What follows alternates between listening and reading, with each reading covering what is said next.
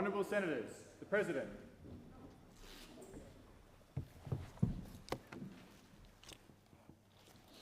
I acknowledge the Ngunnawal and Ngambri peoples who are the traditional custodians of the Canberra area and to pay respects to the elders past and present of all Australia's Indigenous peoples. Senators, I invite you as I read the prayer to pray or reflect in your own way on your responsibilities to the people of Australia and to future generations.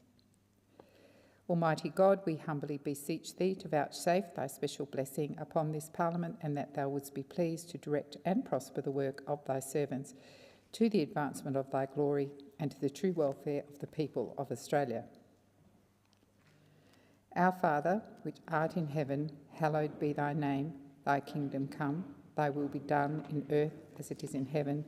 Give us this day our daily bread, and forgive us our trespasses, as we forgive them that trespass against us. And lead us not into temptation, but deliver us from evil.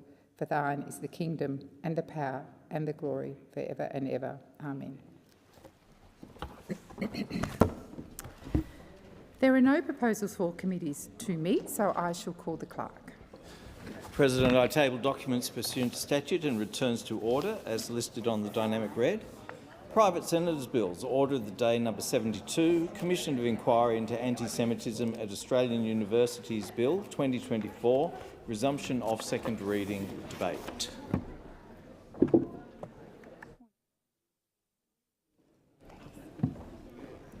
Senator Napper-Chimper-Price. Thank you, Acting President. I rise to continue to speak to the Commission of Inquiry into Anti-Semitism at Australian Universities Bill 2024. I last rose to speak on this private senator's bill in July 2024. At that time, I spoke about the fact that history gives us a clear map of where things can go. History tells us the inevitable result of failing to stamp out anti-Semitism and condemn it in the strongest terms. I said that if we fail to stand up, then we are not learning from history. And since I said those words, the Albanese government has had months to learn and to take meaningful action, yet they have not. The fact is, since then, we have seen anti-Semitic ideology spill over into anti-Semitic violence right across this country. In the last 3 months alone, we have seen cars set on fire, buildings and cars covered in anti-Semitic graffiti, synagogues defaced with anti-Semitic rhetoric, people's personal homes and properties being sprayed with graffiti and terrorist symbols, a childcare centre and synagogue being set on fire. We also saw the preparation of what could have been one of the most catastrophic attacks of terror in this country, with all indications pointing toward Jewish people here in Australia as the targets. These are only the events of the last 3 months. It is deplorable behaviour, and it is absolutely no wonder that Jews in Australia now live in fear. No wonder Jews in Australia no longer feel like this is a country where they are safe, where they are protected. The places where any person, any Australian deserves to feel they're most safe and protected, their homes, their places of worship, the places where they leave their children while they go to work. The targeting of these places sends a clear message, a message of terror. And that should never be happening in our democratic, free, Western nation of Australia. Sometimes I wonder if we can ever truly come back from this, or if things have gone too far. But, President, one of the worst parts of the situation we find ourselves in now is that I believe it was largely preventable. The fact is, people only do what they know they can get away with. And the Albanese Labor government's lack of action and weak leadership has told people they could get away with this kind of behaviour. Anthony Albanese left a glaringly large question mark over our country's loyalty to and solidarity with the State of Israel. He left a question mark over the value and the worth of Jewish people in Australia by failing to protect them from this national crisis. He was ambiguous. He refused to take a strong position. He walked both sides of the street on an issue that left no room for that. And then we had our Education Minister, Mr Clare, who had the audacity to suggest that terrorist slogans like "from the river to the sea" mean different things to different people. That is the man who is in charge of our educational institutions at a national level in this country. And that ambiguity from the Prime Minister and his government allowed people in the community to know that they could get away with things. Little by little, the hatred grew and became more pronounced. People became ashamed of their anti-Semitic views. And there's no question, unashamed, and there's no question that what went on in our educational institutions following the October 7 attacks was a significant factor to the crisis of anti-Semitism we are now trying to deal with. We had student protests that defied orders and threatened the safety of their fellow Jewish students on university campuses mere weeks after the attacks of October 7. Those protests against alleged genocide by Israel were going on when hostages had not yet been returned, when loved ones were still yet to be found or their fates known. It was allowed to fester, and now we are seeing and hearing of university faculty members expressing anti-Semitic views. Faculty members, the ones who we leave our young people with to educate, not to indoctrinate with hatred. And so, President, this is why urgent and serious action must be taken. The Albanese government has not done enough to combat anti-Semitism in this country. And that is why I wholeheartedly support this bill. We must launch an inquiry into anti-Semitism at Australian universities because these institutions wield enormous power. They shape the thinking, the attitudes, the behaviour of the next generation. And if we don't have this inquiry, the next generation is on a fast track to learning hatred that will lead to destruction. Again, the Prime Minister has utterly failed Jews in Australia. Opposition leader Peter Dutton wrote to Mr Albanese in May last year asking that he establish this inquiry as a matter of urgency. And one has to wonder how different the situation might be if the Prime Minister had actually agreed to hold the inquiry back then. We need a judicial inquiry because it is the most authoritative form of inquiry. For a start, it would be led independently. It would also have full investigative powers and would be assisted by skilled cross-examiners. It would be able to hear evidence confidentially without witnesses having to live in fear of retaliation. And this is an incredibly important point.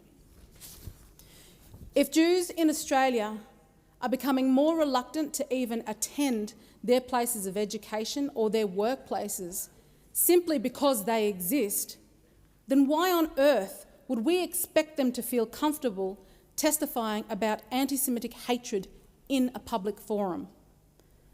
The power of a commissioner to take evidence in confidential sessions is absolutely necessary. The leadership of this country in the Albanese government have already betrayed the Jews in Australia. That is why the coalition must and will do everything we can to support Jews in this country, including giving them the confidence to make the truth known. Further, the inquiry that this bill would establish differs in important ways from the Albanese government's racism study being conducted by the Australian Human Rights Commission. That study is absolutely inadequate if it is going to go any way to improving or stamping out the prevalence of anti-Semitism on campuses. It is not specifically investigating anti-Semitism. It is being run by an organisation which has failed to condemn the Hamas terror attack. It does not have the independence, powers or personnel to adequately deal with campus anti-Semitism. The Jewish community does not have any faith in the Australian Human Rights Commission. Many Jewish peak bodies were opposed to the suggestion of the Human Rights Commission leading an inquiry into anti-Semitism. The groups were, however, in favour of an independent judicial inquiry such as the one that this bill would establish. We must remind ourselves of the gravity of what we are dealing with here. As I said before, the issue of anti-Semitism is not one that anyone can afford to be on the fence about. This is not about a few instances of racism, which would be bad enough, but this is a situation of people openly and publicly advocating for Israel to be wiped from the face of the earth. This is terror. Our response to anti-Semitism on university campuses must be swift, strong and comprehensive. It's caused too much destruction already and it demands our full attention. We must prove that as a nation we stand with the Jews who live here, Jewish Australians. We stand with you. We must prove through action, not words, through action, that we are committed to their protection and that we will learn from history and never, never ever let it be repeated again. Senator Reynolds. Thank you very much, Deputy President. I too rise to speak on the Commission of Inquiry Anti-Semitism at Australian Universities Bill 2024, and I do so with a very heavy heart, and I find it almost inconceivable that in this day and age this bill is necessary. And I commend my colleague, Senator Henderson, for her leadership in this area. I participated in the hearings of this bill and I was utterly dismayed to hear some of the responses of the Chancellors, but particularly the Australian Human Rights Commission, who were completely blind to this most ancient and wicked form of discrimination. So I start by making this observation that there is and can never be security nor safety in appeasement, where there is appeasement of dictators or anti-Semites or others who wish others harm. There is no peace and there is no security in appeasement. And in fact, I've before quoted Winston Churchill, who in 1940 observed that each one hopes, this is appeasers, each one hopes that if he feeds the crocodile enough, the crocodile will eat him last. And all of them hope that the storm will pass before their time comes to be devoured. And in recent years it's been shortened to, an appeaser is one who feeds the crocodile hoping it will eat him last. Now sadly and almost unbelievably today in our nation, this is what we are now getting from our Prime Minister. Whether it is standing up with our democratic allies and friends to fight back against dictators who hate us, who hate democracy, and who have formed an axis of evil to support each other's activities. So Russia in the Ukraine. Remember, a decade ago, the West appeased him, Putin, and what did he do? He was emboldened by it, and he came back for more and much more of Ukraine. And today here in Australia, we are seeing and witnessing the most extraordinary acts of hate against Jewish Australians. And not only are we seeing it across the nation, but we are now seeing it, and in fact arguably it started in our universities with the radicalisation of our students and the complete failure of leadership by a number of vice-chancellors turning to mush in the face of this, whether it was because it ideologically wasn't their flavour or whether they were just afraid, but they appeased the voices of hate and hatred and the acts that accompanied that. So as the university students return for this academic year, everybody in our universities have a right to be safe. Now, I had the great privilege of attending the Holocaust's 80th commemorative service in Perth. And can I thank and commend the Australian Jewish community? It was a most powerful service. And both the Prime Minister and the Leader of the Opposition attended. Sadly, it looked like the Prime Minister was in witness protection, sort of flanked and protected by the Premier of Western Australia. But I was so proud to see so many Liberal colleagues there, along with the Leader of the Opposition. But amongst the many moving speeches we heard from West Australian students about the impact that this has had on their mental health, on their sense of security, sense of identity here in Australia. The Director of Education of the Holocaust Institute of Western Australia, Judith Lawrence, made an astonishing speech. And she's given me permission to read some of what she said, because I, in my own words, can't do justice to what she said. She said, "How was the Holocaust humanly possible? The question haunts us still. The Holocaust was not the product of one moment, nor of one man. It was the result of a world that allowed hatred to take root unchecked until it reached its most horrific expression.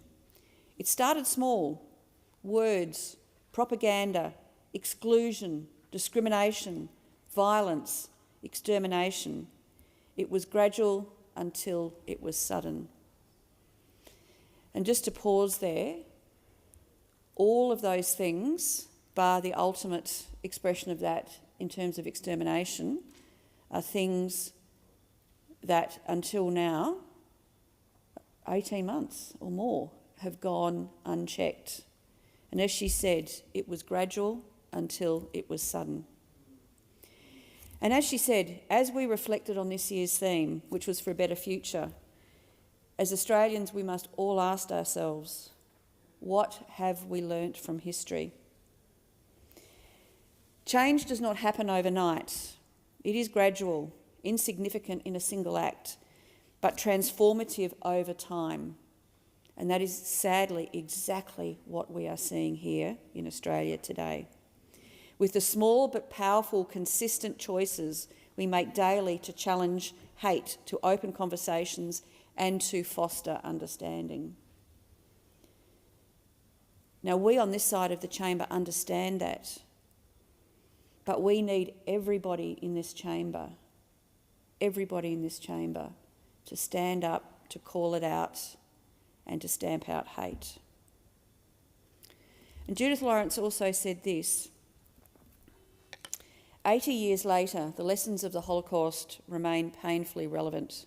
Here in Australia, we are witnessing a rise in blatant anti-Semitism, swastikas smeared publicly, verbal attacks on Jewish individuals, doxing of the art community. It is gradual until it is sudden. The Addis Synagogue in Melbourne burnt to the ground, firebombed cars and daycare centres in Sydney. Attacks on private homes, violent rhetoric and intimidation of Jewish communities. It is gradual until it is sudden.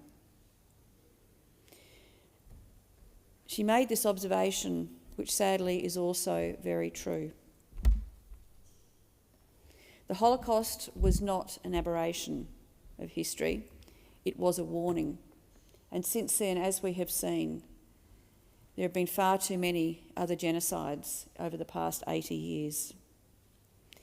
The patterns of hatred that led to Auschwitz did not begin in 1933. nor did they end in 1945. As she said, the anti-Semitism we see today is not new, but it has morphed. The same deeply ingrained Jew hate that has been repackaged through modern narratives, and I would also add through social media, and adapted to fit contemporary political and ideological movements. But today, the same rhetoric of dehumanisation, of blood libels, of conspiracy theories and scapegoating is being used against Jews globally. It is an indication of broader societal decay. The failure to combat it undermines our social cohesion, and sadly, that is very true today. And I'll just finish with these last comments. I'll finish with these comments of Ms. Lawrence. If we are to truly create a better future, we must recognise these patterns of hate and refuse to allow history to repeat itself. The Holocaust teaches us what happens when prejudice is left unchecked, when silence allows bigotry to grow, and when moral leadership fails to take a stand. And again, as I said, I find it inconceivable that here in Australia today, these attacks, this violence, this anti-Semitism has been allowed to grow unchecked by this government, state and federal. So what does that mean? It means that somehow we need to find a way to come together in this chamber, in this place and in this nation to say that all Australians, regardless of religion, of background, that you have the right to be safe in this nation, safe from hatred, of freedom, from ancient enmities repackaged. And the fact is today, we are facing challenges in this nation that we have not seen since the end of World War II. We have a four-axis nation of dictatorship and authoritarianism who have a single shared enemy, and that is us, and that is democracy. They don't respect compromise. They don't respect appeasement. They exploit it. And exploiting it, they are. China, Russia, Iran and North Korea are working together in new ways to support each other's ambitions. And still, as a coalition of democracies, we've been slow to see this, we've been slow to react. And worse, even worse, we have allowed the hatred, the anti-Semitism and the discord in our nation to grow, unchecked. And it is like our leaders, our national leaders in government, think that if they keep feeding the crocodile, they will get eaten last. But the consequences of that in this nation are deadly. And let's just remind ourselves what has been going on at our campuses and what has then been more widely fermenting. Since the shocking attack on the 7th of October 2023, our Jewish communities have faced one of the most difficult periods in their lives. Holocaust survivors who came to Australia and thought they would be safe have been shocked to discover that they are not.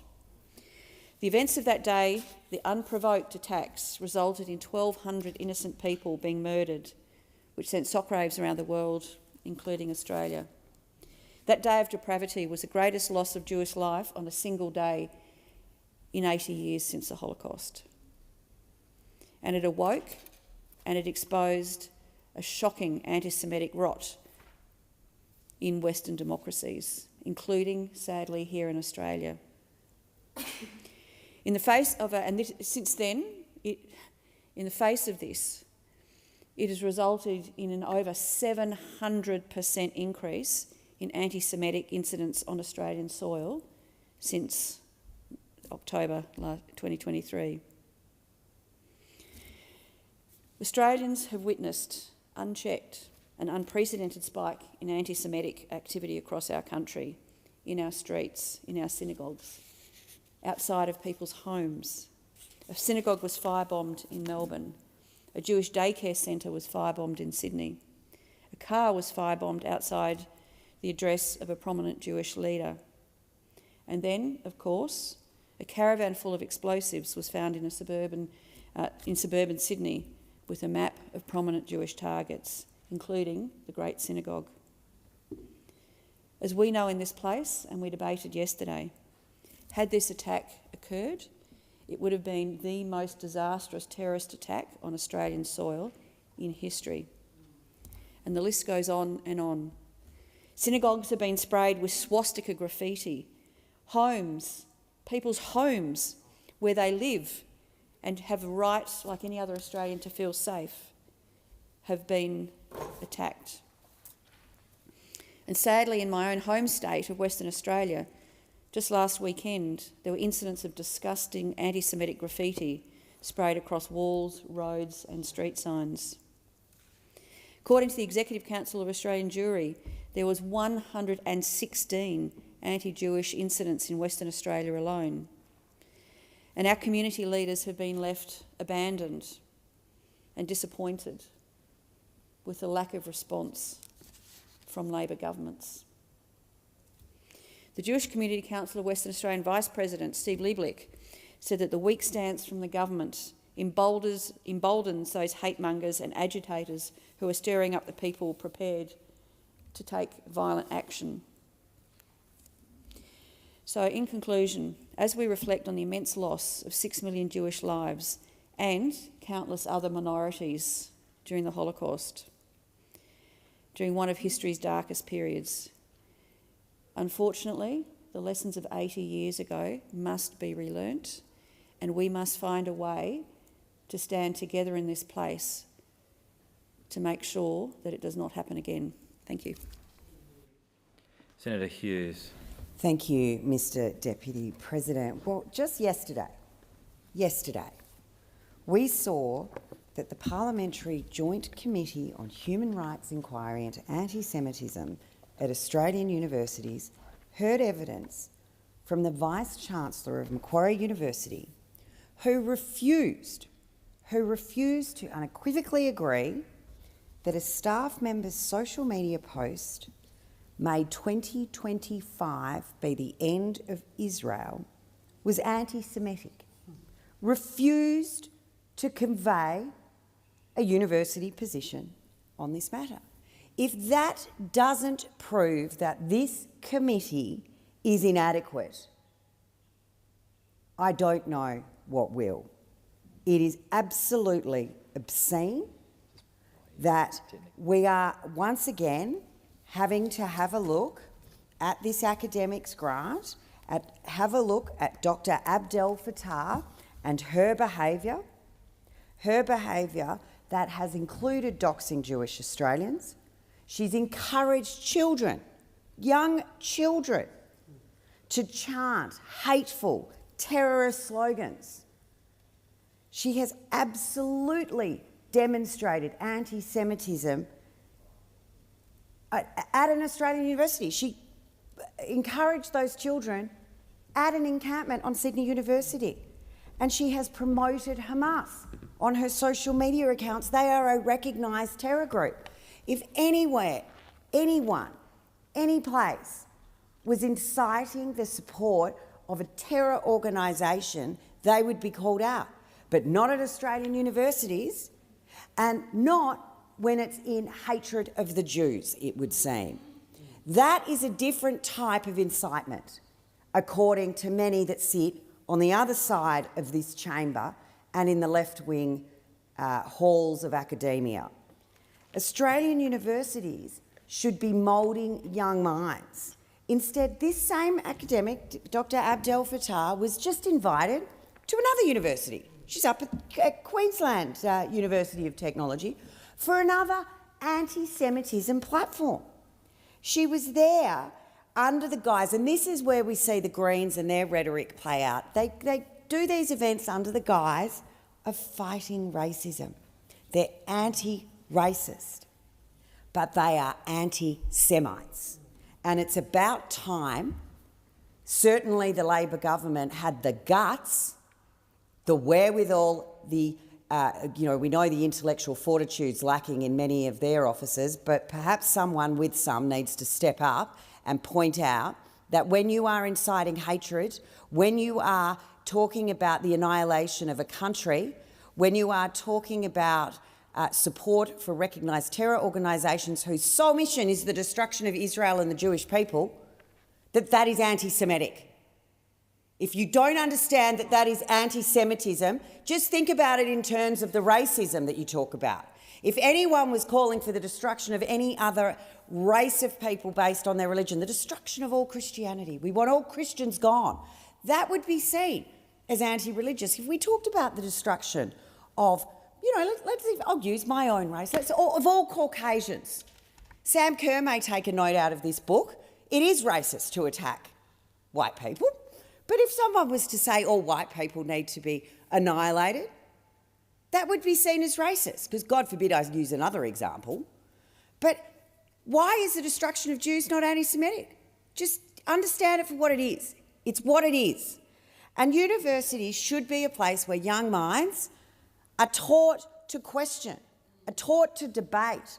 You don't send your kids to university to be indoctrinated.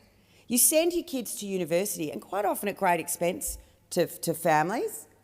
You send your kids to university not to learn basket weaving and gender studies.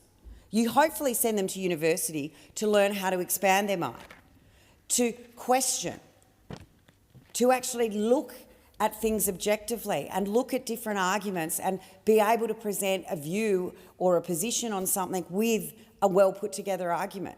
But instead, what people are getting at universities now is nothing but an indoctrination.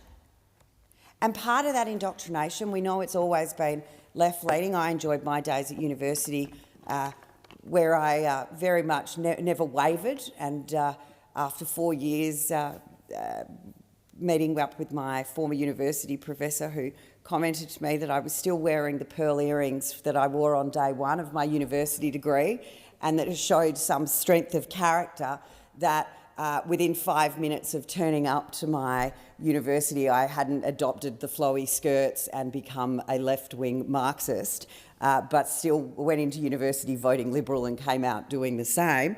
But unfortunately, young minds can be susceptible and are looking to fit in, are looking to be part of the culture, and part of the culture that has been allowed to fester at universities across Australia, and particularly at the universities that like to think they're better than all the other universities. The universities, the group of 8, they like to think they're a little bit more elite. Yet they have become absolute hotbeds of anti-Semitism, which is racism, and that it has been allowed to continue to grow. So I'm incredibly pleased to be here to speak in support of Senator Henderson's bill. I think it's the right thing to be done. I hope that the Labor Party takes a good hard look at what's been happening in our great country, where a community now no longer feels safe, and changes their position and does support this bill. Because I know, the Labor Party, you can't move away, all in, one in, There are people in the Labor Party who do understand anti-Semitism, who do support Israel. And I'm sorry that you are having to sit in a party room, in a caucus, that does not support you. I'm sorry that you have one in particular Jewish member, Josh Burns, who has been quite clearly hung out to dry by his own party in the way that he has been supported, or more to the point, not. So perhaps it's time for a bit of moral courage from those opposite to actually put a bit of pressure on the leadership. The boss is away. He's on a plane up to Townsville, doesn't want to talk to the Australian people through the Parliament today. But he's up there.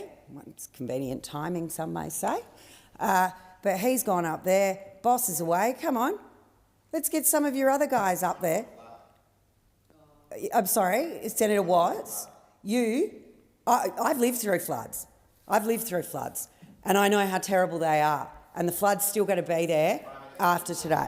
Yeah, Murray, Senator Watt thinks that he can start these sort of smears. Just start me, because we're talking about anti-Semitism.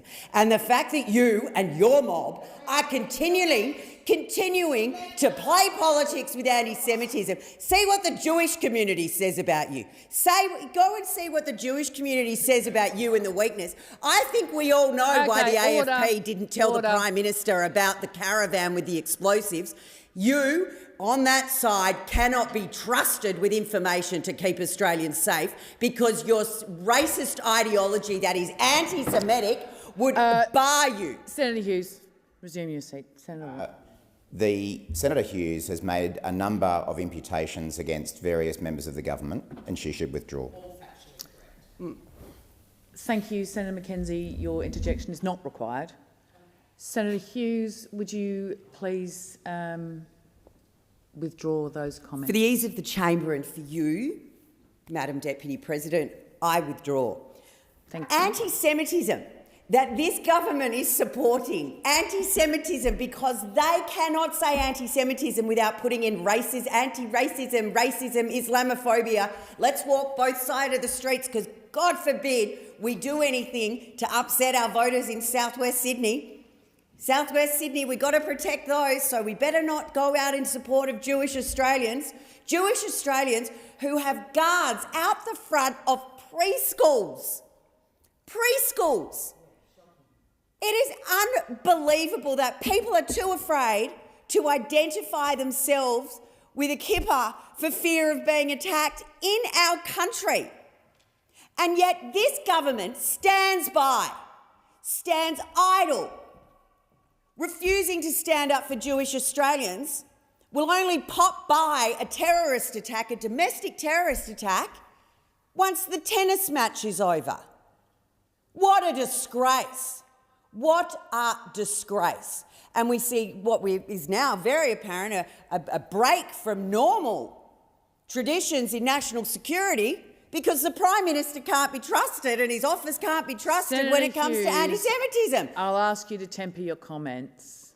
Well, I'm sorry, the truth hurts. The truth hurts, and that's why Chris Minns, who's actually shown some leadership, the Premier of New South Wales, who's actually shown some leadership, has gone out and very clearly stated when he was briefed, not a problem there in an operational sense, but funny it is over here, and we know why that is. How embarrassing, but how disgraceful that this is the state of leadership in this country, or as the Jewish Australians know, no leadership in this country. So I absolutely call on the decent members of the Labor caucus, and I know Senator Ciccone, that's you, I know Senator Farrell, I know Senator O'Neill, that are very strong supporters of Israel, that have always stood up for the Jewish community, who have done the right thing. You must support this bill, because when we are seeing anti-Semitism allowed to fester, when we're not only allowed to fester, it is being actively encouraged on universities. It is being actively demonstrated and encouraged and accepted by vice-chancellors at universities that this is an appropriate way for people to behave. To their freedom of speech. Freedom of speech is not free of consequences. And when you support terror organisations, if that is not the point that someone stands up and says no, well, when is it? When is it? Labor must support this bill if you are to have any face left to the Jewish community. The fact that you all stood in here, I felt sick listening to some of the ridiculous syrup coming out of mouths in this chamber on Tuesday in the face of Senator Lambie's motion. The fact that Senator Faruqi got up on behalf of the Greens was not only just ridiculous, given her own performance standing next to anti-Semitic posters where Jews must be put in the bin. I'll just ask you to be mindful of where you're going with this in terms of very well. The fact that the person who has stood next to a poster saying Israel in the bin was who stood up and spoke on behalf of an anti-Semitic motion in support of Jewish Australians was an insult and a slap in the face to everyone of any decent mind. Absolute slap in the face. And then to hear we must not allow racism, but what we will allow is people to support terrorist groups that like to kill Jews. That's what universities are allowing to occur. That is what is happening to the young minds of our nation, the young minds who should be being put into a situation where they are encouraged to question and grow and learn. And part of that should be that they can actually intellectually understand when they say from the river to the sea, what river and what sea, because I bet most of those children who are out there protesting wouldn't know which river and which sea. They are indoctrinated. It's like a cult. And families are having to deal with these universities putting this rubbish in their children's heads, turning them into activists, not academics. They're turning them into activists, not people who will contribute to our community. They'll spend a life in perpetual university politics and filled with hatred. It must be exhausting. It must be exhausting for them all to hate everybody so much. You know, live and let live, people. Why do you just want to hate on the Jews all the time? And the Jewish community knows it. And, you know, the Holocaust didn't start with the gas chambers. Didn't start with the gas chambers. It started with the sort of behaviour we're now seeing on the streets of Sydney. It started with behaviour like we're seeing on the streets of Sydney, in Dover Heights, in Maroubra, in Dural. Dural's all these acreages. It's like semi-rural farmland. It's insanity. And how can the Labor government sit there and go, nothing to see here, don't worry, we'll do a half-baked little inquiry that can't even get a witness to acknowledge that calling for the death of Israel in 2025 is anti-Semitism. What is wrong? This is why there must be a judicial inquiry. This is a no-brainer. What is happening in this country has to be stopped, and it has to be stopped before people are indoctrinated into this hatred. These vice-chancellors on their $1 million plus packages, and yet they're allowing this kind of hate to fester. Well, I hope some of them, you know, when they move out of their homes, try to move back to some of the suburbs where this is occurring and they can witness it for themselves rather than the cloistered halls of universities, where they hide and fester this hatred, where they hide and support terror organisations through their inaction. It is appalling, it is shameful, and I call on the decent members of the Labor Party to stand. Your time has expired, Senator Hughes. Senator Cadell. I move that the question be put. The question is that the question be put. All those in favour say aye. Aye. Against? The ayes have it. Okay, a division is required, so ring the bells. 4 minutes, please.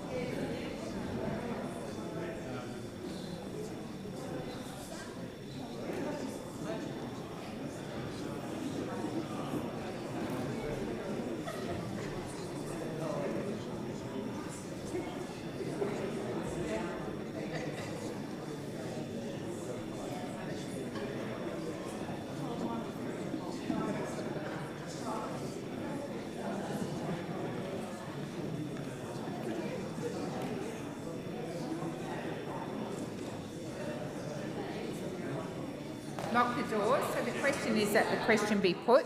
The ayes shall move to the right of the chair, the noes to the left. I appoint Senator Cadell as teller for the ayes and Senator Ciccone as teller for the noes.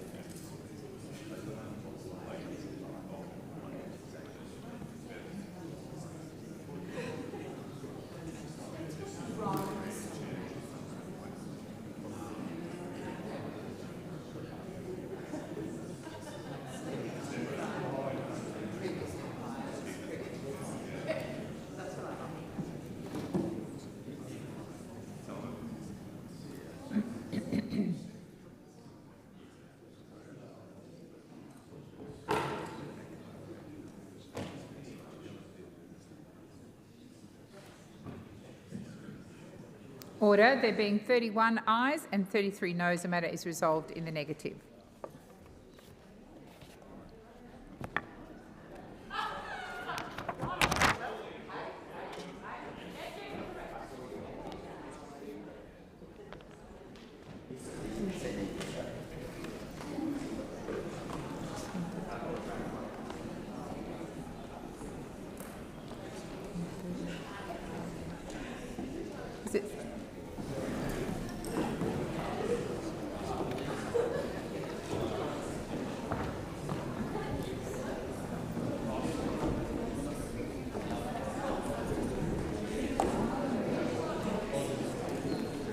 Waiting for a temporary chair. Oh.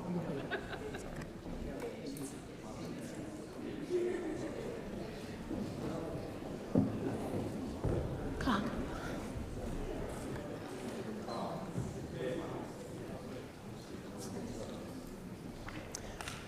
Senator Ciccone. Thanks a lot, Acting Deputy President. Thanks for that. The bill obviously before us is something that I know a number of speakers, including myself, it's very close to our hearts about the issue that is before us, because being a Victorian senator, I know all too well, sadly, the impact that anti-Semitism is actually having in our community, a scourge that is having in our community, and the impact that is having on my friends, good friends of mine, who are distraught about what is occurring in Melbourne and in Sydney and in other parts of the country, but particularly our two main cities. And living in the year 2025, I just would have thought there'd be people in our society that would have learnt from lessons of the past, who would understand that any form of hate speech is just not acceptable in today's society. But the level of hate that is being directed towards Australian Jewish members, Jewish community, is just abhorrent and, quite frankly, needs to be called out. And it is good to see that, despite some of the other contributions we've heard either before or others in the other place, that there is a general bipartisanship on stamping out anti-Semitism in this country. What the government has also been committed to do, and has done for some time now, has tried to work with both the Jewish community, members of this place in the Parliament, with our state governments and our police, both at a federal and state level, about having a coordinated approach about not just educating people about why it is not right, why it is not appropriate, and why it is having a detrimental impact on the lives of many people in our society. And we have seen protests, we have seen people voicing opposition to events that are currently occurring and have for some time over in the Middle East, particularly in Israel and the West Bank and Gaza Strip. And we need to, as a government and as parliamentarians, balance that fine line between free speech and what is the rights of individuals in our society, making sure that they feel safe and secure, especially when they just want to go about their own lives with their families every single day. The Albanese government has stated on multiple occasions that there is no place for anti-Semitism. Any kind of racism, vilification or hate speech needs to be called out, and it needs to be stamped out. And that does include our universities. I can't remember a time of such intense anti-Semitism and abuse that is being directed to members of the Jewish community. We're a very proud multicultural society where people are currently hurting. You know, it does go to the fabric of our multicultural society, the fantastic policies that I think both sides of politics have embraced for many, many decades, having people come from overseas to call Australia home. So it cannot be left unaddressed. Just like our schools, universities are also places where people from all backgrounds and experiences go to learn, study, teach and strive to make a positive difference in the world. And this includes our Jewish students and staff. I know the Jewish community is hurting because I speak to a lot of them. I speak to many in the community, and I know that they are deeply concerned. It is also a great concern that I and others have heard from the members of this community that they feel unsafe on our university campuses. All students and staff have a right to feel and be safe in Australia. And it's also worth reminding the Senate that we have, as a government, established a parliamentary joint committee in this place that is currently conducting an inquiry into anti-Semitism. And last October, the government also referred anti-Semitism at Australian universities to the Parliamentary Joint Committee on Human Rights for inquiry. And guess it's chaired by, Mr. Josh Burns from the other place, member for McNamara, who is a leading example on this issue, and I know is very close to his heart. I know the committee is going through a very thorough process, and as part of that inquiry, the committee is considering the prevalence, the nature and the experience of anti-Semitism at universities, including the frameworks and policies to prevent and to respond to it and support its students and staff. And I would really hope that our Vice-Chancellors, our university leadership, is also looking very carefully and taken seriously about the processes that this Parliament has set up. Because it really does start to get to people where they see time and time again stories in the media of people making some ridiculous and quite frankly stupid comments that are directed towards the Jewish community. The Jewish community in our country are very proud Australians. Very proud Australians, just like many others who have migrated and called Australia home.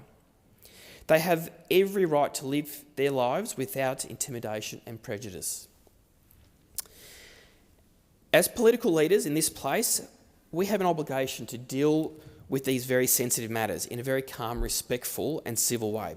We have a responsibility to calm any fears that people have in our society, not to inflame tensions.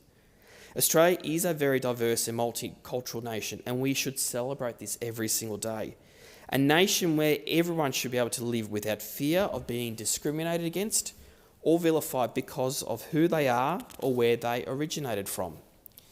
The government wants people in the Middle East to live harmoniously, and we also want to advocate for that peace and stability in that region. That begins here, right here in our own backyard.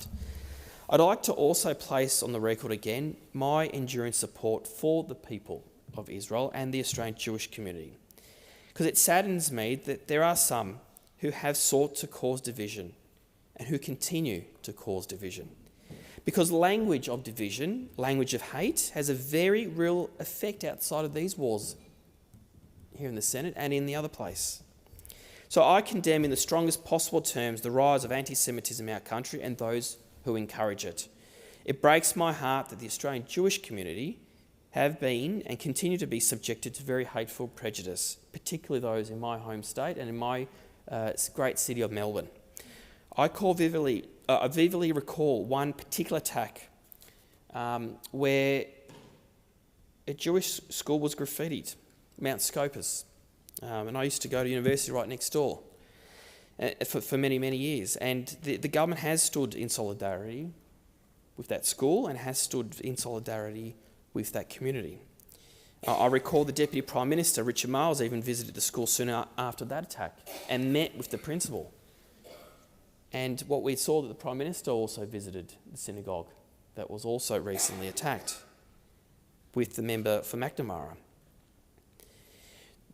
And it was those words that were written on the wall of that school, the vandalisms of the offices and the destruction of places of worship and arson attacks, that I really am calling for it to stop. And I know many in this place are also calling to stop. The Jewish community in our country are very proud and have contributed many ways to our great country, and a people whose history has been so characterised by persecution by others should feel safe in a country like ours. And like every Australian, they have a right to live their lives without fear and prejudice. And as the government has said repeatedly, we believe in the right of the State of Israel to exist alongside a free and democratic state of Palestine. As community leaders, we have an obligation to call out behaviour that goes against the very essence of our Australian spirit and way of life. And that is why I will keep using my voice to advocate for peace and harmony for Jewish students, teachers and communities. It is the only way forward. Senator Green. Thank you very much. I have a lot of prepared notes here, and I chaired the inquiry into this bill, and I want to go to some of the evidence that we received during that inquiry and the final conclusions of the committee, and I'll do that if time allows in this debate. But just before I do go to that, I was very distressed to see a senator from the Liberal Party accuse the Prime Minister of avoiding this debate by going to North Queensland today. I just want to say on the record that that is an awful thing to say, given that 2 people have died in the North Queensland floods, that we still have communities that are cut off. There are communities that require an enormous amount of effort from all levels of government, and that is why the Prime Minister is there on the ground today. To accuse the Prime Minister of avoiding debate by going to the aid of communities in need in North Queensland is disgraceful, reckless and arrogant, and I wasn't here for the debate. I hope that those comments eventually are withdrawn, but it really shows me and says to me that there are people in this place that are seeking to politicise the events that are happening around this country and seeking to politicise this debate in a way that will not help to assist the tensions in our community, and that will not end this type of conflict in our community. Because what our community does not want right now is more conflict and more division.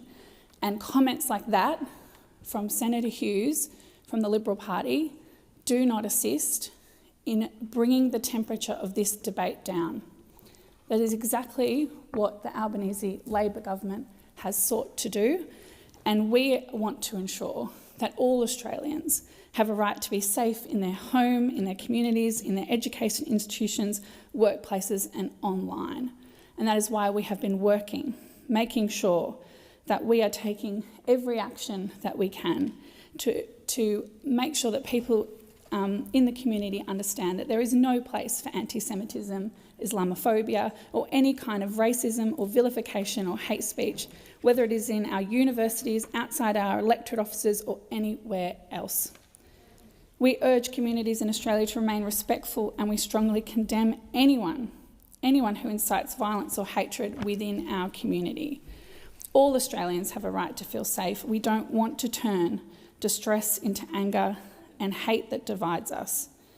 It is very important in a debate like this to come back to the words of the Director General of ASIO, who made it clear it is important that all parties consider the implications for social cohesion when making public statements. Now, as I said, I chaired the inquiry into this bill, and we received an enormous amount of evidence, and I'm so grateful and thankful to the communities that came forward and gave evidence. The committee was very, very moved by the evidence given, particularly by students on campuses. And the committee found that it is clear that the university responses to incidents of anti-Semitism and the fears of Jewish students and staff have been woefully inadequate. The committee considers that university responses to the issue are remarkably similar to the historical poor responses to sexual assault and harassment. Now, the committee also found, though, that the bill itself is not the most appropriate mechanism for addressing this type of issue. The committee is concerned that a commission of inquiry would be too slow. As the committee heard from the Attorney General's Department, the shortest Commonwealth Royal Commission in recent years was 8 months in duration, and what our communities are calling for right now is swift action and for social cohesion. The committee considered that actions that produce results more quickly and are more agile and responsive to the situation on the ground are required. To that end, the committee asked that all Australian universities respond with urgency to the issues that were raised, and the committee recommended that the Attorney General immediately refer to an inquiry into the anti-Semitism of Australian universities to the Parliamentary Joint Committee on Human Rights, and that was done. That is exactly the action that our government took. We referred that committee. That committee has already started its work. That committee has already started its hearings. That committee is receiving submissions and is getting its work underway. Because this bill is all about politics. It's not about solutions on the ground. It's not about solutions on the ground or taking action. It's not about getting things done. It is not about addressing the conflict in our community or setting the standard by which we wish our community members to behave. It is not about ensuring that we can set the standards that we want our community to behave by. And it is not about ensuring that we set standards for our community that make sure that people are safe, that there are clear information for people about the things that they are seeing on universities, that we are making sure that there is an inquiry. And this is the tone of the debate. I can't stand here and speak respectfully and without being interrupted by those opposite. I can't stand here and not be yelled at by those from the Liberal National Party about this issue. Senator Green, resume your seat. Take your seat. Before, I've asked Senator Green to resume her seat to remind the chamber that interjections are disorderly. There is no point of order in relation to anything that Senator Green has said. Senator Green, can I ask you to direct your comments through the chair? Chair, I intend to do that. Senator Green, please resume your seat. Senator Henderson. Thank you very much, Acting Deputy President. A point of order on reflection on a senator. The senator has not reflected. There was no on yelling anyone. by me, and I would ask. No, she hasn't. I would ask the record to be corrected. There's no point of order. Senator Green. Thank you, Acting Deputy President. Our government is, since the October 7th attacks on Israel, we have consulted widely and across communities. We have consulted across the Palestinian, Muslim and Arab communities. We have consulted widely with the Jewish community, and the measures to address community needs identified closely by community members after the attacks are designed to address the short-term as well as the long-term impacts felt across communities in Australia. Our approach supports both short and long-term impacts of the conflict, enabling funding to be distributed rapidly to communities most in need, while also building capacity in affected communities. Our priority is to provide support to those communities that have been impacted and to enhance and foster community connection during these challenging times. That is the priority of our government, taking action, supporting communities and delivering the funding that is needed. I want to be clear in the final moments that I have that the Australian government has zero tolerance approach towards violence and expects all students to act respectfully towards each other. Anti-Semitism, Islamophobia and any other form of racism, harassment, discrimination or intimidation must not be allowed to threaten the safety of students and staff in Australian university campuses or anywhere else. Any incidents on university campuses that contravene the law should immediately be reported to police. Universities must uphold their obligations under the Higher Education Support Act 2003 and the Higher Education Standards Framework, threshold standards. This includes having policies in place around freedom of speech, fostering safe environment and ensuring students and staff well-being. It also includes having effective grievance processes to enable complaints to be made without fear or reprisal. We have heard so many times in our committee about the universities not being able to deal with complaints or respond to complaints in an agile way. And this was the evidence in our committee again. But what our government is doing is working to strengthen the student ombudsman in a bill we passed last year to make sure that students do have someone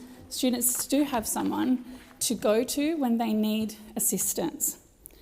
There will always be a place for peaceful protests, but it must be peaceful. There will always be a place for respectful debate, but it must be respectful. Upholding freedom of speech does not extend to protecting or tolerating discriminatory or hate speech, including anti-Semitism or Islamophobia. Now, with the final moments I have, I intend to go through some of the work that our government is doing to make it clear that a bill like this is about an inquiry that would take some time, and what our government is doing is delivering on the ground right now. The government has developed a social cohesion package, which includes $25 million to the Executive Council of Australian Jewry to immediately improve safety. And I have spoken to the Jewish community in my community in Far North Queensland, and they're very appreciative of these efforts. We are also making sure that we are providing funding to a series of measures to support the Australian community. $3 million for targeted mental health supports, $6 million for mental health and wellbeing support to students in Jewish and Islamic schools and students of Jewish and Islamic faith. Thank you, Senator Green. The time for this debate has expired. Minister.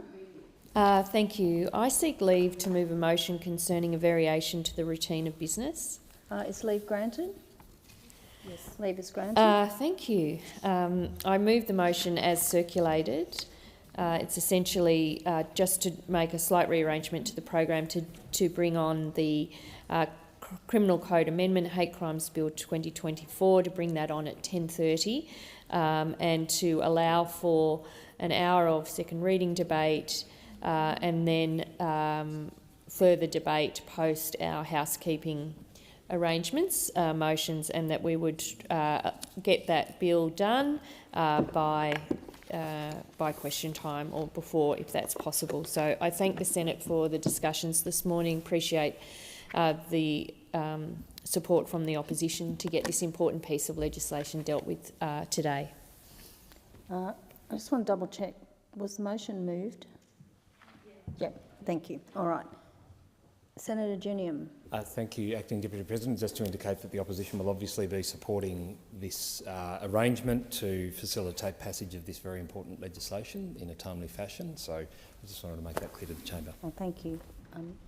So the question is that the motion moved by the Minister be agreed. Those of that opinion say aye. Those against say no. I think the ayes have it.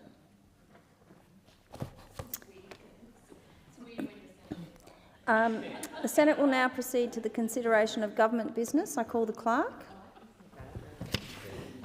Government business, orders of day number 1, Future Made in Australia, Production Tax Credits and Other Measures Bill 2024, resumption of second reading debate. Senator Reynolds in continuance. Thank you very much, Acting Deputy President. I again rise to speak on the Production Tax Credit Bill.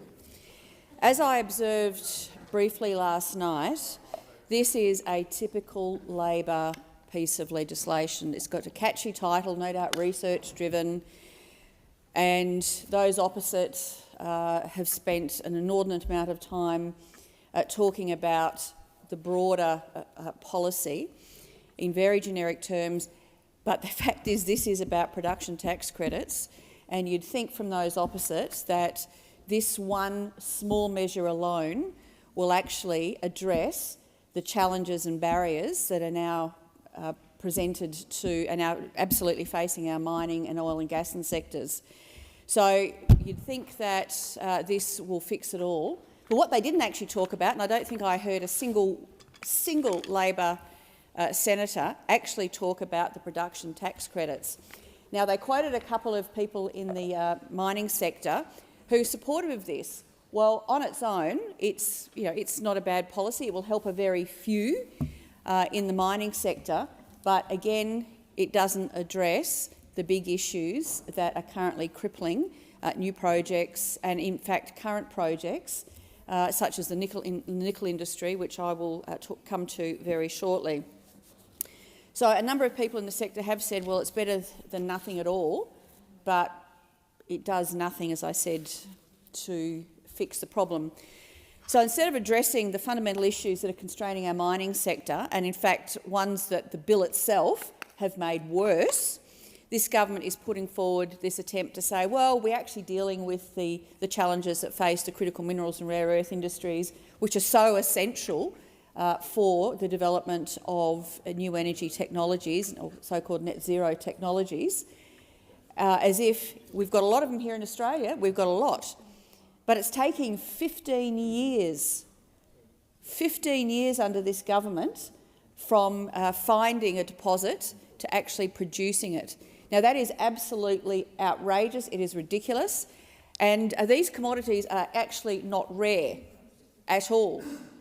There are vast deposits overseas, as President Trump has identified, in Greenland and many, many, many other nations.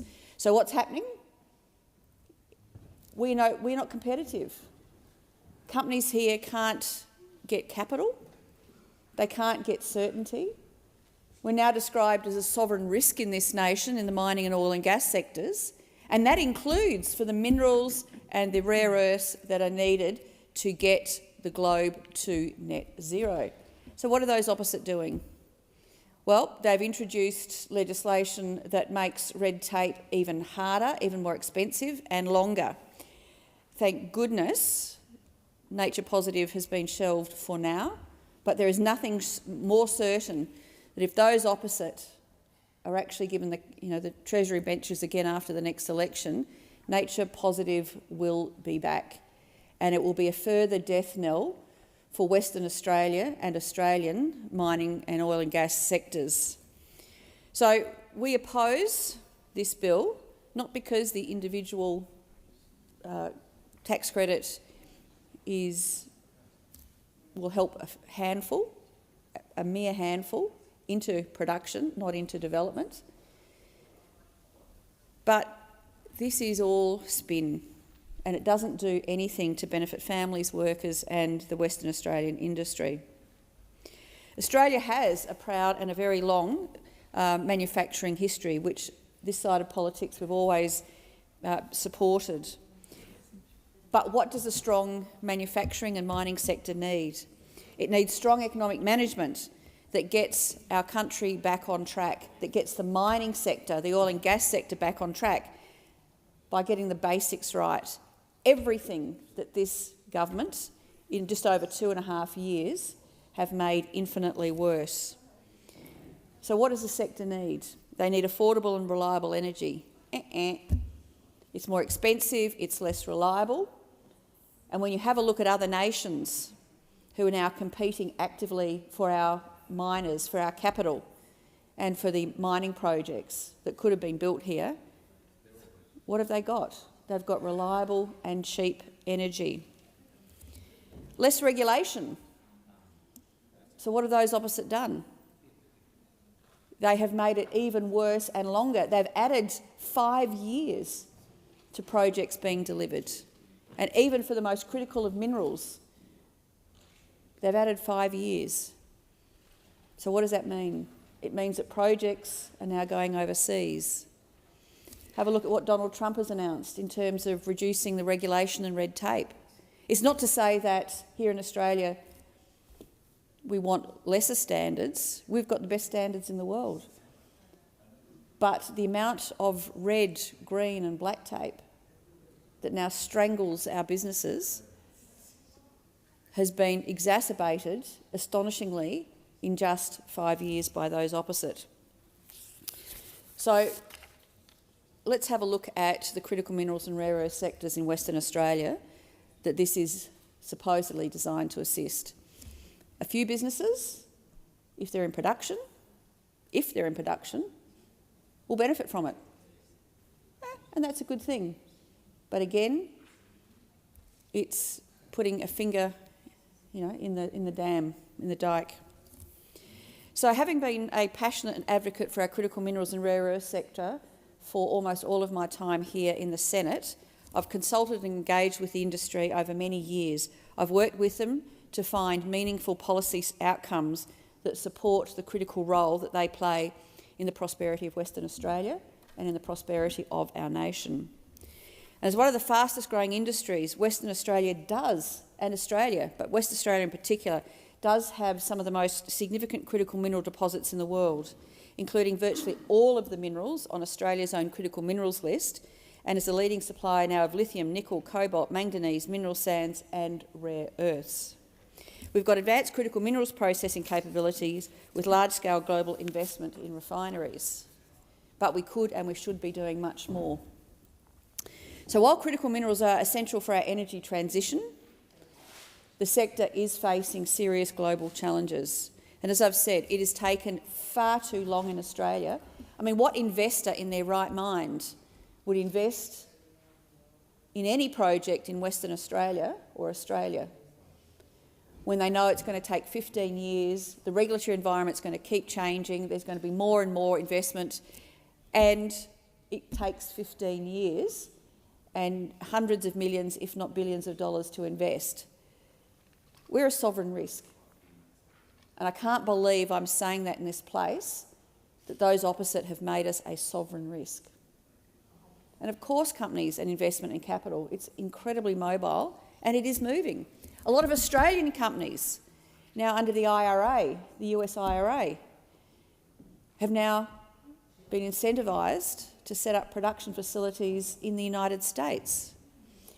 And just this week, Meg O'Neill, the CEO of Woodside, has said that the Trump administration's early action on a deregulation and energy investment adds to the acute challenges facing Australian producers.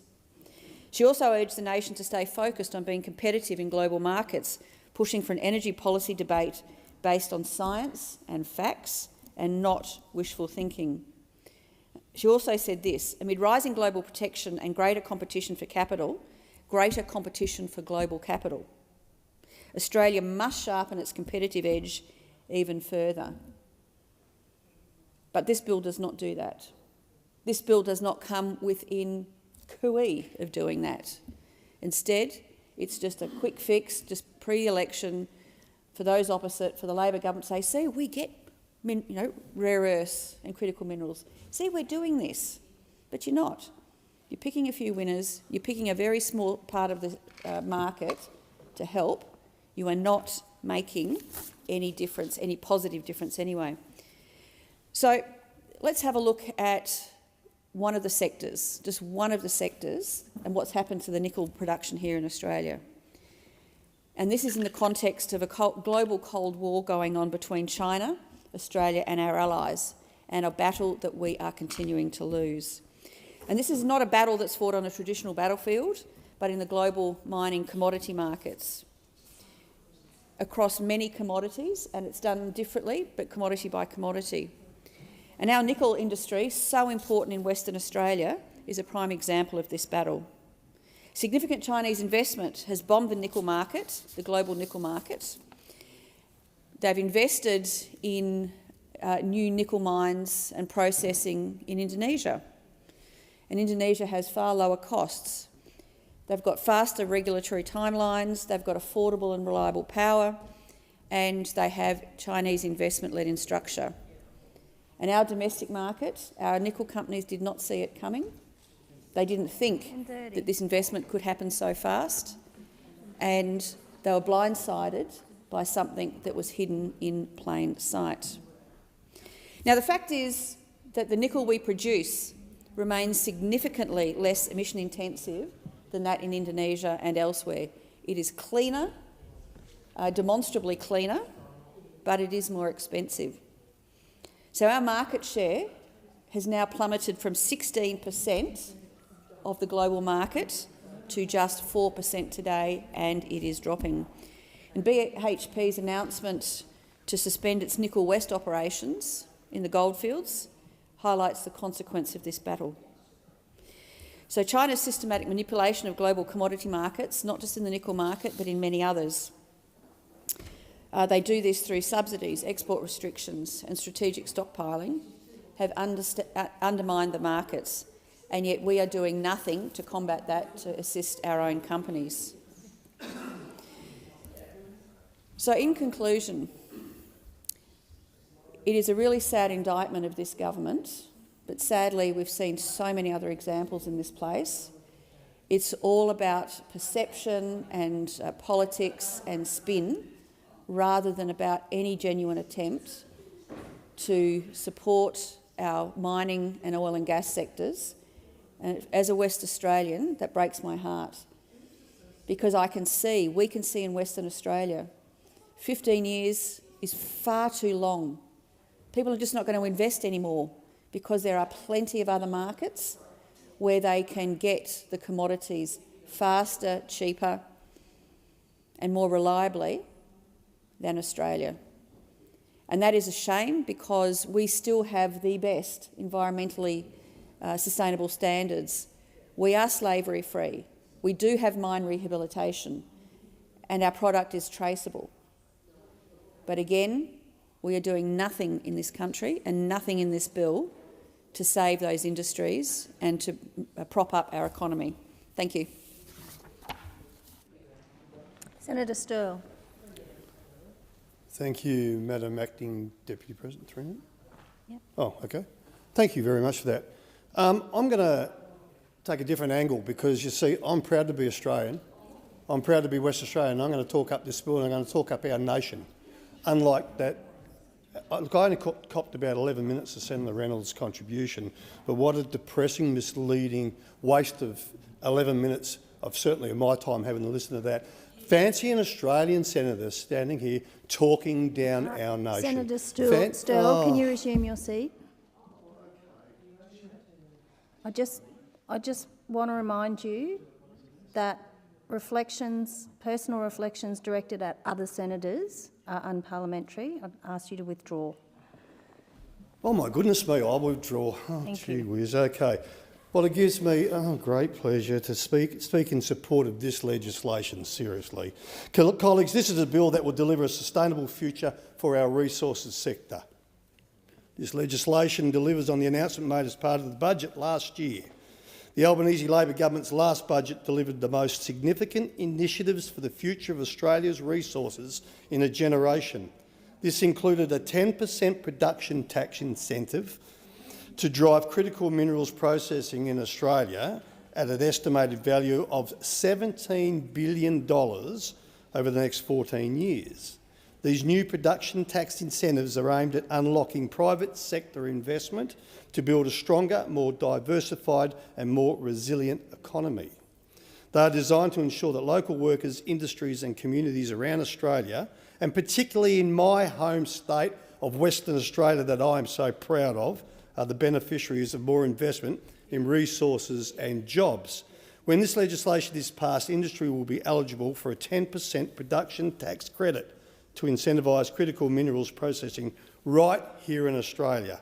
These tax credits are designed to reward success, as the credits will only be paid once a company has processed or refined critical minerals in Australia. These production tax credits for critical minerals present a zero-risk approach for Australia. In fact, they will support 19 projects in the electorate of Durack, Senator Reynolds, in northwest of Western Australia. 19 projects that will ensure the Northwest's vital role in delivering critical minerals for our domestic industries and our export industries. I fully support this bill. It's about time you lot got on board too.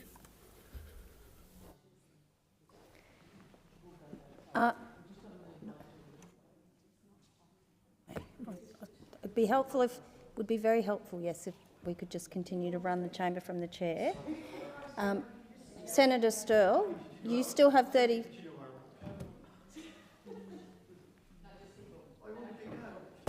Whiz. I'll go all day, don't worry about that, especially on this topic.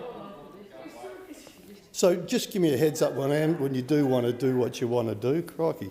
Okay, the production tax credit scheme is quite simple. If companies don't produce a processed Senator Sterle, pursuant to the order agreed earlier, I'll tell you what, we really got this show on the road here. And you'll be in continuance. Minister.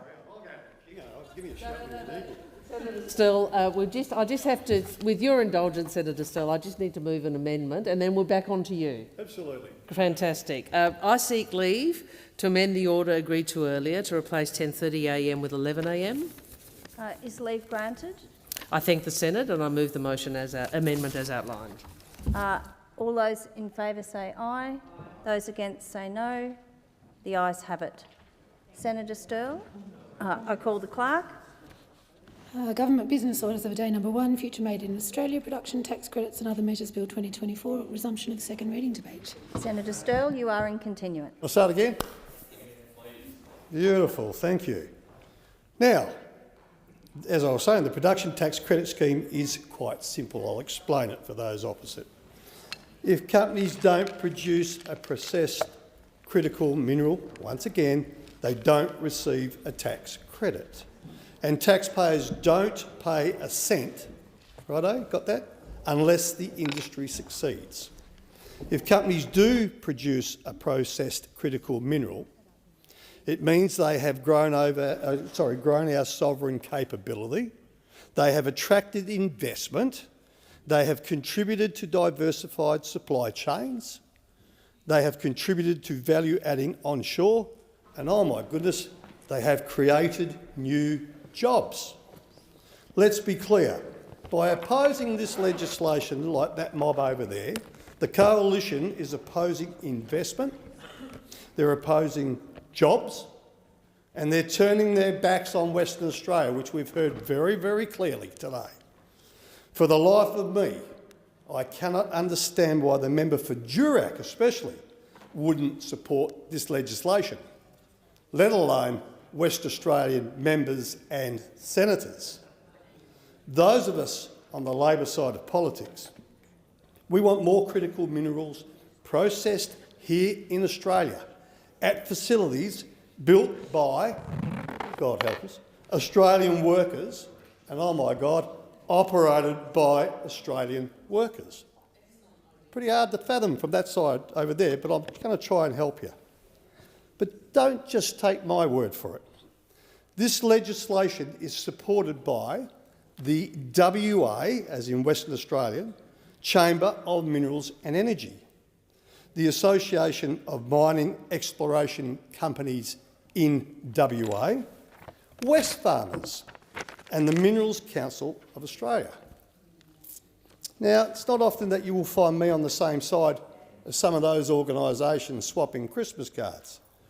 So contrast the approach being taken by Wesfarmers, who are on the record as saying, and I quote, for those West Australian senators and members, "This is smart, targeted use of the tax system to solve big problems, leverage our competitive advantages and enhance Australia's prosperity." End of quote. That was Wesfarmers. So imagine my surprise when I heard the Shadow Treasurer, Mr Taylor, describe the production tax incentive as giving $1 to every cafe owner for every coffee they produce. Colleagues, I'll tell you which policy gives $1 to every cafe owner for every coffee they produce. And some of that could be the free lunch policy being promoted by that mob over that side. I'll tell you a little story. There's no such thing as free lunch. So do not get mistaken. That policy is a dog of a policy. How the heck do you expect workers to pay for the boss's long lunches?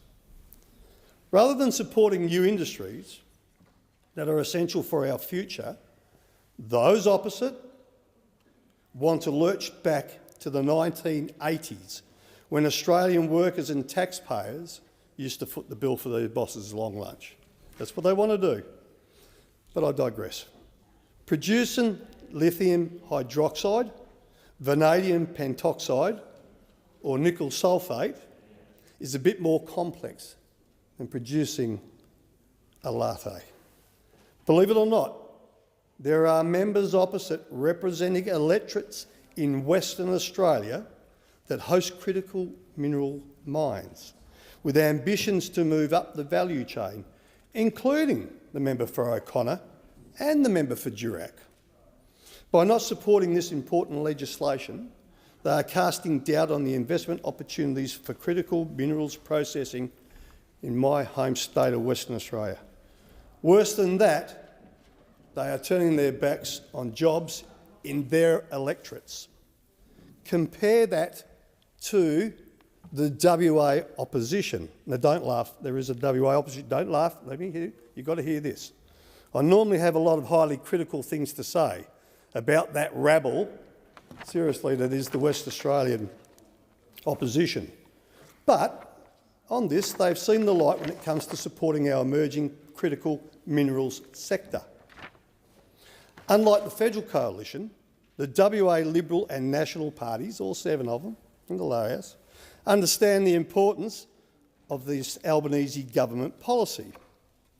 In fact, the leader of the Liberal Party in WA, not the opposition, the Liberal Party, Libby Mettam at this stage, the leader, has gone as far as to say that, and I quote, "We will support this measure." Very good. Add to that, Mr Shane Love, the WA opposition leader and leader of the WA Nationals, has said, and I quote, this is the Nats, "It is essential not just for Western Australia and not just for Australia, but the Western world." Good on you, Mr Love. It seems that common sense, believe it or not, has spread to some of their federal candidates, not members, no common sense there, but a candidate, with Ms Mia Davies, the Nationals candidate for Bullwinkle, saying, and I quote, "Downstream incentives are welcome." Perhaps the Shadow Treasurer should listen to his WA colleagues before shooting his mouth off. Colleagues, the development of this bill is a great example of industry leaders, national and state governments working together to develop a new vital industry that will drive economic growth. Now, I'm proud to be a member of a government that doesn't duck the hard challenges, that works with industry to build a dynamic future for Australia and Australian workers. And mining and critical minerals are an important part of that dynamic future. Put simply, mining matters, and in particular matters for regional Australia and, importantly, regional Western Australia. The development of our critical minerals mining and processing industries are vitally important to national economic resilience and our national security. But rather than support these important initiatives, those opposite, the Liberals and the Nationals, just want to focus on division and conflict. Why those opposite can't see that the passage of this bill will deliver for Australia, Australian industry and regional Australia is completely beyond me. Australia will be much stronger, our regional economy will be more prosperous, and there will be good, well-paying jobs in our regional communities and our outer suburbs. Along with all my Labor colleagues on this side of the chamber, I'm proud that the government is investing in regional jobs. I'm proud the government is backing the expansion of a world-leading Australian industry. I'm proud that the government is striving to create a new and lasting comparative advantage for Australia, for Australian industry and for Australians. Tax credits, production credits and other forms of support for investment and innovation will ensure that our mining products will be converted from refined metal into manufactured goods right here in Australia. Could we imagine that? Is that hard? Well, for that lot over there, please help me out. What is negative about that? We talk about the good old days. Let's start bringing them back. Why are they opposed to these high-skilled, well-paying jobs in regional Australia? I admit the government's vision for our critical minerals sector is ambitious, but what's wrong with that? You don't develop world-leading industries by following. Our ambitions for Australia and Australian industry are matched by the scale of the national opportunity these important policy initiatives will create. Unlike the Leader of the Opposition and the Shadow Treasurer, the Albanese government is determined that Australian industry will be in a position where it will be competitive. We want to create the economic environment where the world's best manufacturers will again look to investing in Australia. Let's recap. Australia has a wealth of critical minerals and rare earths right under our feet. It would be a travesty not to capitalise on these resources to build Australia's future and create thousands of secure jobs, particularly in Western Australia. Critical minerals are needed for solar panels, storage batteries and wind turbines, and the world can't transition to net zero without them. The global path to net zero runs through the Australian resources sector and is paved with Western Australia's critical minerals. They are also vital components in defence applications and directly relevant for the national security of Australia and our allies. But at the moment we ship critical minerals overseas to be refined before they can be manufactured into solar panels, storage batteries, wind turbines and defence equipment. This has led to concentrated supply chains and the undercutting of our sovereign capability and has led to jobs and investment leaving Australia. And to listen to that mob over there, they're happy to see that happen. Australia is missing out on all the jobs that will be created by building processing facilities here in Australia on our shores and operating processing facilities in Australia, personed by Australian workers. Building a booming critical mineral industry in Australia will boost Western Australia's economy and create secure jobs in our resources sector. There is an abundance of projects in Western Australia that can get off the ground with the right support. The government's yearly critical minerals prospectus alone lists 27 critical mineral projects in my home state of Western Australia. 19, which I had said earlier, within the electorate of Durack. Sorry, I'll have to ring you back, sis. Sorry about that. That's my sister calling. Whoops. As I said, let's not forget that we will all prosper when we draw on our nation's resources. I'm not just talking about what is under the soil and the seabed, but also the skills and the smarts of our workers, Aussies, and the brilliance of our researchers, Aussies, and our innovators, Aussies. I urge those opposite to grab the other half of the brain that's missing, jump on board and support this magnificent legislation that will create magnificent opportunities for Aussies, and stop talking about that rubbish about how great Trump is. Senator O'Neill. Thank you very much, Acting Deputy President. And I rise today to bring hope into the public place in my contribution about the great future that is ours to have as a nation. And it's a bold vision.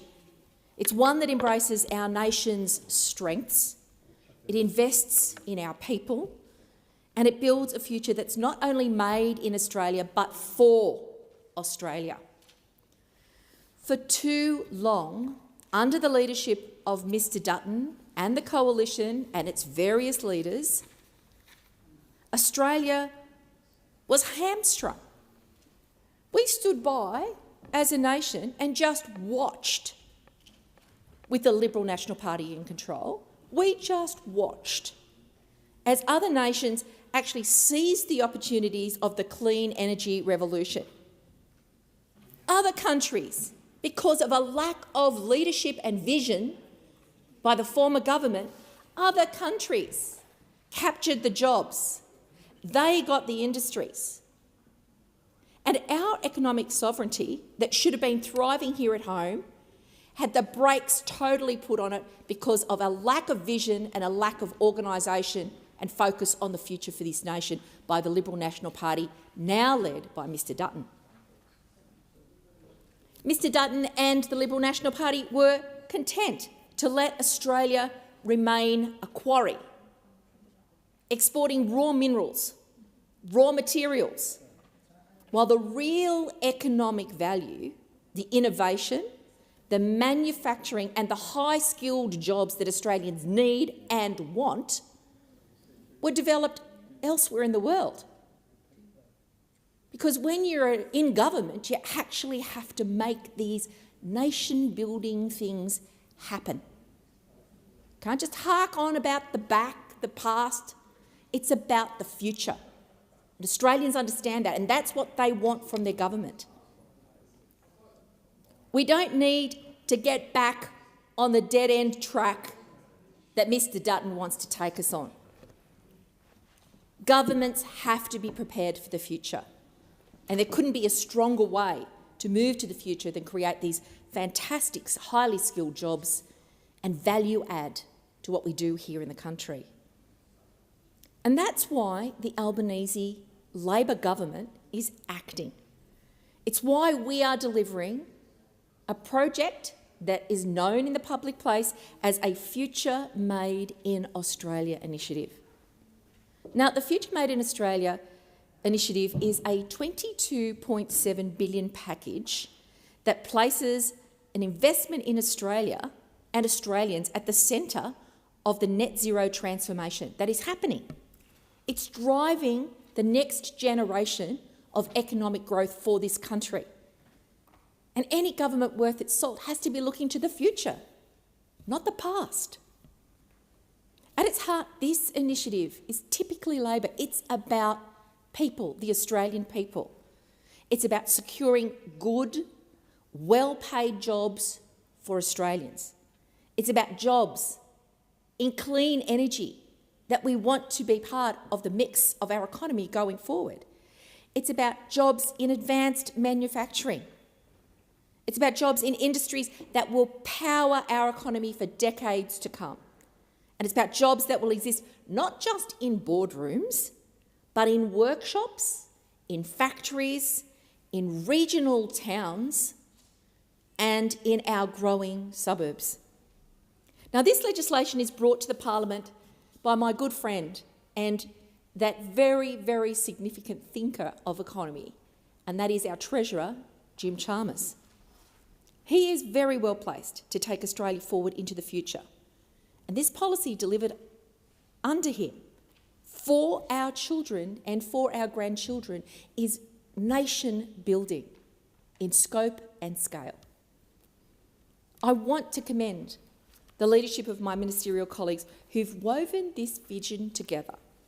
In particular, I want to thank my good friend from New South Wales, the Minister for Industry and Science, Minister Ed Husic, whose clarity of purpose and passion for Australian industry has been instrumental and palpable. Minister Husic has been upfront in threading together the strands of industrial policy to meet two great challenges of our time: economic diversification and capitalising on the transition to renewable energy. Now, he's taken that abstract concept full of multi-syllabic words that Australians won't be talking about around their table, their dinner table at night, but having an understanding of these concepts, bringing them into reality. That's the vision and implementation that we've seen from Minister Husic.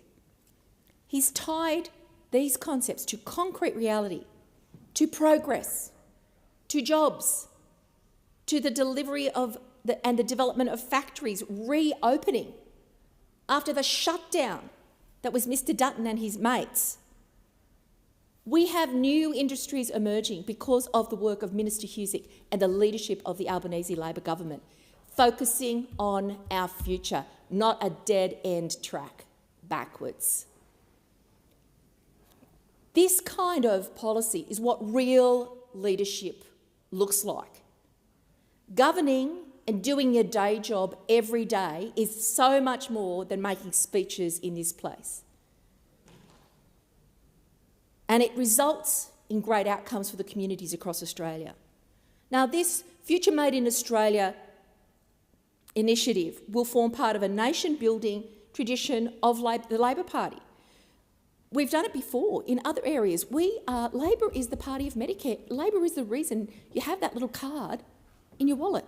And Labor has resurrected Medicare on so many occasions. We had to do it again when we came into government in 2022 to fix Mr Dutton's mess as the worst health minister in Australia's history. We stand on the shoulders of giants, leaders who believed in using the power of government not just to build economies, but societies where fairness and opportunity are within reach for all, no matter where you live. And the ministers and leaders of the Australian Labor Party continue to set the national agenda with a focus on the future, turning Australia into that long-fabled light on the hill. It's not just a slogan. It's a living, breathing reality for us and for the people that we serve. And we're making it happen with very targeted and strategic investment. Firstly, a hydrogen production tax incentive. At $2 per kilogram, this is for renewable hydrogen projects that reach a final investment decision before 2030. A critical minerals production tax incentive, which is a 10% credit on processing and refining costs for any of Australia's 31 critical minerals, which means we will be adding value to what we produce here, turning from a quarry into a jobs-producing, benefit-creating economy around clean energy. We're more than what we just dig up. Our people need us to incentivise this industry. And that's what we're doing with that 10% credit on processing and refining.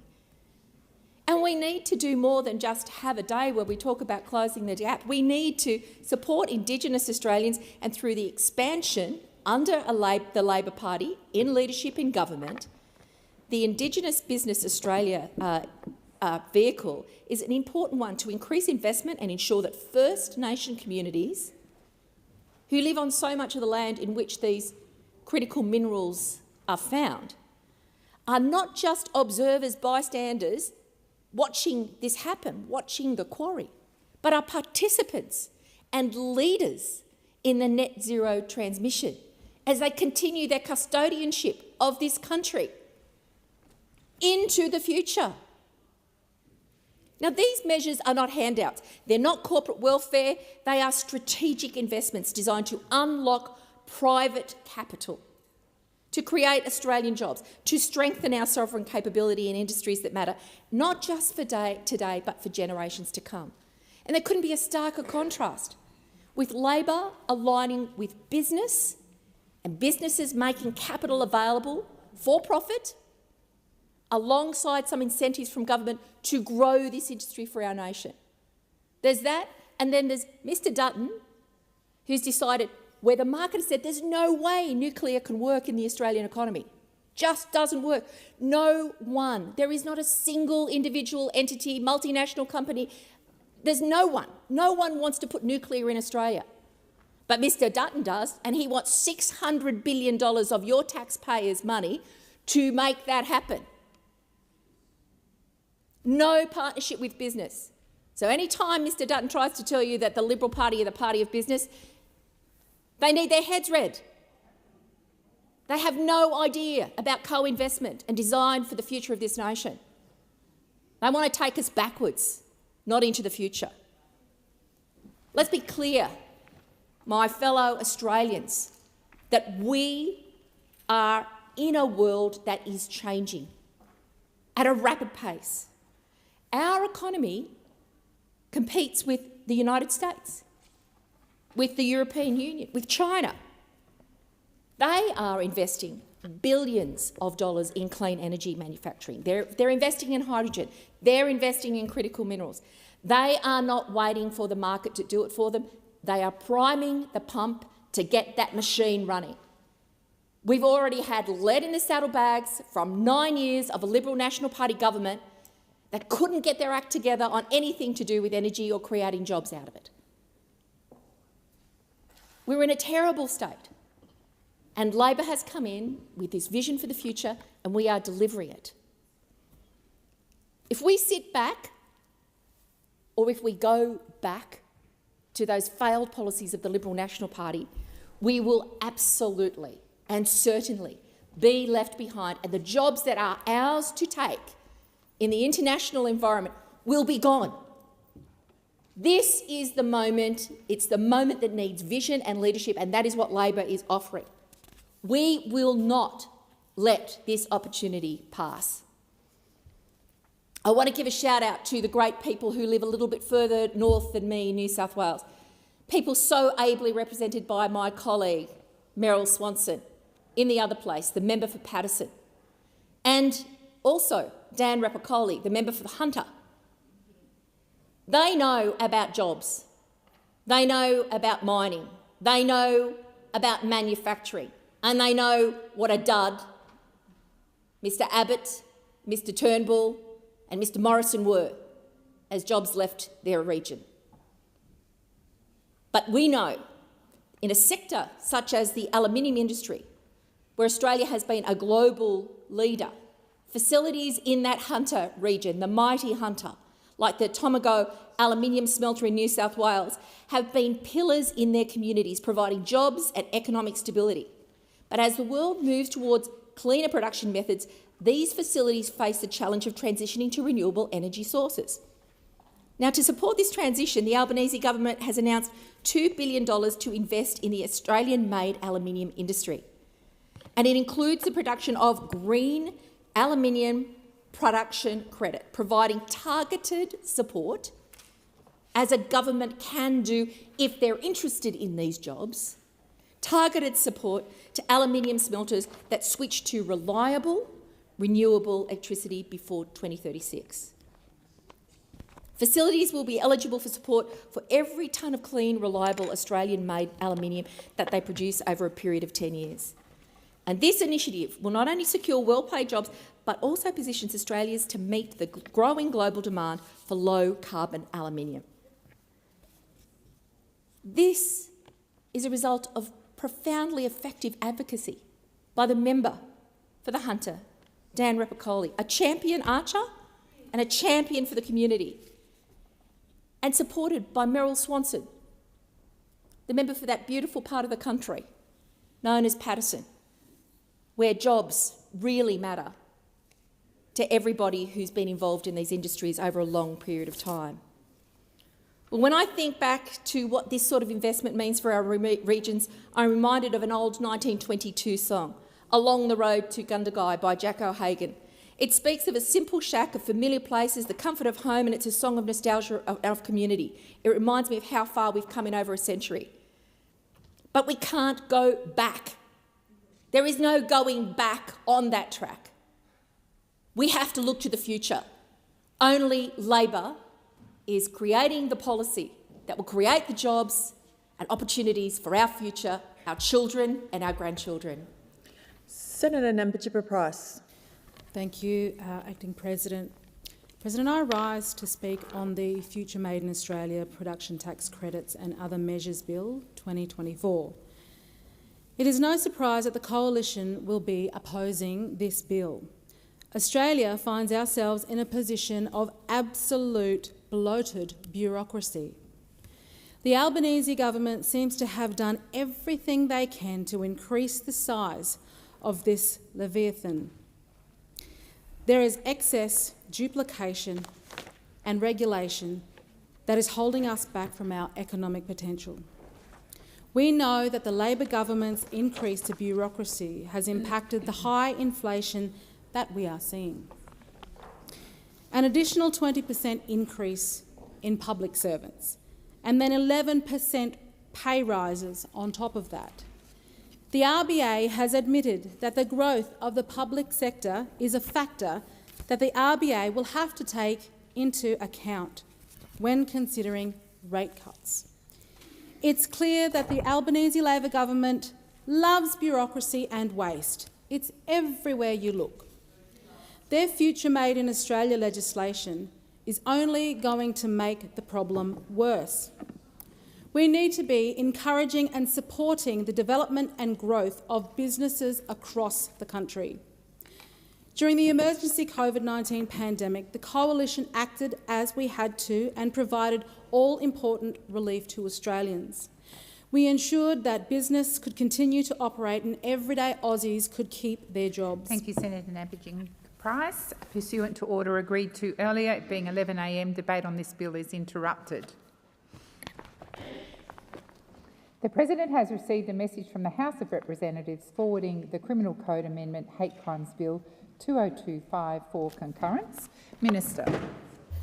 Thank you, President. I move that this bill may proceed without formalities and be now read a first time. So the question is, the motion is moved by the Minister be agreed to. Those of that opinion say aye. Aye. Against? I believe the ayes have it. I call the clerk.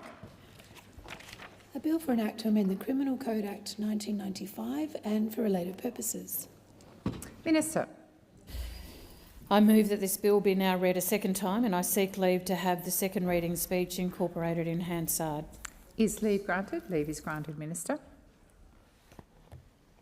Senator Cash. Thank you, and I rise to speak on the Criminal Code Amendment Hate Crimes Bill 2024.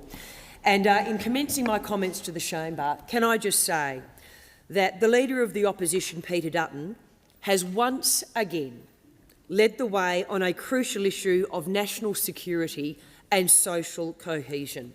Last night, in the Federation Chamber, the Albanese Labor government caved in to Mr Dutton's demands for strong mandatory penalties and new offences for anti-Semitic attacks. The Albanese Labor government were forced into the position of introducing amendments to their own legislation to follow Mr Dutton's strong lead. They have also supported, I am pleased, coalition amendments to further strengthen their hate crimes bill. Only on the 3rd of February, as recently as that, did we have Minister Murray Watt confirming that federal Labor would not be introducing mandatory minimum sentences for acts of Commonwealth terrorism. And yet, here today, we are in the Senate and we will pass the legislation that Peter Dutton had raised with the Australian people.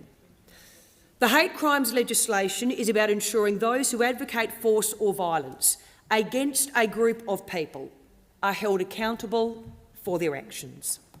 The Parliament needs to make it clear that you cannot call on others to commit violence against a group of people. The overwhelming majority of Australians agree force or violence against anyone and those who incite others to use force or violence should be held to account.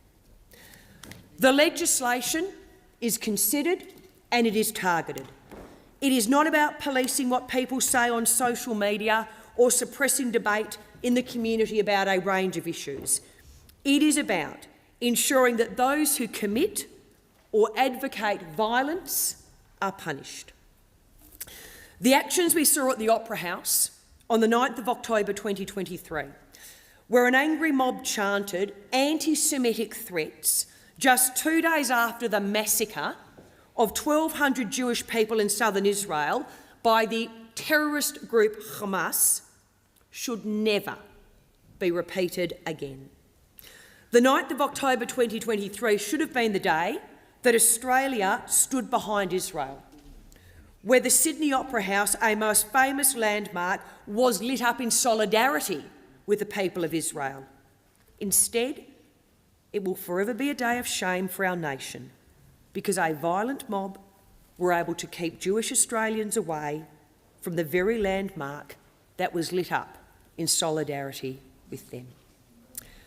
The legislation is an important step in combating the anti-Semitism crisis that we have in Australia today.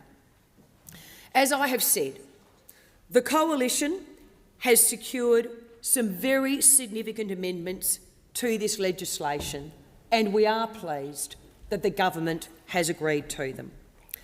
The final piece of legislation before the Senate today is as a result of the strong leadership of Peter Dutton.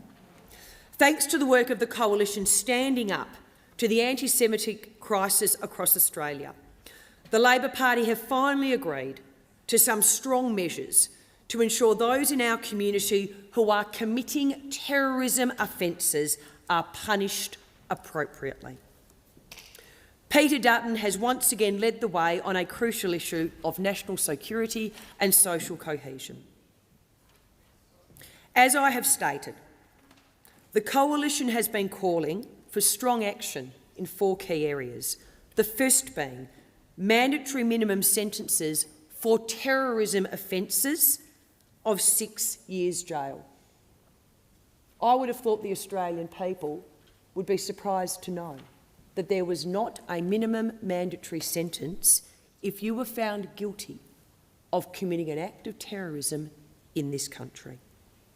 We also advocated for tougher action on prohibited Nazi and terrorist organisation symbols and related behaviour, increasing the maximum penalty to 5 years with a mandatory minimum jail time of 12 months.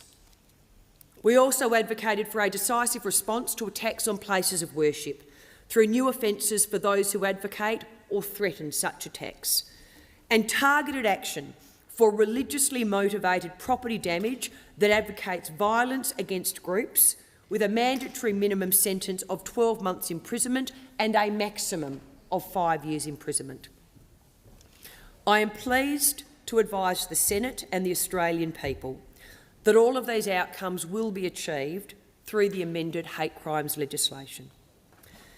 Since October the 7th, 2023, the anti-Semitic crisis in Australia has reached a point where we have seen the terrorist firebombing of a synagogue and the shocking attempt to carry out what could have been a potential mass casualty attack. Peter Dutton, every single step of the way, has stood with the Australian people has stood for national security, has stood with the people in the Jewish community, and has led the fight against domestic anti-Semitism from day one. I cannot say the same for our Prime Minister. What we are debating today is the strong action that was quite frankly needed months ago. We called for it months ago. We have been advocating for it. The Labor Party have been dragged kicking and screaming, but it will go through today. As I said, the amendments we have secured are critical. A mandatory minimum sentence of 6 years for terrorism offences. We want to stand up to those who do harm to our nation. We don't care about the ideology of the terrorist group, but anyone involved in these organisations should be aware if you commit an offence, you will face a mandatory jail time. Another important aspect of the legislation that was secured by Peter Dutton. Senator Cash, he may be your leader, but you need to use his correct title. Thank you, and I was about to say that, the Leader of the Opposition. Thank you very much. Constantly referred to him without his title. The Leader of the Opposition was mandatory jail time for the public use of hate symbols. It is completely unacceptable to wave a Nazi flag, a Hezbollah flag or a Hamas rally flag at a public rally. We have unfortunately seen numerous examples of these hate symbols being used to terrorise Jewish Australians since October the 7th, 2023. The use of terrorist symbols was made illegal in a bipartisan piece of legislation which was originally suggested by the Leader of the Opposition, Peter Dutton, and the Coalition. But this legislation ensures that those who do use those symbols will face at least 12 months in jail. And as I said, we have also increased the maximum penalty to 5 years. This is a very clear message to those who wish to intimidate Australians through the use of a terrorist symbol. We have also secured strong new measures to those who advocate damage to places of worship, whether it is a synagogue, a church, a mosque or a temple. The other amendments that the Leader of the Opposition, Peter Dutton, has secured is a new offence with minimum jail time for religiously motivated property damage that advocates violence against groups. The new mandatory minimum is 12 months imprisonment and a maximum of 5 years.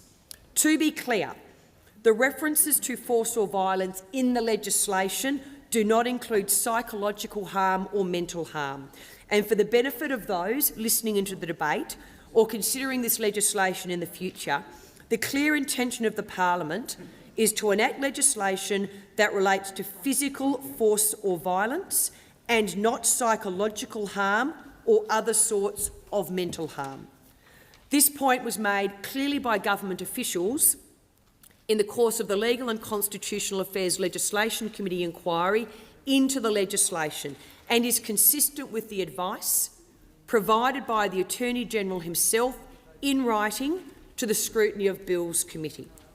The intention that the words force or violence refer to physical force or violence and not mental and psychological harm is expressly reflected in the report from the Legal and Constitutional Affairs Committee, supported by both of the major parties.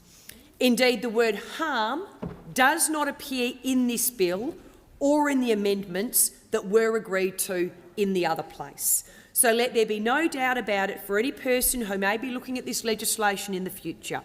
The bill deals with physical force or violence. We have all been sickened in recent months by the attacks on synagogues as part of the wave of anti-Semitism in Australia. We are extremely disappointed by the actions, or rather the inactions, of our Prime Minister in his inability to lead a united response to the anti-Semitism crisis we are now experiencing in Australian society. In terms of the position of the Coalition, led by the Leader of the Opposition, Peter Dutton, there is no ambiguity about our support for Jewish Australians facing the anti-Semitism crisis in Australia. The Coalition proudly supports our ally Israel in their fight against terrorist organisations, including Hamas and Hezbollah, who would, let's be very clear with this, wipe them off the map. This legislation is a very important step to ensuring that all Australians are protected, no matter what your background, no matter what your religion, no matter what community you belong to. The legislation, however, and I go back to my opening comments, it is not a substitute for genuine national leadership on fighting the anti-Semitism crisis in Australia. What we need, and quite frankly what we needed from day one, from October the 9th, when we saw what happened at the Sydney Opera House, we needed a Prime Minister. This is a person who was elected to lead our nation. This is a person who, when there is a crisis of national security, the people of Australia look to for leadership. The people of Australia look to for strength. The people of Australia look to for guidance. The people of Australia look to for reassurance that it is okay. And unfortunately, as we stand here in February 2025, you have a Prime Minister who has failed in that regard. We need a Prime Minister who is aware of any threat or potential threat against groups of Australians and then takes swift and appropriate action. Instead, what we have, more than a week now from the breaking of the report of the explosives-laden caravan, which could have been one of the most catastrophic acts of terror this country has ever seen, despite our Prime Minister being asked in the Parliament on Tuesday, on Wednesday, I have no doubt he will be asked again today, some very basic questionings. When were you first briefed about this sickening incident? The Prime Minister, he hasn't failed to answer the question. He has deliberately hidden from answering the question. He has been asked multiple times. This is the Prime Minister of our country.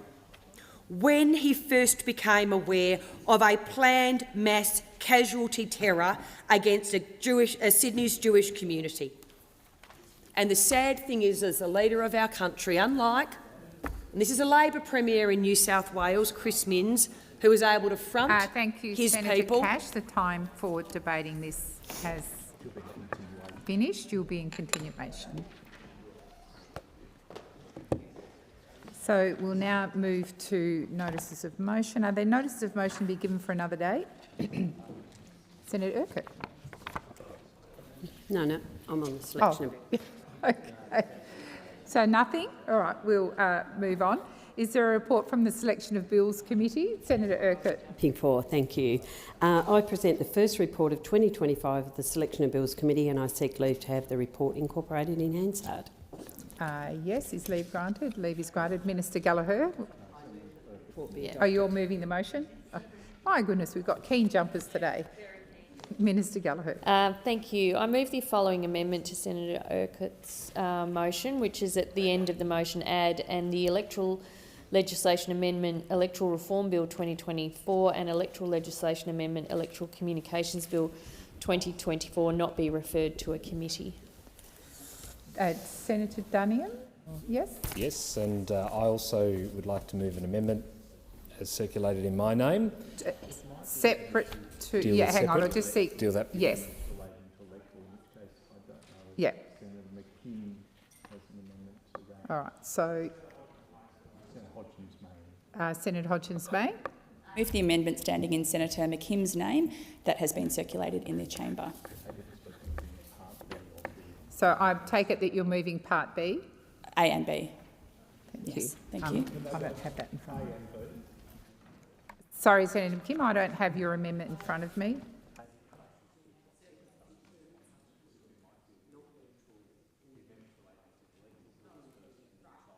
So, thank you. Be helpful if I had the amendment, but the clerk has informed me that the amendment that Senator Duniam wishes to move is separate too, so we'll deal with your Part B because that relates to electoral reform, and then we'll come back. Yeah, so we'll put the Senator McKim. Senator Hodgins-May? Yours or mine? Are you speaking to the amendment? We are moving for the government's bills on electoral reform to go to an inquiry. The Greens remain ready to pass the transparency and truth aspects of this legislation, having long campaigned to get the influence of big money out of politics. We want more transparency so the public can see who's paying for what outcome, who's paying to try to seek influence. But we need to make sure that those other funding reforms are not simply a stitch-up for the two big parties, and that is certainly what they look to be. As we said when the bills were introduced last year, we need a Senate inquiry to hear from experts about the real effect of the funding aspect of the bills, which look to be simply a stitch-up for the two big parties to hamper everyone else whilst they allow unfettered access to their own war chests using nominated entities. We will continue to fight to clean up democracy so that it works for people, not just large political donors. We will always fight to make sure that corporate donors and fossil fuel companies and weapons manufacturers can't buy the policy outcomes that suit them ahead of the interests of the Australian public, and that should seem very simple. We are very keen to continue to try to work on improving our democracy, then we can actually get the reforms that will kick big money out of politics and protect democracy for the people, not just the two major parties. Thank you, Senator Hodgins-May. So the question is that the amendment moved by Senator Hodgins-May be agreed to. This is Part B of that amendment. Be agreed to. Those of that opinion say aye. Against? No. I believe the noes have it. Division required. Ring the bells for 4 minutes.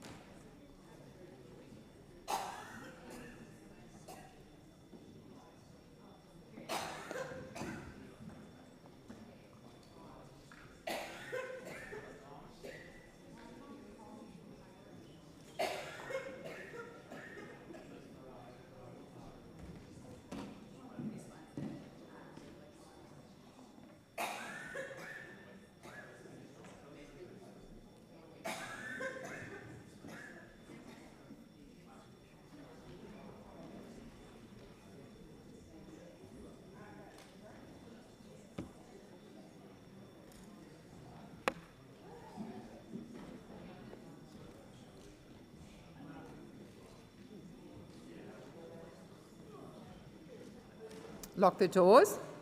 So the question is that the amendment standing in the name of Senator McKim and moved by Senator Hodgins-May be agreed to. It's part B of that amendment. The ayes shall move to the right of the chair, the noes to the left. I appoint Senator McKim as teller for the ayes and Senator Askew as teller for the noes.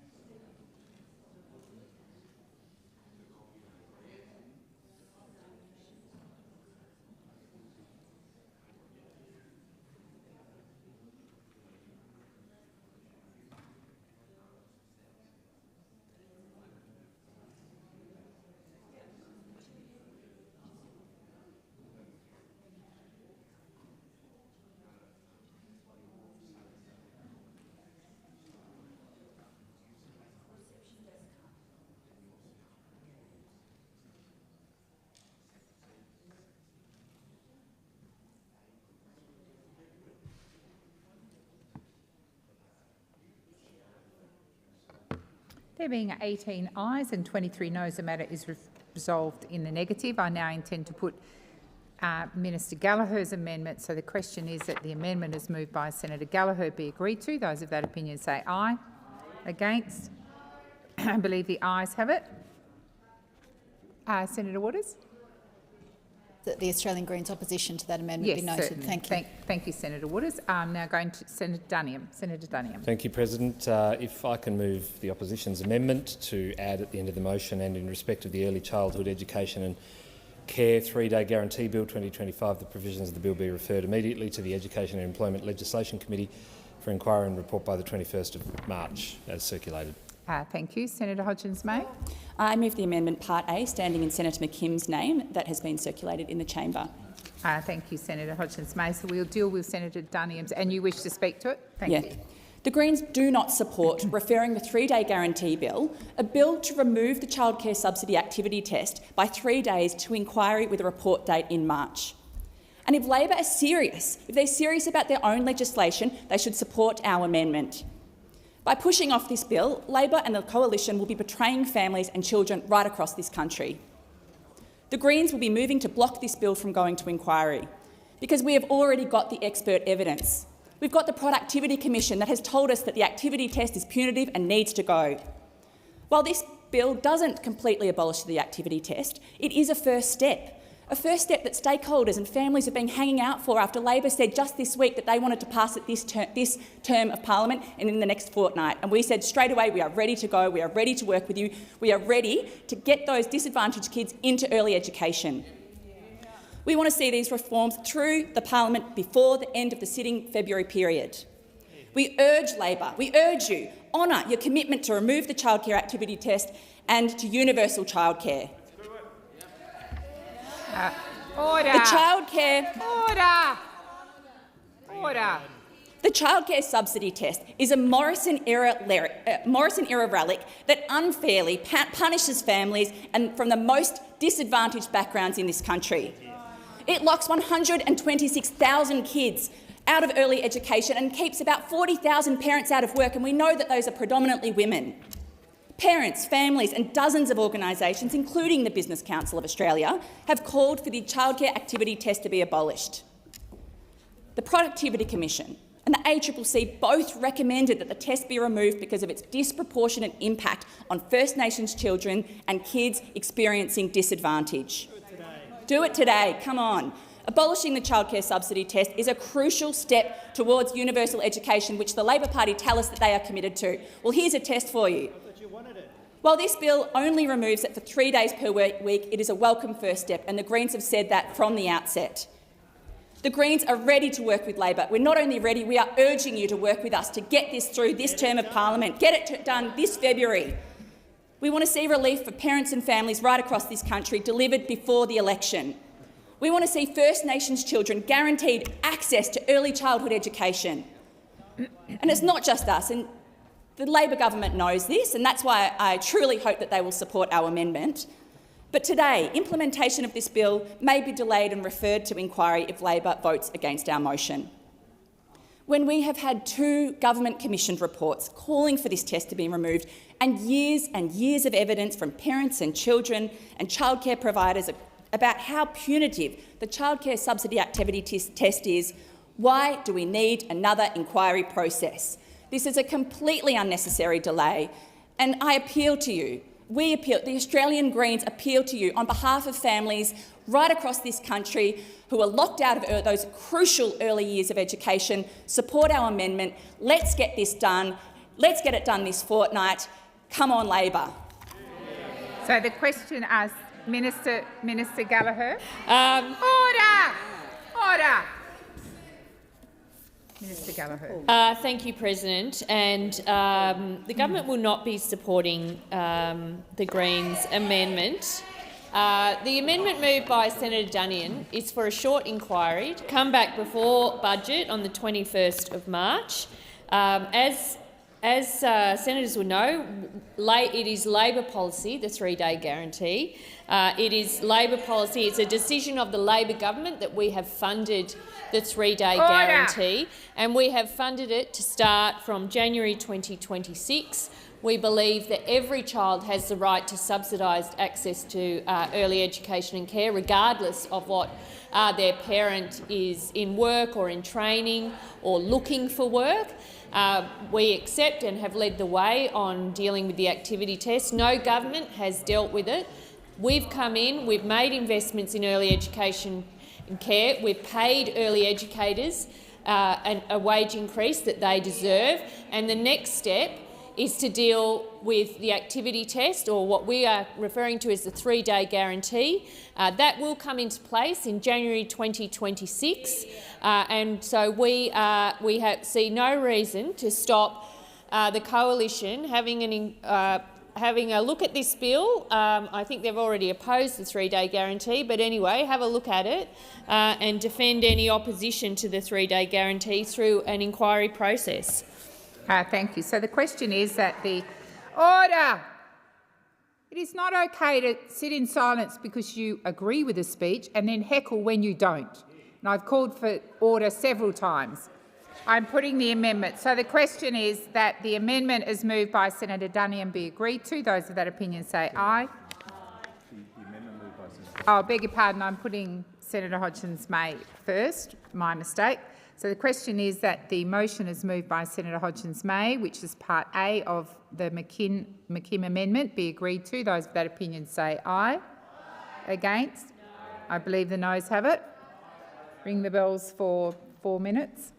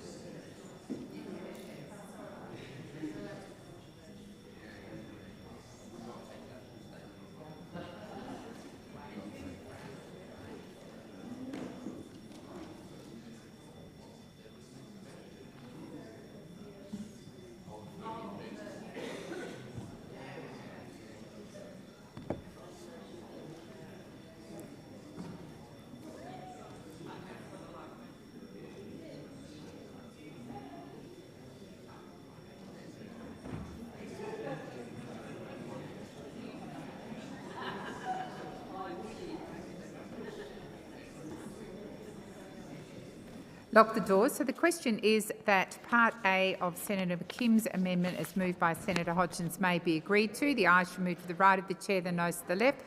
I appoint Senator McKim as seller for the ayes and Senator Askew as seller for the noes.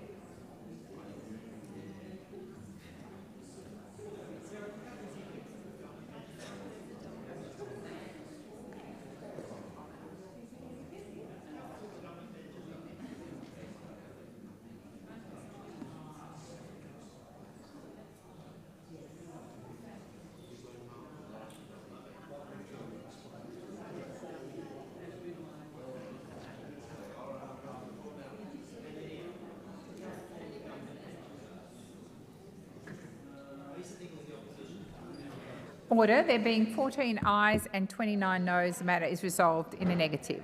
So I now put the amendment as moved by Senator Duniam. So the question is that the amendment as moved by Senator Duniam be agreed to. Senator Thorpe, you are out of order. Order. Those of that opinion say aye. Against? I believe the ayes have it. Division required. Ring the bells for 1 minute.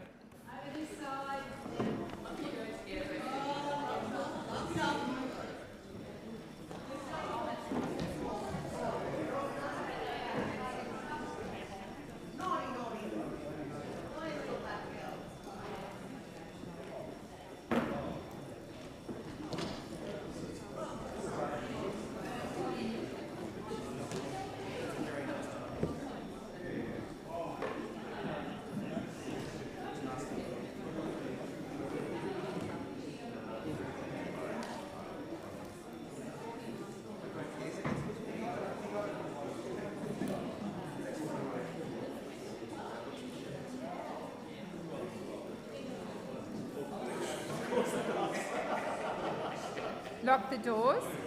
So the question is, oh, beg your pardon, sorry, I looked at the wrong one.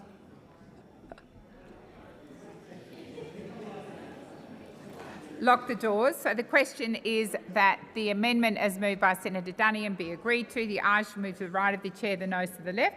I appoint Senator Urquhart as teller for the ayes and Senator McKim as teller for the noes.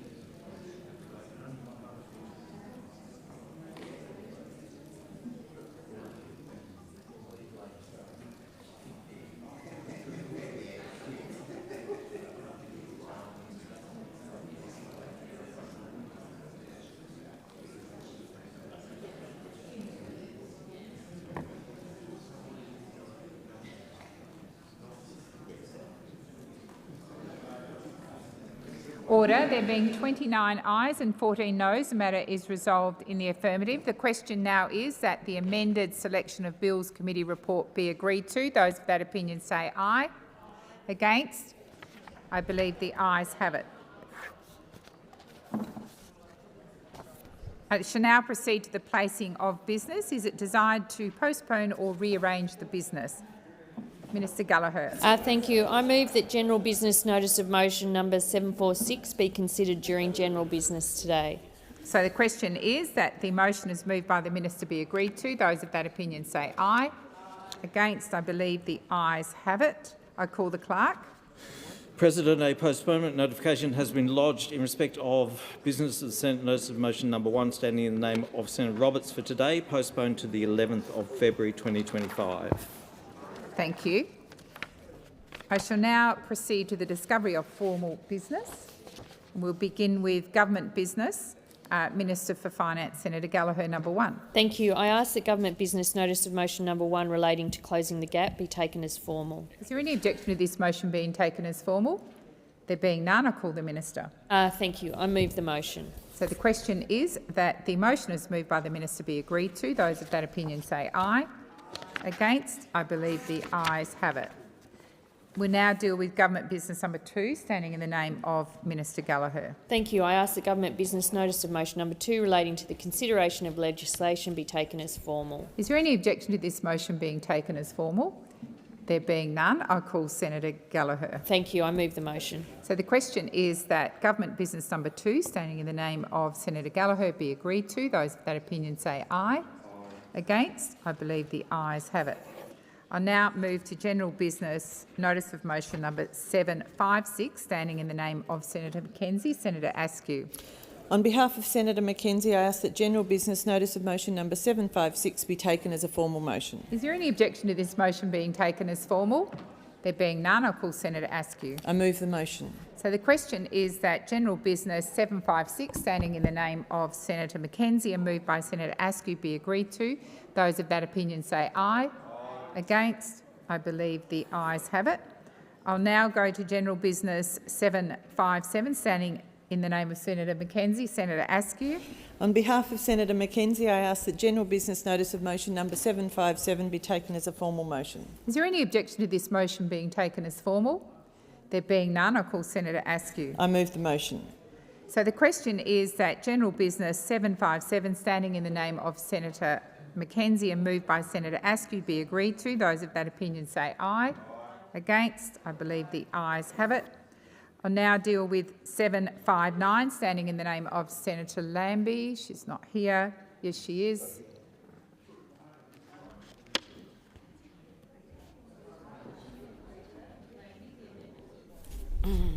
Senator Lambie. Thank you, Madam President. I ask the general business notice of motion number 759 be taken as a formal motion. Is there any objection to this motion being taken as formal? There being none, I call Senator Lambie. Thank you, Madam President. I move the motion. I believe there's an amendment. Minister Gallagher? Yeah.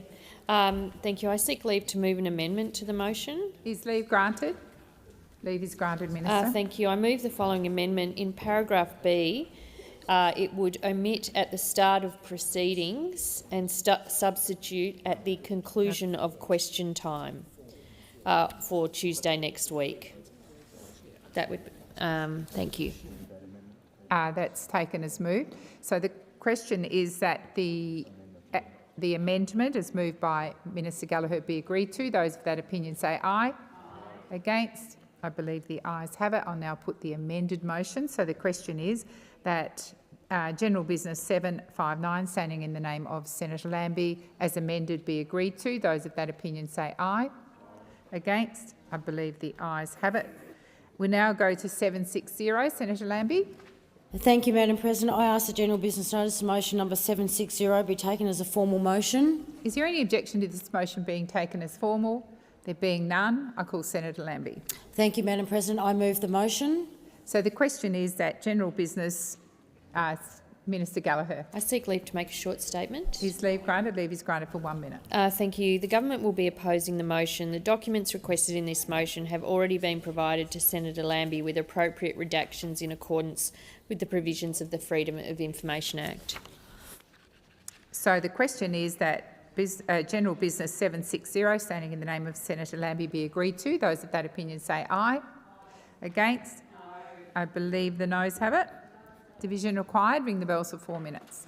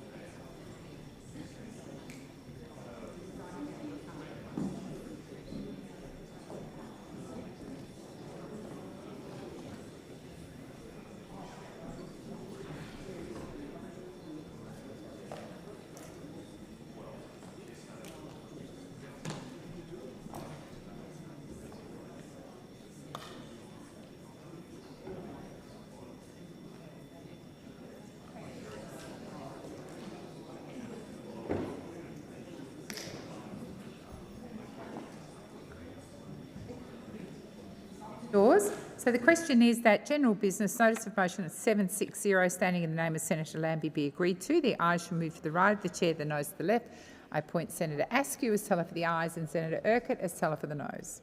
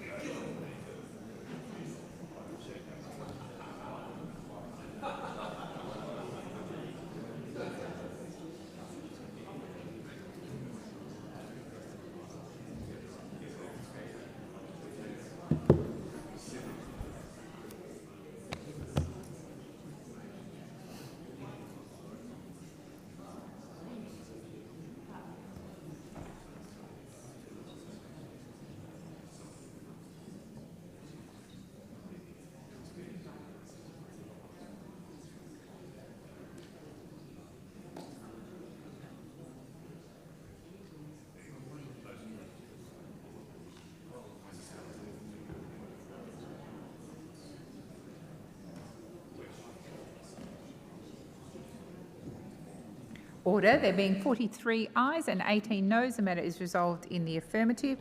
I'll now deal with general business notice of motion number 761, standing in the name of Senator Mackenzie.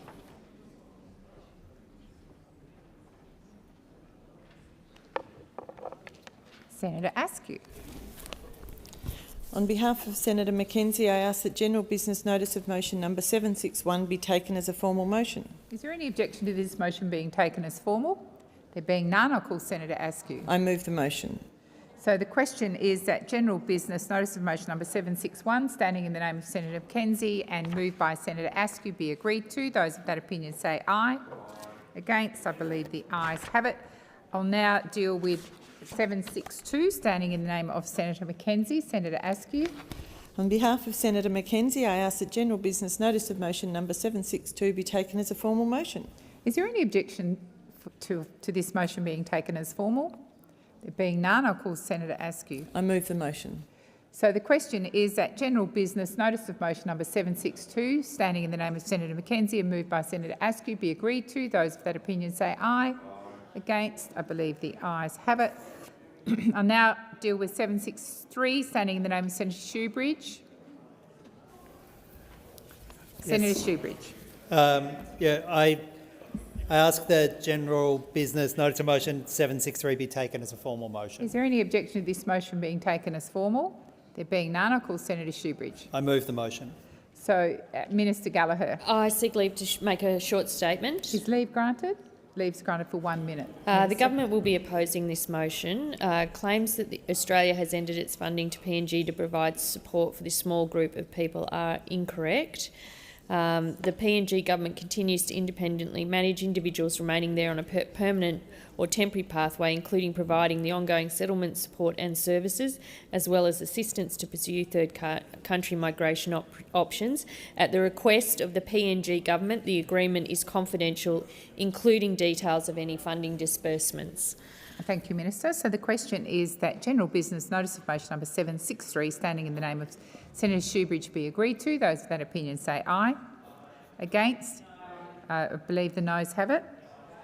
Division required. Ring the bells for 4 minutes.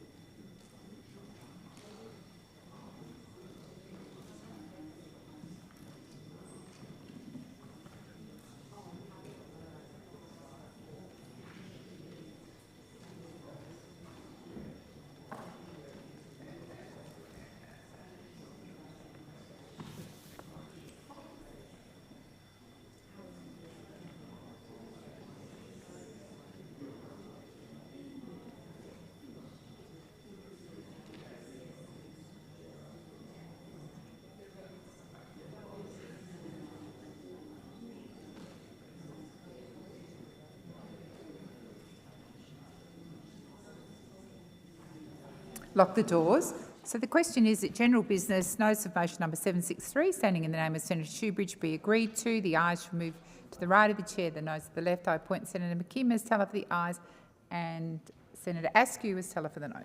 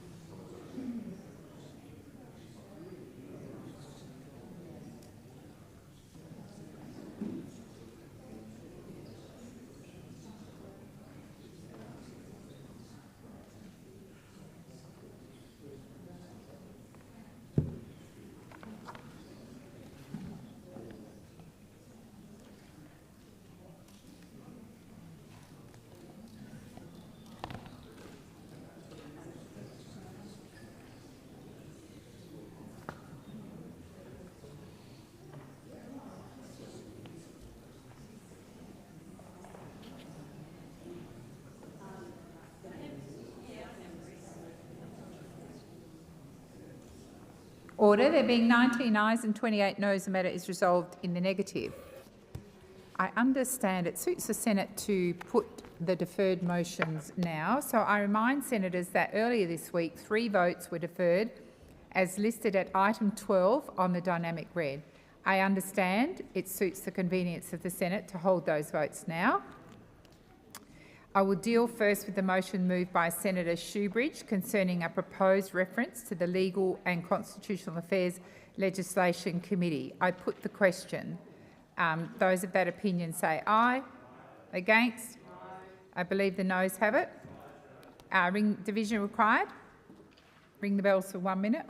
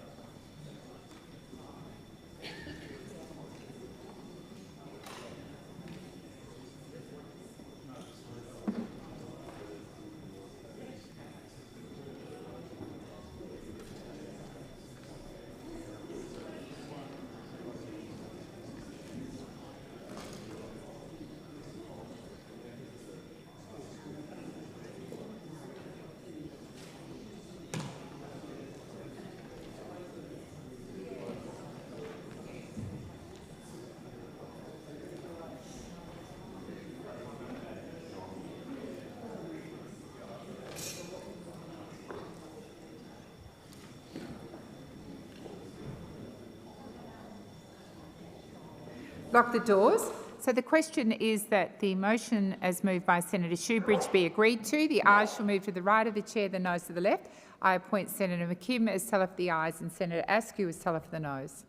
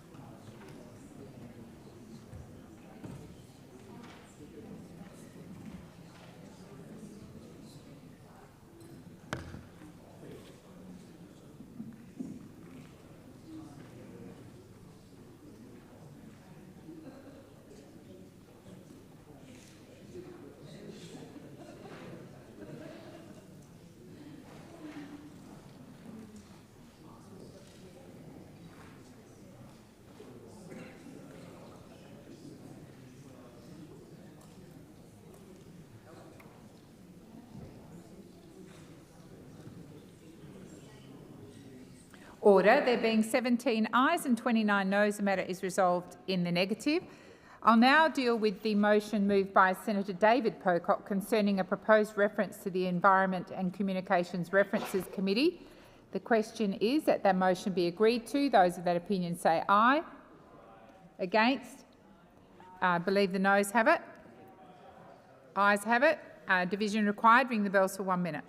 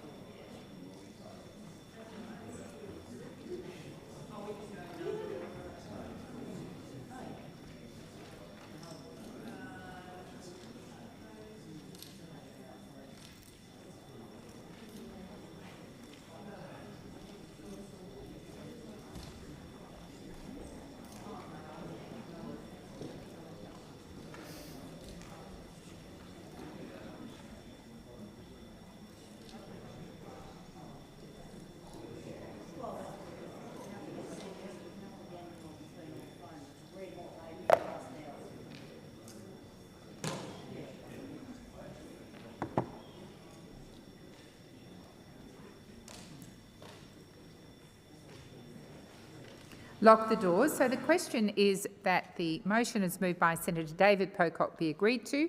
The ayes should go to the right of the chair, the noes to the left. I appoint Senator Pocock as teller for the ayes and Senator Askew as teller for the noes.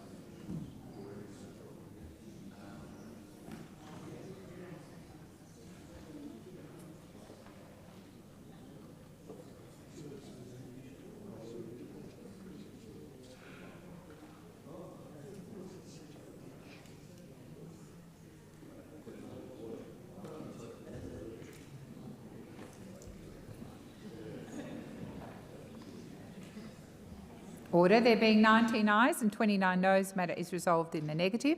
I will now deal with the deferred vote relating to an amendment moved by Senator Kovacic to a motion to refer to a matter to the Environment and Communications References Committee. The question on closure will be put first, and if that is agreed to, I'll put the question on the amendment. The question is that the question now be put on the amendment moved by Senator Kovacic. Those of that opinion say aye. Senator McGrath? Beg your pardon. The question is that the question now be put. Those of that opinion say aye. Against? I believe the ayes have it. Division required. Ring the bells for 1 minute. 4 minutes.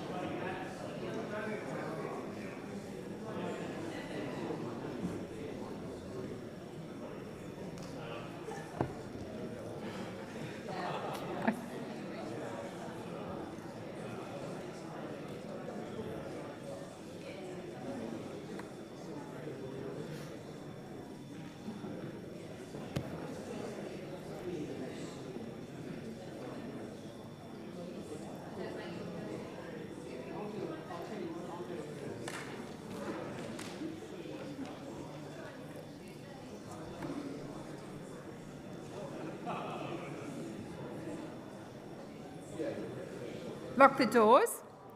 So the question is that the question be put. The ayes shall move to the right of the chair, the noes to the left. I appoint Senator Urquhart as teller for the ayes and Senator Cadell as teller for the noes.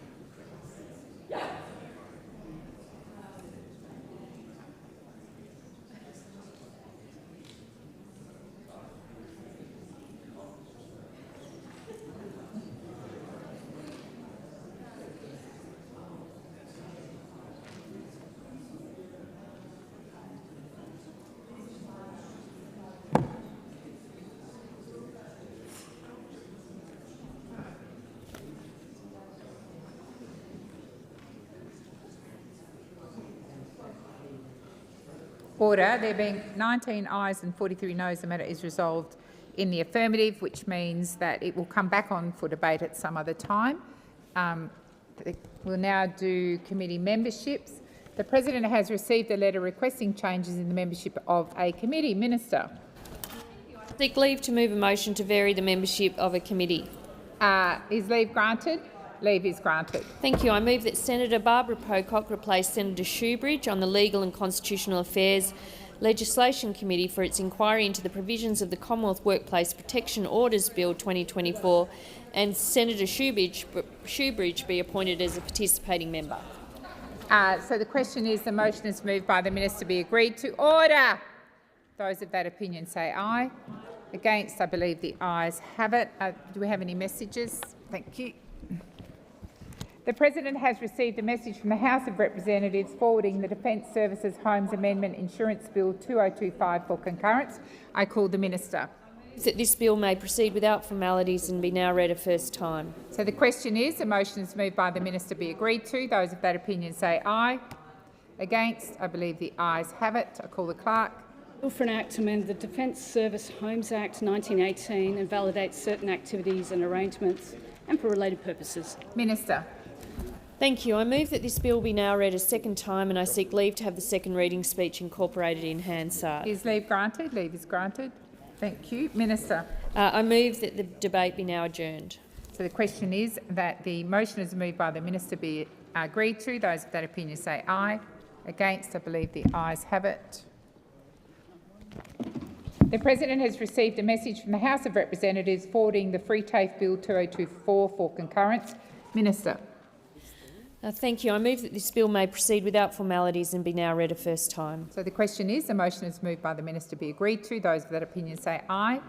Against, I believe the ayes have it. I call the clerk. Bill for an Act relating to financial assistance to the states, the ACT and the Northern Territory in connection with the provision of free TAFE and vocational education and training places and for related purposes. Minister.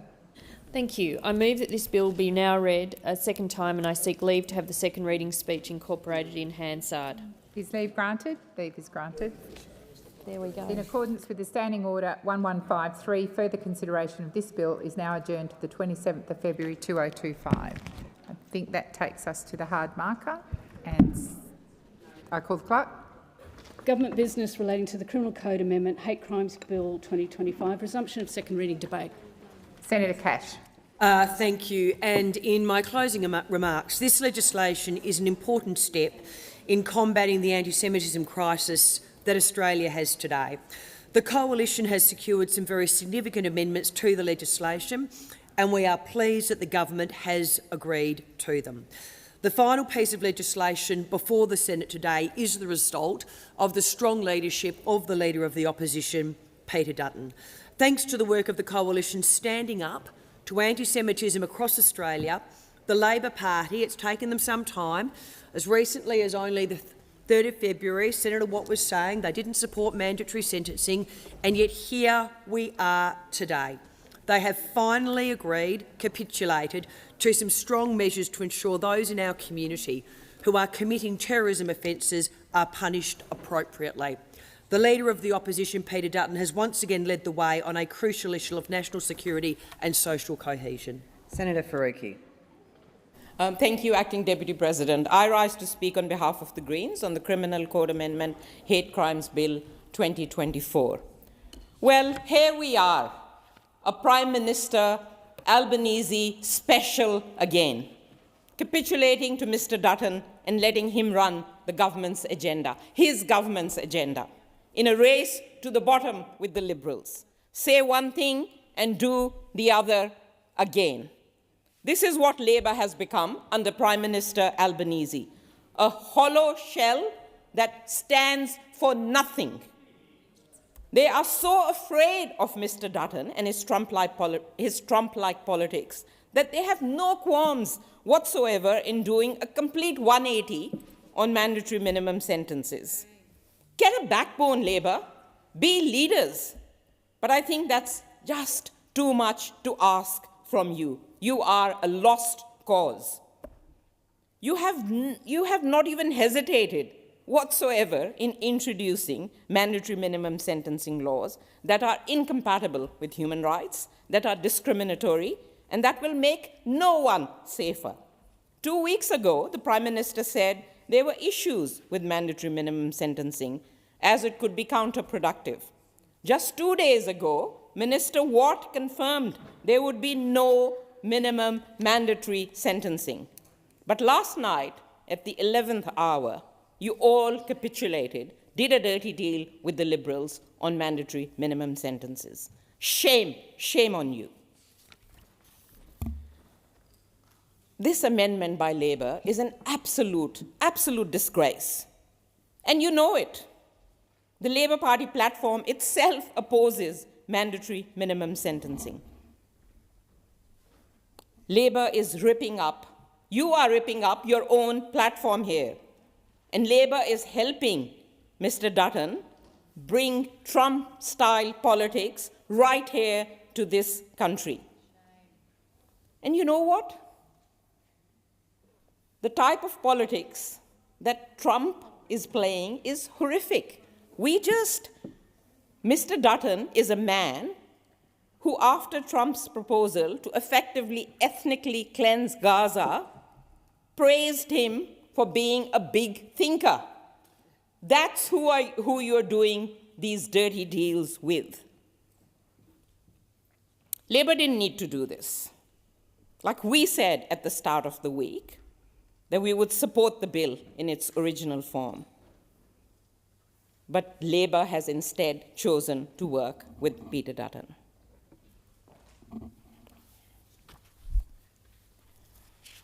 We have legal expert after legal expert telling us that mandatory minimum sentencing simply does not work because it takes judicial decisions out of the hands of the judges and the courts and into the hands of politicians.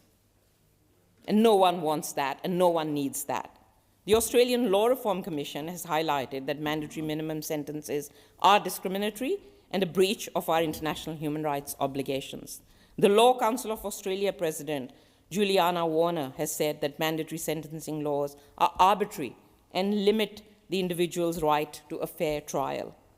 Australian Lawyers Alliance spokesperson Greg Barnes has said that there is simply no evidence to support mandatory sentencing.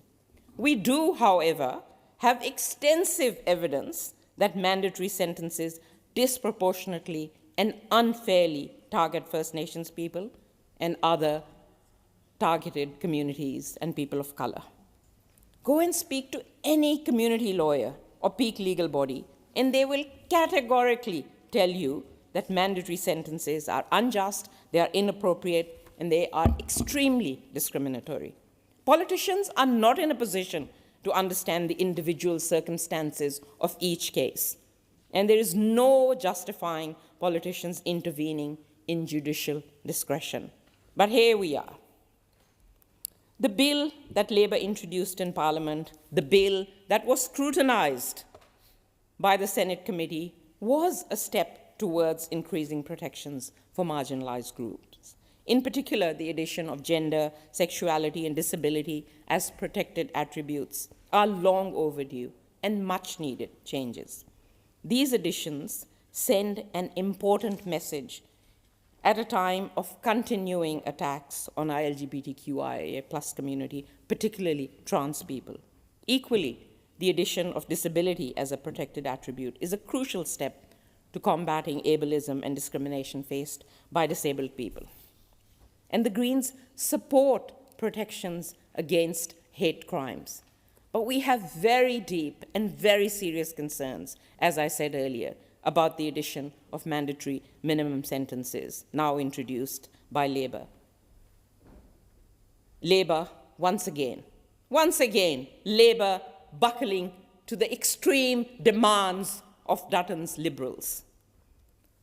Hate, bigotry, racism, and discrimination, very sadly, have become a part of everyday life for too many people in our communities. First Nations peoples, of course, have been subjected to this since colonization almost 250 years ago. Muslims have been subjected to hate and racism pretty relentlessly for the last 25 years as Islamophobia has kept rising. And recently, we have seen terrible anti-Semitism. But genuinely combating hate and violence in our communities cannot be resolved by criminal law and criminal law alone. Indeed, the criminal justice system is ill-equipped to protect against hate, with its own history of targeting queer communities, First Nations people, and other culturally and racially marginalized communities. And this was confirmed in the National Anti-Racism Framework, which was finally completed late last year, which said and identified the criminal justice system as a sector where racism is especially present and requires urgent attention.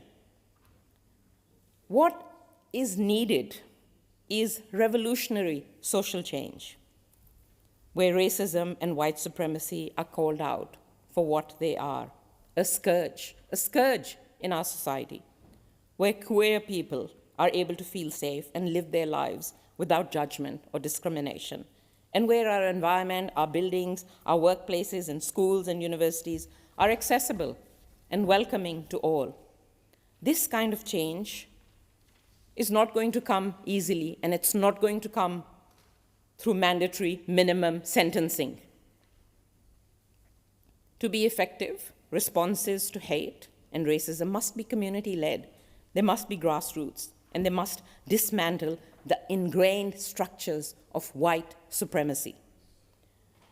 The National Anti-Racism Framework also rightly identifies that the Australian government should explore and fund community-informed and early intervention solutions beyond civil and criminal penalties to address far-right extremism and white supremacy in communities, particularly as they intersect with other forms of discrimination.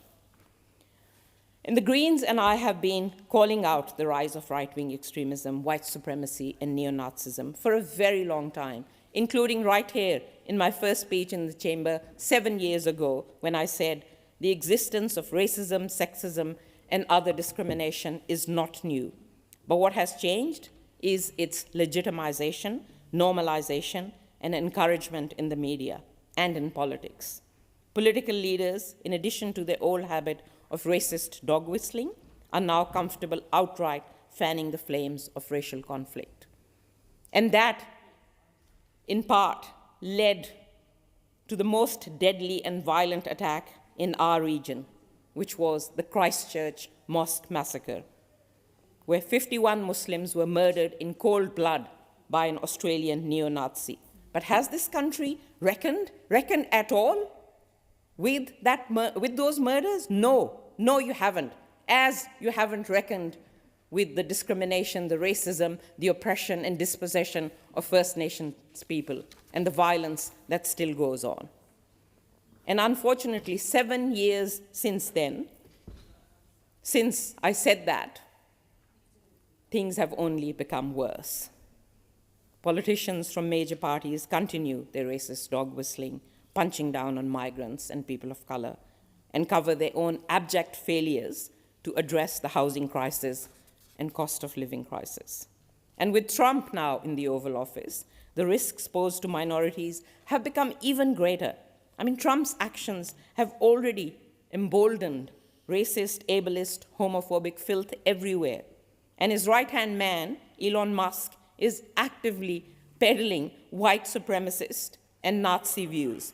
This was on show for all to see when he gave a double Nazi salute at the Trump inauguration. But not a peep out of anyone here. You so-called leaders who talk about hate and racism, not a peep out of you. And I'm yet to hear condemnation or even criticism of Donald Trump's proposal to effectively ethnically cleanse Gaza. The events in the US do have a flow-on effect here and everywhere, where we have seen neo-Nazi rallies as recently as January in Adelaide, and households receiving despicable racist material in their letterboxes. This is no surprise. This is no surprise when you see the leader of the opposition peddling anti-immigrant hate, fear-mongering, and reading from his own MAGA playbook. And then we have the Prime Minister. We have the Prime Minister who capitulates to the opposition every time on migration, and is so hypocritical. This Labour government is so hypocritical, has such double standards. And that is what is allowing the division and fear-mongering to continue. Labour and Mr. Albanese are so scared of the opposition that they either just want to remain silent or be led by the opposition. Like, what is the point of you being in government, truly? And the Greens have been the only political party to take racism seriously. We have a dedicated anti-racism portfolio. The recent spate of anti-Semitic attacks across the country are abhorrent. And we must call them out, as we must call out every single form of racism. I mean, for the last 1.5 years, there has been an onslaught of hate and racism directed at Arabs, at Muslims, at Palestinians. And my colleagues from the two old parties just don't seem to understand that at all, or just want to ignore that. The weaponization and the politicization of anti-Semitism from politicians makes no one safer, including the Jewish community. And can I just say, it is not anti-Semitic to call for an end to a genocide. So stop weaponizing and politicizing racism. In the last year and a half, we have seen immense grief for the Muslim community, for Arabs and Palestinians, and so many more in the community who just want justice and peace. But despite this onslaught of abuse and vitriol they have received, they have kept coming out week after week, calling for an end to violence, calling for anti-racism, calling for peace. Of course, there is a growing fear that our world is being overcome with hate and with violence. And it is hard not to fear this when we are here in Parliament, where the fear-mongering and division goes on. But that means actually acting and using tools which are effective in tackling hate and racism. And that does not include mandatory minimum sentencing.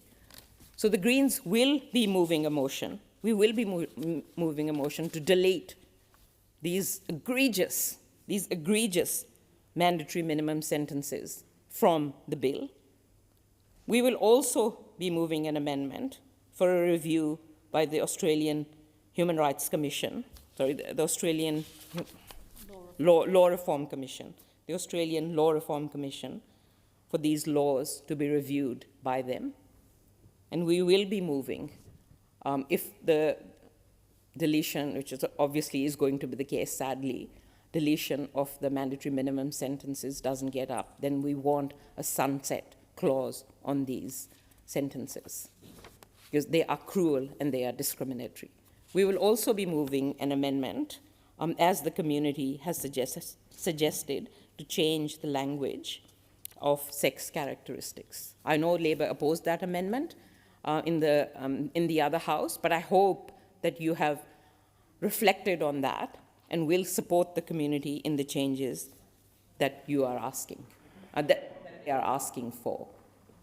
And can I just say, my time is up, so stop there. Thank you. Senator Canavan. Thank you very much, Madam Acting Deputy President. Look, I understand and support the intent behind these amendments. We should all deplore the violent conduct, and it should be and is a crime to incite violence. This bill seeks to expand the number of groups that is a crime to target for incitement of violence, and I in principle have no problem with that, although shouldn't it be a crime to incite violence against anyone? The bill also removes the good faith defence against a charge of incitement to violence. Again, in principle, it is hard to fathom how you could incite violence in good faith, although I would make the point that many of us have probably referred to the need to destroy or decimate our political opponents when, of course, we are only using those verbs rhetorically, not literally. This point raises the issue that words can have different meanings to different people, and we should be very clear about what the words mean in the criminal code, because people can go to jail for offences under it. The Senate was told during the committee process by the Attorney-General's Department that the words force and violence in this bill are intended to refer to physical force or physical violence against a person. The problem, of course, is that there are numerous examples of where the intention of this parliament has been overridden by a new interpretation by our courts, and there is clearly a risk here. There are many people that view speech as a form of violence. You hear it constantly today.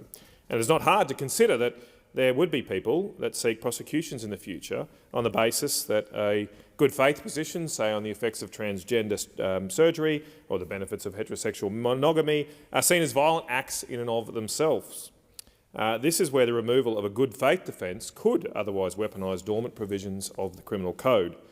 So if it's our intent to restrict these matters to physical force or violence, I don't understand why we can't simply make that black and white in the law. I have drafted an amendment to give effect to that, a very simple amendment which just makes clear in the definitions of the criminal code that force means physical force and violence means physical violence. And keep in mind, even if the courts weren't to misinterpret these words in a different way, even just the prospect of this ambiguity could give rise to inequity and lawfare. There are many innocent individuals right now in our country that are having their lives ruined by being hauled through our courts by well-funded activist groups simply for expressing an opinion. The punishment is the process, not the final verdict. And this is having a chilling effect on free speech in Australia, which is weakening what should be a vibrant and robust debate on many important issues, such as women's rights and the welfare of children. In no way should debate about what is right for a child should be limited by the hurt feelings of an adult. I want to make another point too that goes beyond this bill. We are here again with yet another gag order going in place. We just did this last time we were here. At least last time we stayed a little bit late to give some debate to issues.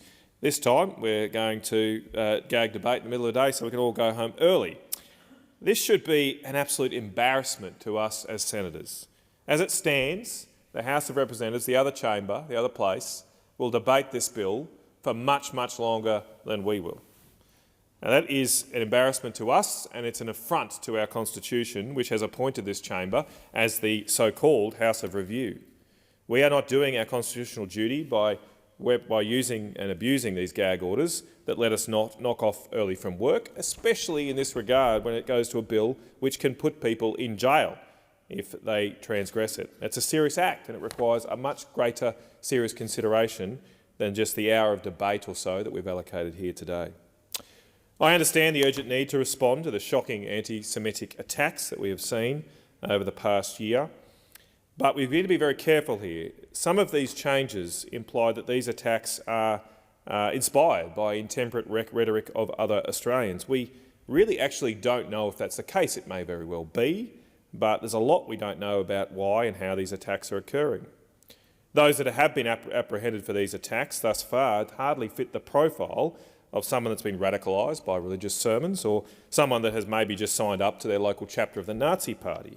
Some people imply that, but that's not who they seem to be. Their profiles would appear to be much more fitting some tragic souls that have ended up running with druggy or bikie gangs. The Australian Federal Police have explicitly stated that they are concerned that these people committing these heinous acts are effectively mercenaries being paid by foreign actors to sow discord in our country. If this is true, I worry that our rushed and hasty response here only advances the goals of such foreign actors if they exist. By rushing these changes, we are accepting or implying that there is some rotten core in our society that do not only hold bigoted and racist views, but are able to inspire other Australians to commit acts of violence based on these views. We are effectively admitting what these foreign agents are trying to do to our country. The result, of course, would be that we actually end up with a more divided country and be less harmonious and less trusting of each other. We should not be playing into their hands. We should be pursuing those that have committed, inspired or funded these horrific acts under our existing laws, which provide ample opportunity to do that. And if we need to make further changes to strengthen those laws, we should do so in a considered fashion that does not treat this parliament and this chamber as a rubber stamp. I'm very proud of Australia. I believe we are the most harmonious country in the world, and that despite all our differences, we very rarely see any resort to violence. Let us not become any different by just assuming that we are so. Senator Pocock. Thank you, Acting Deputy President, and I want to thank Senator Canavan for many of his comments about the lack of process on what is a really important bill before us that will have far-reaching consequences.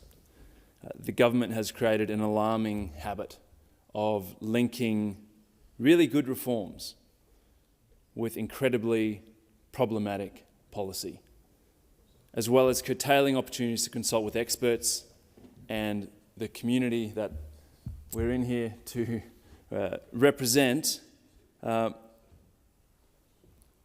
major legislative changes. This time, they're adding mandatory minimum sentences to a bill that was all about protecting vulnerable members of our community from hate crimes and rushing it through Parliament in a single day. As Senator Canavan said, the Senate will have less time to debate this bill than the House of Representatives. To be clear, this is an important bill that is urgently needed. Like so many others in this place and in our community, I condemn hate speech in all its forms.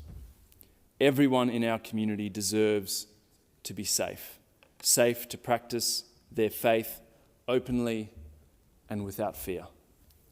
This bill is designed to make that happen.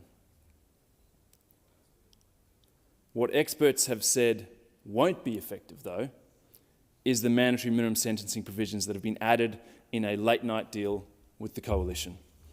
What faith leaders and others in my community are telling me is that these issues should be above politics, yet time and again they are being politicised and used to drive division. People convicted of hate crimes must absolutely be held to account, but it is the judiciary who should set the penalties on a case-by-case basis. Less than a month ago, the Law Council of Australia published an article titled, "You know what makes unsafe communities? Mandatory minimum sentencing." According to the former president of the Law Council, Greg McIntyre, SC, the Law Council of Australia has consistently opposed the use of mandatory sentencing regimes and indeed has adopted a formal policy against them. He goes on to say mandatory sentencing laws are inherently arbitrary and limit an individual's right to a fair trial by preventing judges from imposing an appropriate penalty based on the unique circumstances of each case. The Australian Law Reform Commission also opposes the policy, saying evidence suggests that mandatory sentencing increases incarceration. It's costly and is not effective as a crime deterrent. Mandatory sentencing may also disproportionately affect particular groups within society. International law is equally clear. There is a prohibition on arbitrary detention in Article 9 of the International Covenant on Civil and Political Rights, and the principle that children should only be detained as a last resort and for the shortest appropriate period of time in Article 37B of the Convention of the Rights of the Child. And perhaps most strikingly, at page 87 of the current Labor Party platform, it states, "Labor opposes mandatory sentencing. This practice does not reduce crime, but does undermine the independence of the judiciary, lead to unjust outcomes, and is often discriminatory in practice." But apparently not. And if we look at what Labor members have said, it's no different. In 2019, the now Attorney General said in the other place, Labor have a long-standing opposition to mandatory sentencing, and this bill would introduce mandatory minimum sentences. Labor's opposition to mandatory sentencing is no secret. It is spelled out in our national platform. In 2019, now Minister Murray Watt also said, Labor has a long-standing, well-reasoned and principled opposition to mandatory sentencing. Mandatory sentencing may sound tough, but there is nothing tough about sentencing measures that make it more difficult to catch, prosecute and convict child sex offenders. In 2017, now Minister Keogh said, there are already numerous reported examples of mandatory sentences that have been handed down and applied with anomalous and unjust results. When adopted, mandatory sentencing fails to produce convincing evidence to demonstrate that increases of these sorts of penalties actually deter any crime. In 2017, now Minister Jones said, Parliament, in fact, is usurping the judicial discretion by introducing mandatory minimum sentencing. It actually sends, as the former DPP of New South Wales said, a vote of no confidence from the Parliament to the judiciary. And despite all this opposition to mandatory minimum sentences, the Labor Party's opposition to mandatory minimum sentences, I assume the rank and file Labor members' opposition to mandatory minimum sentences, I assume most Labor voters' opposition to mandatory minimum sentences. Here we are. The government has capitulated to the Coalition's politically motivated demands to add something that experts tell us doesn't work. to add something to a bill that I think had fairly broad support amongst the community, something that people acknowledged the Parliament needs to act on this.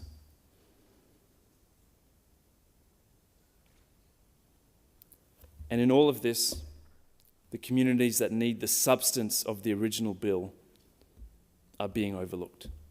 The Muslim community, the LGBTI community, the Jewish community, people with a disability, and so many people who experience racism and bigotry have been desperate for protections contained in this bill for so many years.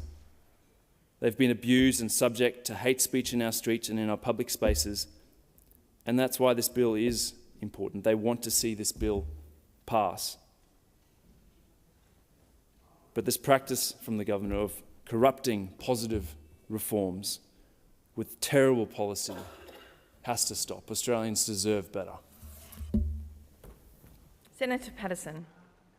Thank you, Acting Deputy President. I know time is brief and there's still other senators on the speaking list, and I don't want to take away their opportunity to make a contribution, so I will also be brief and make a couple of points. It is a good thing that this bill will pass the Parliament today. It will send a strong message to those who are responsible for the attacks, in particular against the Jewish community in recent months, that there are very real consequences for their behaviour, that the Parliament of Australia does not tolerate it, and that we want them to feel the full force of the law to deter them from engaging in any more terrorisation of the Jewish community. But it is a shame that this legislation did not pass earlier. Senator Cash and I wrote to the Attorney-General and the Minister for Home Affairs before Christmas. This bill was introduced in September. We offered them bipartisan support to pass this legislation before Christmas because we were concerned about what might happen over the summer to our Jewish community. Unfortunately, our worst fears were realised and a summer of terror was unleashed against the Jewish community, starting with the firebombing of the Adass Israel synagogue and continuing with the firebombing of cars, the targeting of homes, even the firebombing of our childcare centre, among others, including small businesses, and it left our Jewish community terrorised. It would have been very good had these laws already been on the books, had they been able to be used by our law enforcement agencies over the summer to stop these crimes and to punish people for these crimes. But this is where we are. It is also a good thing that this legislation has been strengthened. This legislation has been strengthened by the introduction of mandatory minimum sentences for terrorism offences. It has been strengthened by the introduction of mandatory minimum sentences for the display of prohibited hate symbols, including the flags and logos of listed terrorist organisations. And it has been strengthened by a specific prohibition on advocating violence against places of worship and other institutions significant to people of faith, including religious schools and religious centres. None of that would have happened if it wasn't for Peter Dutton and the Coalition. All of those were demands that we made of the government. All of those were demands that the government initially said were unreasonable and unnecessary. It was only Tuesday in this chamber that Labor senators voted against a motion calling for the introduction of mandatory minimum sentences. It was only last week that the Prime Minister dismissed the need for mandatory minimum sentences. It was only 2 days ago that Minister Watt said that mandatory minimum sentences were not part of Labor's policy or platform and they would not be introduced. This is yet another example of the Coalition leading the government on national security and community safety. Because their instincts are not right the first time, they have to be pressured publicly into taking the tough decisions necessary to protect our community. And it is yet more of an example of why the weak leadership of the Prime Minister cannot continue, or our country will get further off track. Only the strong leadership of Peter Dutton Coalition government can deal with these crises, because Peter Dutton does have the right instincts. He does understand the seriousness of the disaster that we're facing in our country, and he is willing to make the tough decisions to act. He won't need to be pressured into acts like this to send a strong signal to people undermining social cohesion and community safety in our country. He will do it because he believes in it. And if you're going to have a strong leader, you might as well have the real one, not one who's a pale imitation of it. Senator Shoebridge. Thanks, Acting Deputy. We're at a remarkable position here. The Labor government introduced an initial bill that had enormous support across the community. That was an actual response to some of the appalling racist attacks that we've seen against the Jewish community, particularly in my home city of Sydney, that would have dealt with some of the ongoing, persistent, appalling attacks against the LGBTIQ plus community, that would have given some comfort to those in our multicultural community who have been attacked because of their Muslim faith. There was an opportunity here to present legislation that would have brought us together and made real and important protections that would have promoted community safety and could have stepped against division. And it had gone through good process and had been well considered. And then, because they have been led by the nose by the coalition in their ongoing divisive, aggressive, far-right Trumpian attack on basic things like the rule of law and common decency in politics, because they've been dragged there by the coalition, they have decided, midnight last night, to ram into this legislation a whole series of noxious, unwarranted, damaging provisions about criminal penalties with mandatory minimum sentences. Labor has taken something good that we knew would work, that had widespread support amongst the legal fraternity, communities across the country, and they've rammed into it mandatory minimum sentences because they're scared of the coalition. We have a government that's been driven by the opposition, scared of standing up for what they know is right, this government. And we know that Labor Party members, thousands and thousands of Labor Party members, are offended by what the Albanese government is doing because they've forced it on Labor politicians by including it in Labor's own policy platform. Labor's own policy platform rightfully opposes mandatory sentences. And I'll just read it. Labor opposes mandatory sentencing. This practice does not reduce crime but does undermine the independence of the judiciary, lead to unjust outcomes and is often discriminatory in practice. And time after time in the last 12 months, we've had elected Labor senators and members of Parliament come out and say they oppose mandatory sentencing. They oppose mandatory sentencing because it tears down the independence of the judiciary. It replaces a careful consideration by a judge who can take all the circumstances of someone's life, the nature of the offending into account, and craft a sentence that actually is just and destroys independence of judiciary, replaces a politician's opinion for that of a judge when it comes to criminal sentencing. They've said it time after time, and every time that's been right, because mandatory sentencing attacks the independence of judiciary. It tears down one of the core tenets of our society that I thought this place would unite around, rule of law. And that we have penalties decided not by politicians but by judges.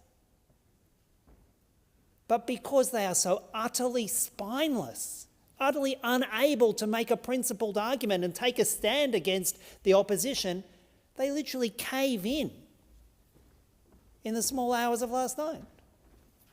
And it's not just Labor's own platform, and I want to be clear, Greens' platform has said consistently we will oppose mandatory sentencing. The Law Council in 2020, the Law Council of Australia, not exactly the most left-wing organisation in the country. The Law Council said mandatory minimum sentences are abhorrent to the whole notion of sentencing, where judicial discretion is essential and can result in perverse jury decisions. Now, what does that last bit mean, perverse jury decisions? That actually means if you want to put people who have committed these offences behind bars, then don't do mandatory sentencing. Because if the jury knows that this person is absolutely going to go to jail for 6 years or 7 years or whatever the mandatory minimum is, and they're a bit troubled about the nature of the evidence, and they may be thinking, well, it wasn't that bad, for whatever a jury might be thinking about the issue in front of them, then what the Law Council is saying is there will be inevitably less convictions if you have mandatory sentencing. And I'd say that applies not just to juries but to judges as well. And the courts are much more likely to put a really strict interpretation on each and every element of the offence if they know at the end of it they have no discretion on sentencing and they must put the person in jail for 6 years. So when we have the coalition beating their chest and saying mandatory minimum sentences are going to keep the community safe, all the evidence we have says it won't. It'll do the exact opposite, make it harder to get convictions. It will certainly mean far more trials are contested, because who on earth would cop a plea if you've got a mandatory minimum sentence that you're going to have? And it's far less likely you'll have people cooperating with the police, and in circumstances where we've seen both the AFP and the New South Wales Police are saying, in relation to a number of the incidents we've seen, they're not sure who's funding or causing these individuals to do these appalling attacks. In those circumstances, you may have some career criminal who's been directed by maybe a foreign agent, maybe someone locally. The career criminal commits the offence. You have a mandatory sentence. What incentive is there for them to cooperate to tell who actually funded it, where the directions came from?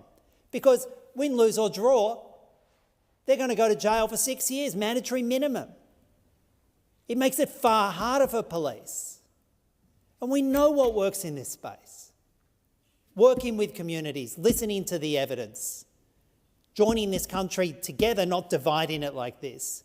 Labor and the coalition between them have turned something that could have absolutely united us all in fights against anti-Semitism, in fights against racism, in fights against intolerance, against the LGBTIQ community, and they've turned it into this ugly, nasty bit of politics. There's something rotten in the way the two major parties in this country ignore the evidence, drive this toxic politics, and create bad laws like this with no scrutiny. The Greens know there are elements, particularly in the original bill, that are kind of essential to deal with some of the hate crimes that we're seeing. We'll take some measurable good. And we've been trying to say to the government, work with the rest of the chamber here, the diversity of the crossbench, and don't just be dragged by Peter Dutton to the single lowest common denominator. But they can't help themselves, Labor, can they? They just can't help themselves. They just keep surrendering time after time after time. There's no principle that they won't sully. And that's why we're here. That's why we're here with these mandatory minimums. Mandatory minimums, we know it won't work. We know it's going to fight against all of the purported intent of this bill. And shame on you both for doing this. Senator Rennick. Thank you, Acting Deputy Chair, and I rise to speak against this bill today. This is the third parliamentary week in a row that we have come to Canberra and the two major parties are trying to introduce laws that prevent free speech in this country. Shame. Now, I don't know about you, but I come down to Canberra to serve the people, not control people. And that's what this bill is all about. It is a political stunt, and it is a political stunt because the two major parties don't have any solutions to the real crisis in this country, which is the cost of living crisis, the energy crisis and the housing crisis. Instead, what they want to do is basically dog whistle about race in order to deflect from their own ineptitude at solving problems. We already have laws in this country that deal with violent acts and sedation. Okay, we do not need more laws in this country that target certain statements against certain groups on the basis of violence. Why? Because we already have these laws. What is the purpose of these laws if we already have laws against violence? Now, I know Senator Cash was at pains before to stress that this was only in regards to violent acts and not psychological acts. Well, I want to know why the Liberal Party think that it's necessary to bring in laws for violent acts when we already have laws for violent acts. And of course the only answer to that is that they want to dog whistle and play games with race when they should be focused on solutions. And here's the thing, how do you identify a hate symbol? You know, a hate symbol in someone, you know, someone's terrorist is another person's freedom fighter. How do you actually identify what someone thinks about a certain particular ideology? Who's right and who's wrong? I mean, if these people, if you believe and you don't believe in what this person's point of view is, why can't you debate the person? Why do you want to gag that person? What is it that you're hiding? What is it that you're hiding? Is it because the two major parties lack the intellectual capacity to have a debate about these issues? And of course the answer to that is yes, they do.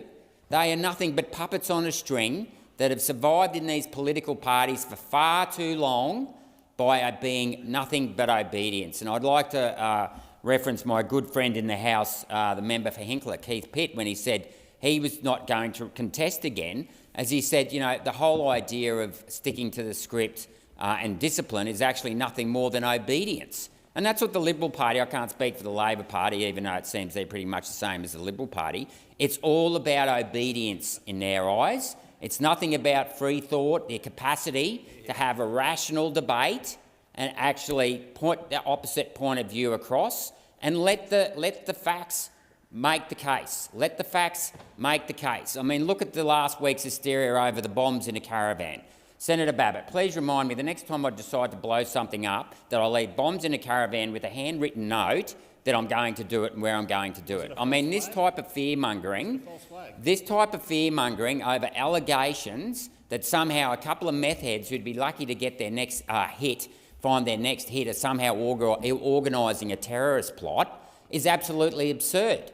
And while for a minute, you know, I don't agree with the Prime Minister on many things, I think the attack on him and somehow that he's playing games with this is absolutely absurd. And that's what this bill is all about. It's a political stunt and it's going to circumvent free speech. Thank you, Senator Rennick. The allotted time for the second reading stage of this bill has expired. Therefore, the question before the Senate is that Senator Lambie's second reading amendment on sheet 3281 be agreed to. Those of that opinion say aye. Against, no. I think the noes have it. The noes have it. The question is now that the bill be read a second time. Those of that opinion say aye. Against, no. I think the ayes have it. Clerk. A bill for an act to amend the Criminal Code Act 1995 and for related purposes.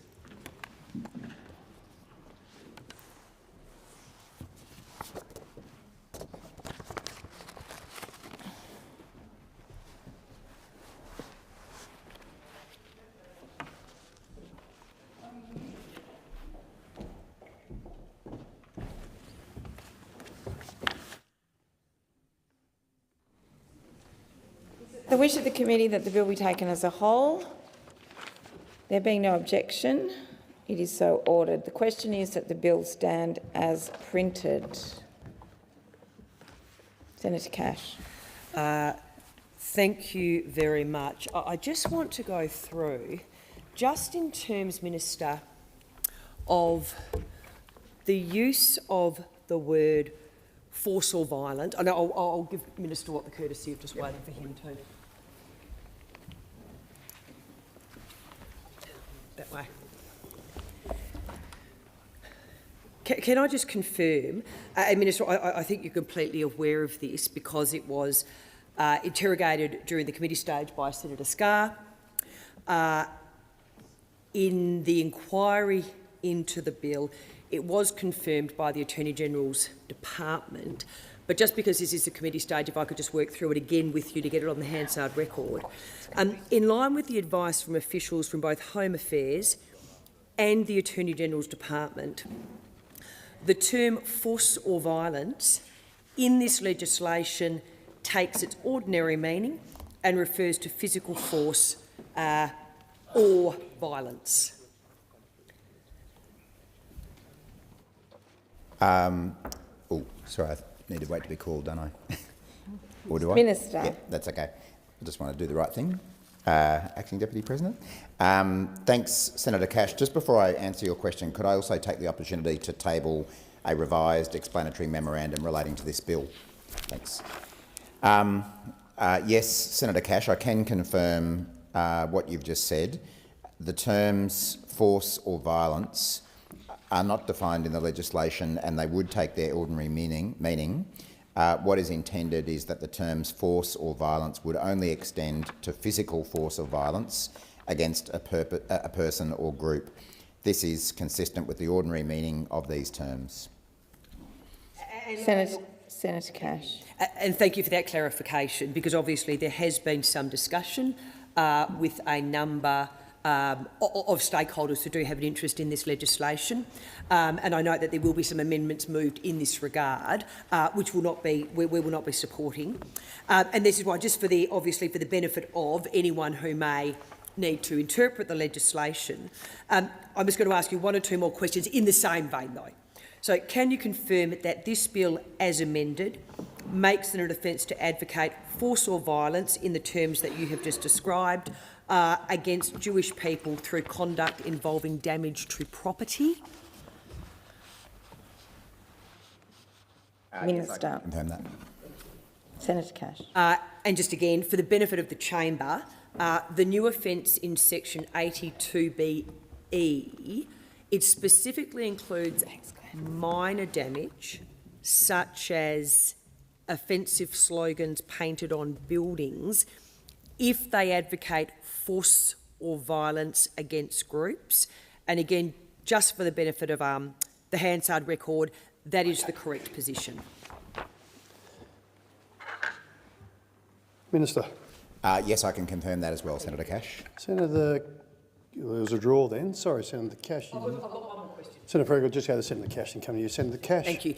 And just can you confirm that if a person is convicted of the new offence under section 82BE of the Criminal Code, the one we just referred to, then based on the amendments passed, this one will be subject to the mandatory minimum sentence of 12 months imprisonment?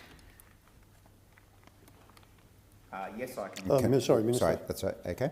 Yes, I can confirm that as well. Thank you very much. Senator Freaky. Thank you, Chair. I seek leave to move Green's amendment on sheet 3290 on sunsetting of mandatory minimum sentences. Is leave granted?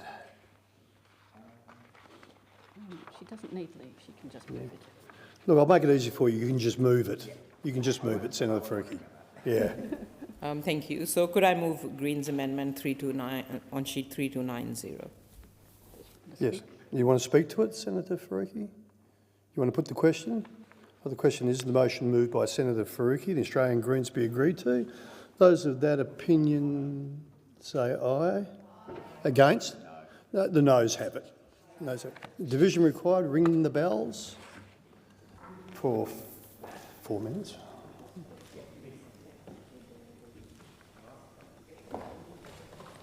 No, I gather it was 3283.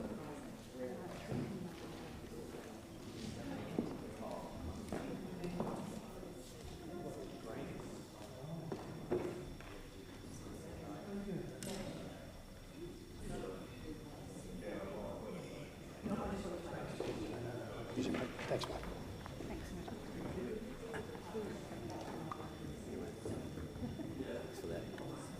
I'm the only one.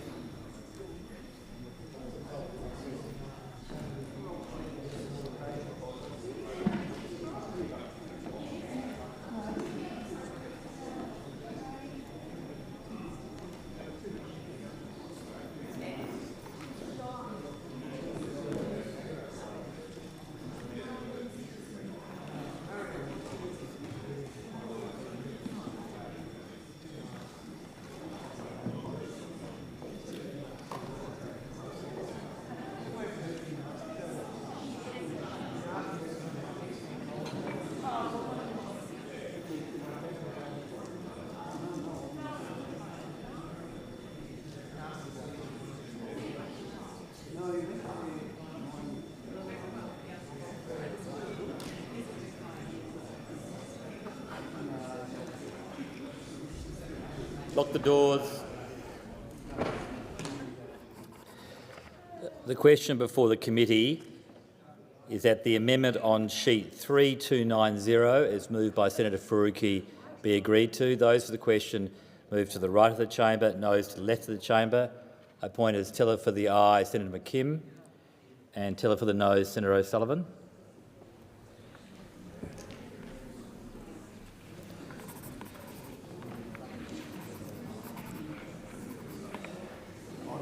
This is a sunset.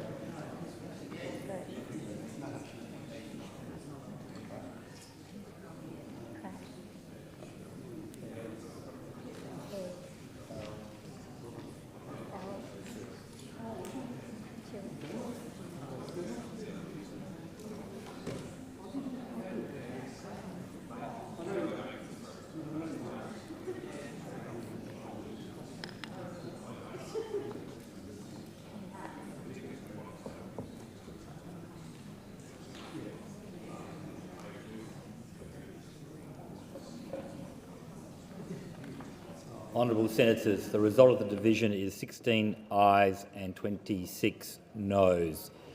It's passed in the negative. Yes, Senator Faruqi. Thank you, Chair. Chair, I move Green's amendment on sheet 3284. This amendment is about removing mandatory, cruel, inappropriate, highly discriminatory, unjust, and mandatory minimum sentencing is going to keep no one, or make no one safer in this country. So Labour should think about what they are doing here. Yeah, exactly. Backflip on your own policy after promises that Senator Watt, sitting right there, made just 2 days ago. Think about how this will impact First Nations communities, First Nations children, people of colour, the exact groups that you say you want to expand protections for will be targeted by mandatory minimum sentencing. Shame on you. There is still time. Let's get these highly unjust laws out of this bill. Thank you, Senator Faruqi. I'm required now by a previous order to put the question, and this will be the first question that I'll put, and then I'll proceed. Senator Pocock. Thank you, Chair. We're in the guillotine now? Time has expired. Time has expired. Thank yes. you. Pursuant to contingent notice standing my name, I move that so much of the standing orders be suspended as would prevent further consideration of the bill without limitation of time. So 5 minutes. Do I stay here? Yep, you do. You have 5 minutes. Thank you.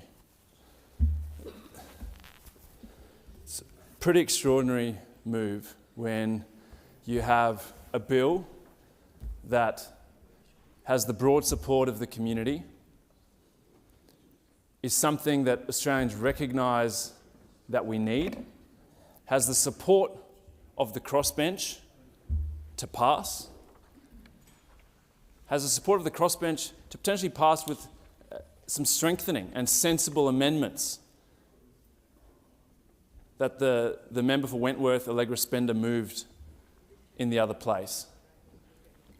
And yet we have Labor who capitulate to the coalition to add mandatory minimum sentences and totally politicise a bill that could have been the Parliament, the Senate saying this is important in our community and we're not going to stand for it. They've now added something that has absolutely no evidence that it works. No evidence that mandatory minimum sentencing works. It's against Labor's policy platform. Earlier I read out 4 or 5 quotes from Labor ministers, including Senator Watt, saying exactly that, saying it doesn't work, why would we vote for something that had mandatory minimum sentencing? And now you're putting the crossbench in a position where we have good policy that has the support of our constituents, that we've consulted on, that we're set to vote for, and you do an overnight deal where you add something that has no justification, no backing from any expert, and then you give us absolutely no time to actually consult. 15 minutes to consider this bill in Committee of the Whole. 3 questions from Senator Cash, 1 vote on an amendment, and then we're into it. I feel like this is so disrespectful to the communities that we represent. And my team's been frantically ringing the Canberra Jewish community, the Muslim community, LGBTI community, saying, hey, we support this bill, but now there's mandatory minimum sentencing. What do you want to do? No one supports the mandatory minimum sentencing. It's so shameful. And I expected, you can see this coming from the coalition. They want to talk tough on national security. And yet it turns out when they're in there, they're actually not that tough, that there's all sorts of things that have been happening. But the disappointing thing is Labor doing this, going against their own principles. I do not understand, and I don't know who they're trying to please with this, because it certainly isn't rank and file Labor members or Labor voters who believe in something.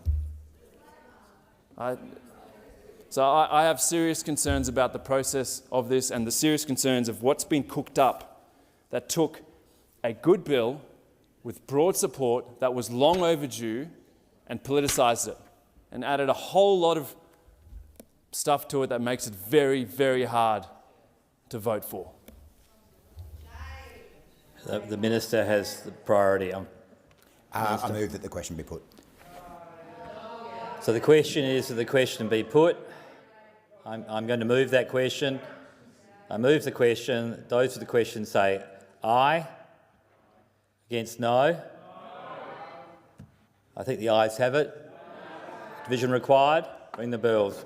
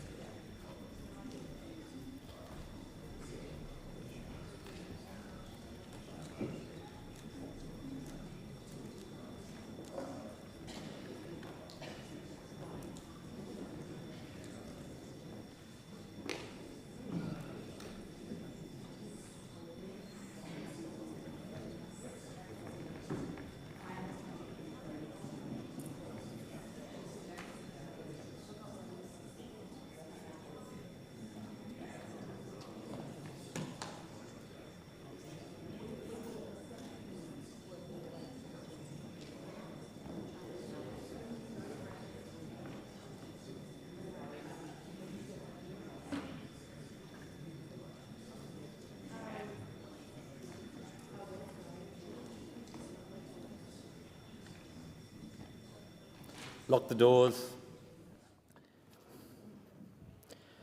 The question is that the question be put. Those for the question pass to the right of the chair, noes to the left of the chair. I appoint Senator Ciccone as teller for the ayes, and I appoint Senator McKim as teller for the noes.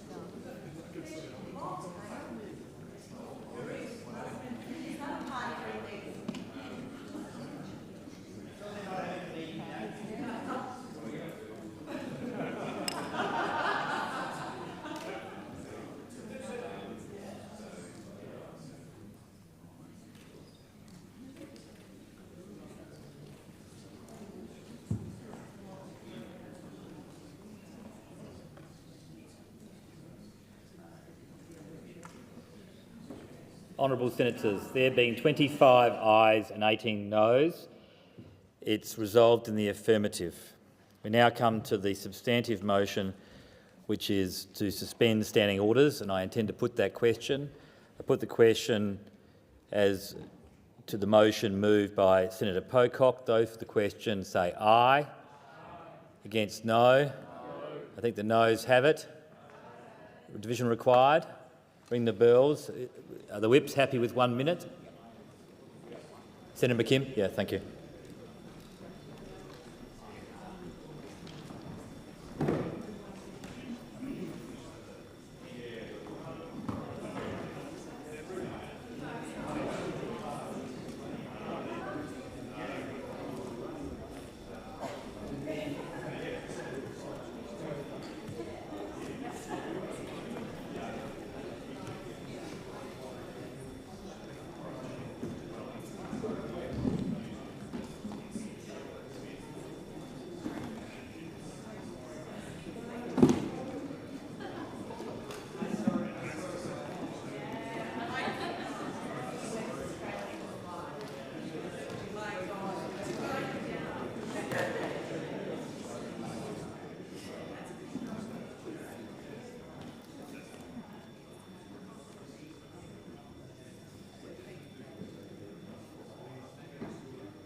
Lock the doors.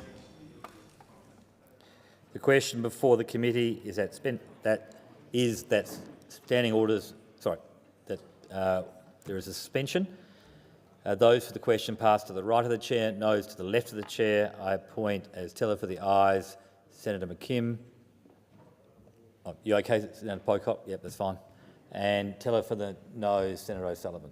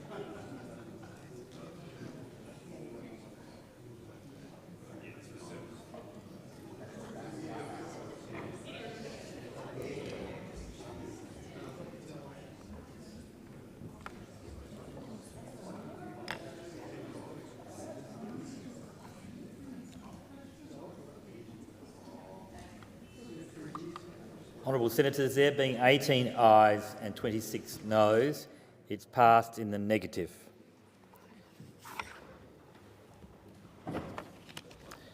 It's my intention to come to the amendment moved on sheet 3284 by Senator Faruqi, and then after that, as we've hit in accordance with order, I will then deal with all the remaining Committee of the Whole amendments, starting with the next amendment, which is also in the name of the Australian Greens. Are there any questions? All right, so this question is that Schedule 2 stand as printed. Those for the question say aye. Aye. Against no. I think the ayes have it. Division required. Ring the bells.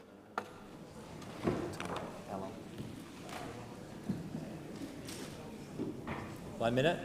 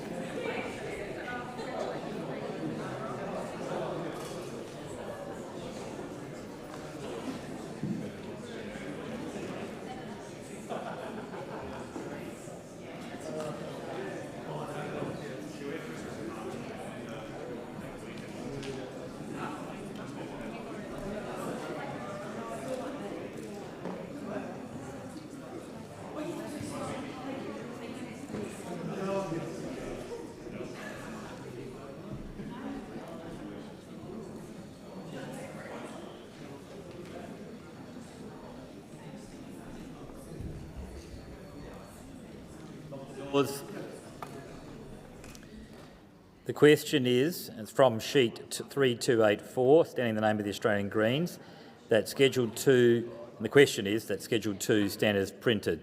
Those for the question pass to the right of the chair. Those for the noes pass to the left of the chair. I appoint Senator Ciccone as teller for the ayes and Senator McKim as teller for the noes. Hello.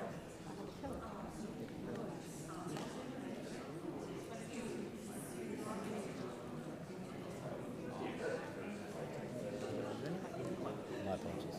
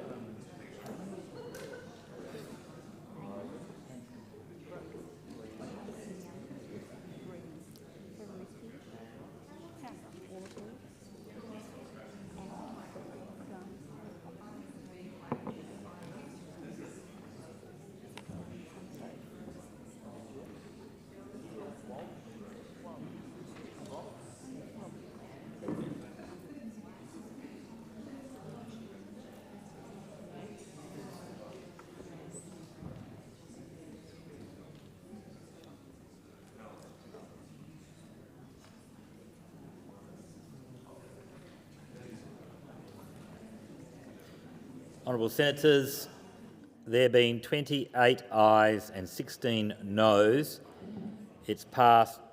It's resolved in the affirmative. We now come to sheets 3273 and 3283, standing in the name of the Australian Greens.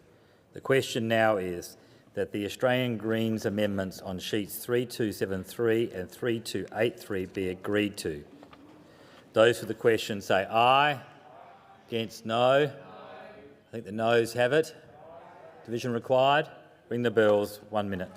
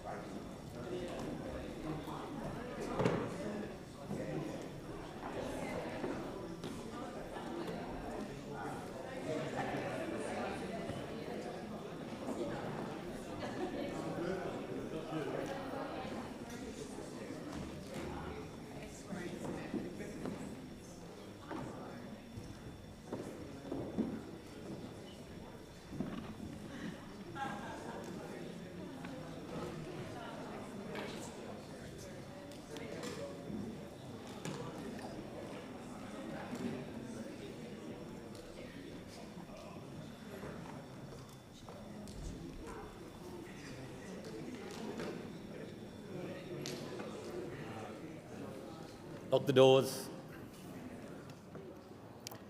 The question before the committee is that the Australian Greens amendments on sheets 3273 and 3283 be agreed to. Those for the question pass to the right of the chair, noes to the left of the chair. I point as teller for the ayes, Senator McKim, and teller for the noes, Senator Askew.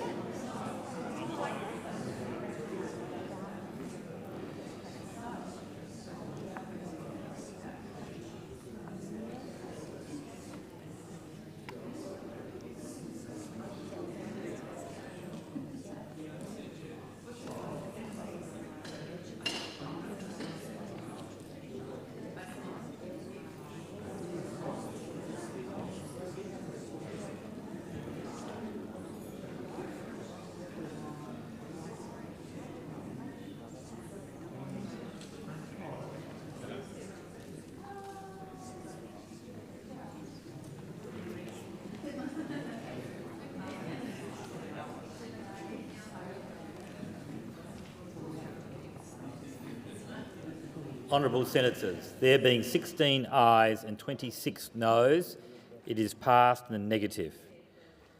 I will now deal with the Committee of the Whole amendments circulated by Senator Thorpe. We are on sheets 3259 and amendments 1, 3 and 10, standing in the name of Senator Thorpe. The first question is that in Schedule 1, items 10, 18 and 21, is it 8? Sorry. No, 18. It's at 18. Oh, it's 18? It's 18. Stand as printed. Those for the question say aye. Aye. Against no. I think the ayes have it. Yep. I think the ayes have it. I've heard there's some no's. Division required.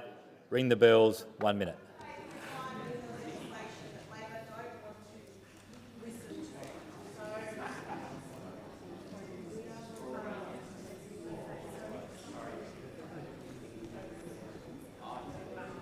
Wendy, I'm treating the whole thing as a Mickey. But I'm quite. Yes, that's on.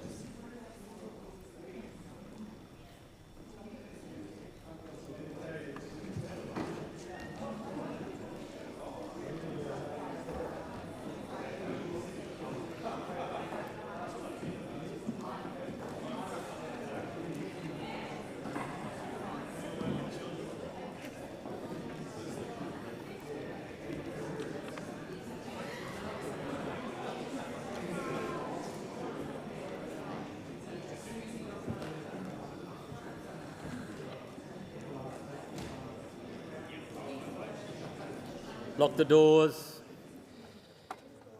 The question is that in Schedule 1, items 10, 18 and 21 stand as printed. Those for the question pass to the right of the chair, noes to the left of the chair. I point as teller for the ayes, Senator Ciccone, and teller for the noes, Senator Kim.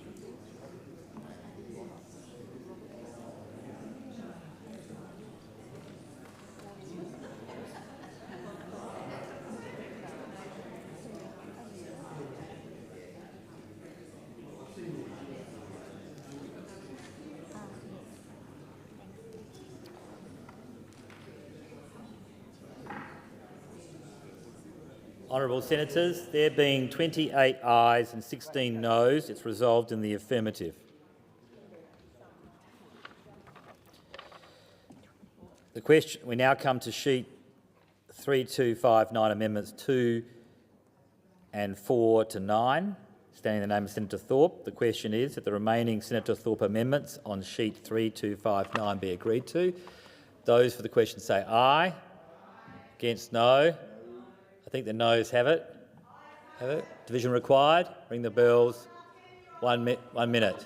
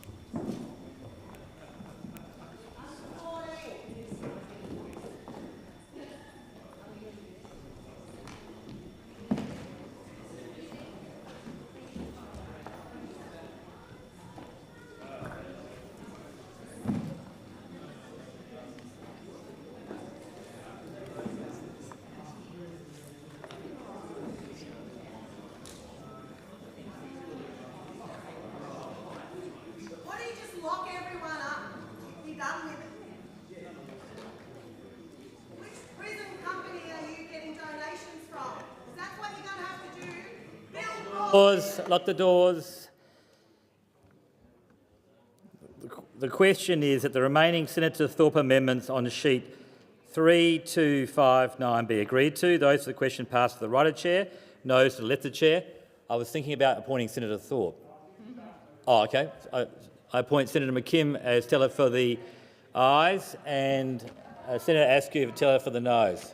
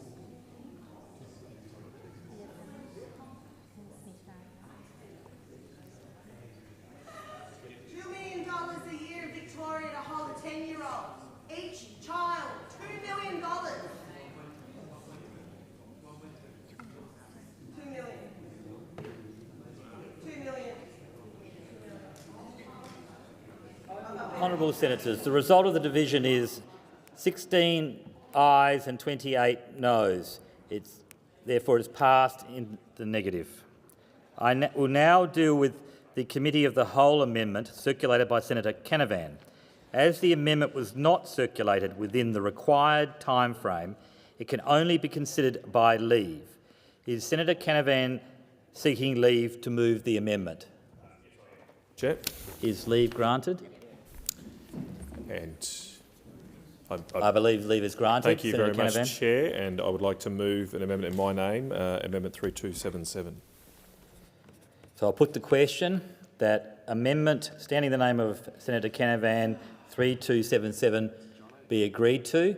Those for the question say aye. Against no. I think the noes have it.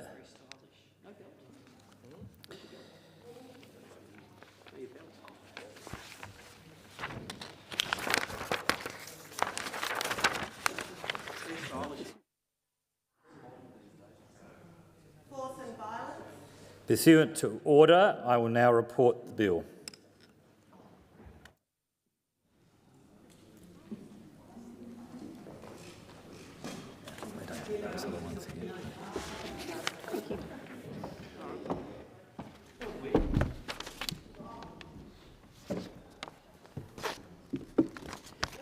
Honourable Senators, the committee has considered the Criminal Code Amendment Hate Crimes Bill 2025 and agreed to it without amendments. The question now is that the remaining stages of the bill be agreed to and the bill be now passed. Those for the question say aye. Aye. Against, no. I think the ayes have it. Division required. Ring the bells. 1 minute. Senator McKim, I can't. One? You happy with 1 minute? Yes, thanks.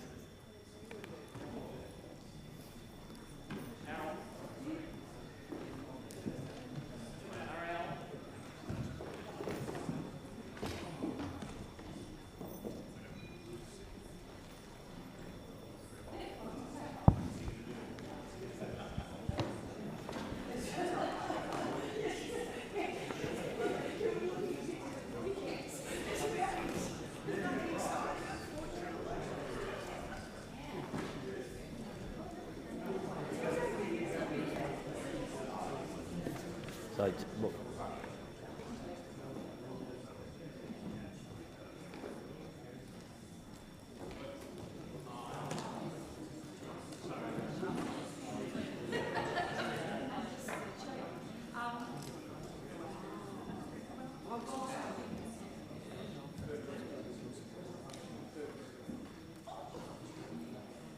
lock the doors.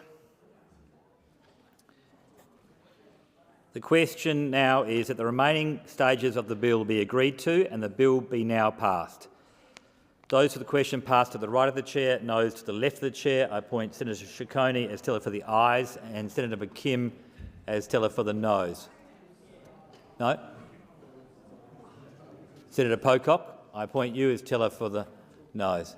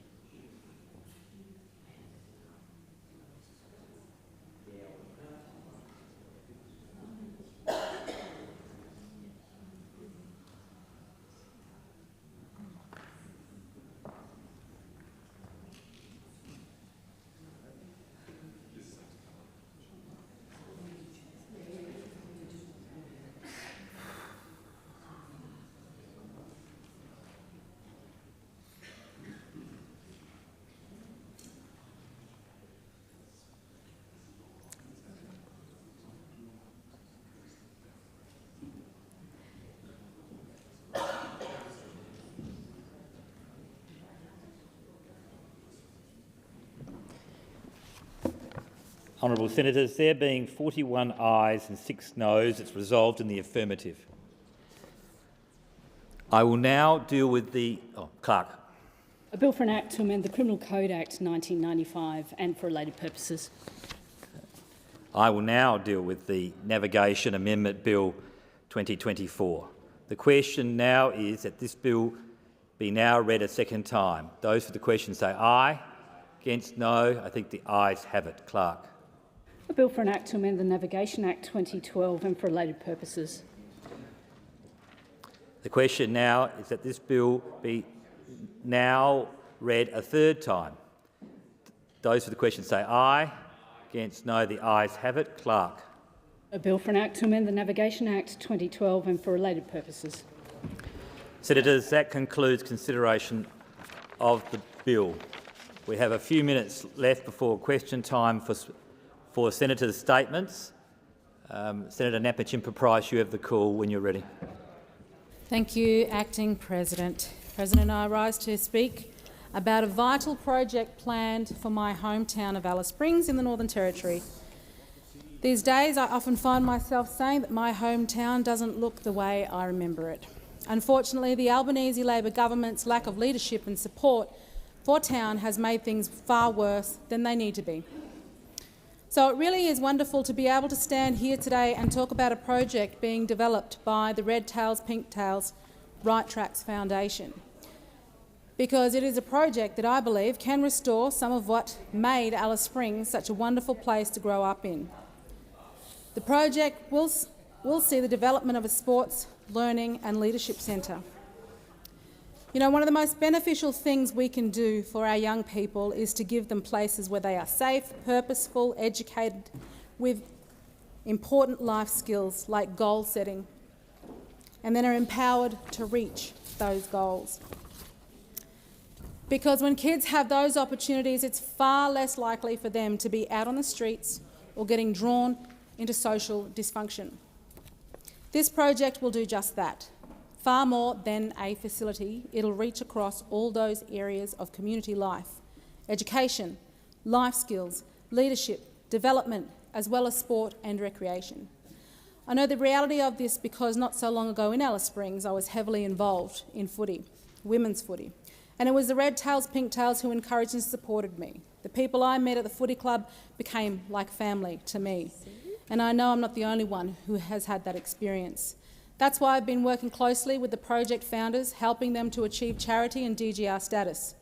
It's a unique opportunity, but time is of the essence. I'll continue to support this project so that just like I had, many others might find a similar sense of belonging, purpose and empowerment through their engagement with the program. Thank you, Senator Ciccone.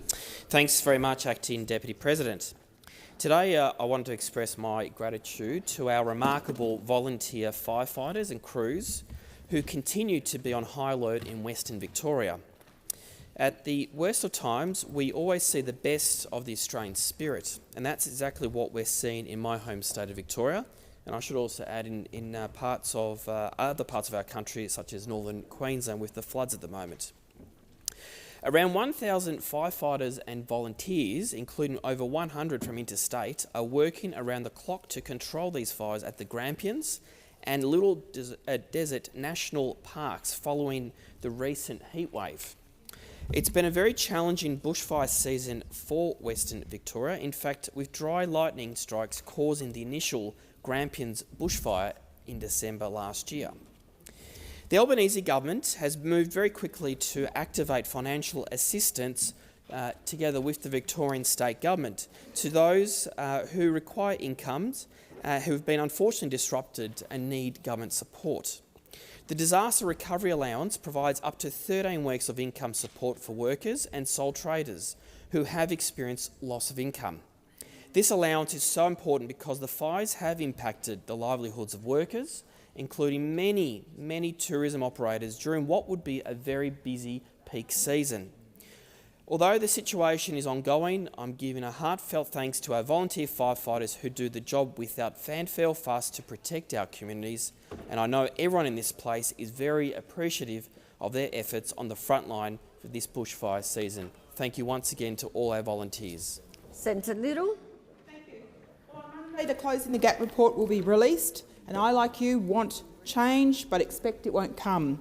Violence fuelled by alcohol and the associated chaos is at the heart of the gap widening. There's also the quality of service delivery of organisations on the front line, but the Albanese government turns a blind eye. Today I checked on progress of Yadu Health in Ceduna. More than 2 years since being funded to build a health service, there's just shipping containers and the build cost has blown out. Need more evidence? Take a look at the number of non-compliance organisations on the ORIC website. That's their governing organisation, their regulator. Today, more than 20 Aboriginal health organisations have overdue reports and many have been in breach for years. The Australian Greens and Labor talk about complexity, but in reality, breaking the cycle of violence and maladministration and misadministration is obvious.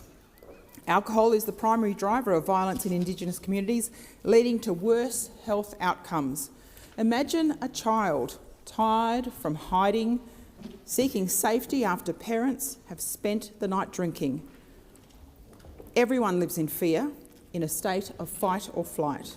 A parent is injured, compounding chronic health issues. There's no sleep, no school, no food. The root causes relevant right now must be our focus. I'll give you 2 examples of how the Albanese government's policies have let the alcohol flow, and with it has come violence and adverse health outcomes. They removed the cashless debit card and did nothing to stop the grog bans being lifted in Central Australia, throwing more taxpayers' money to fixing a mess of their own making. Labor, you can make an announcement about funding hospitals in the Northern Territory. That's great, but it was your policies who helped fill those hospitals. To get Australia back on track, Thank you, Senator. Senator Cox.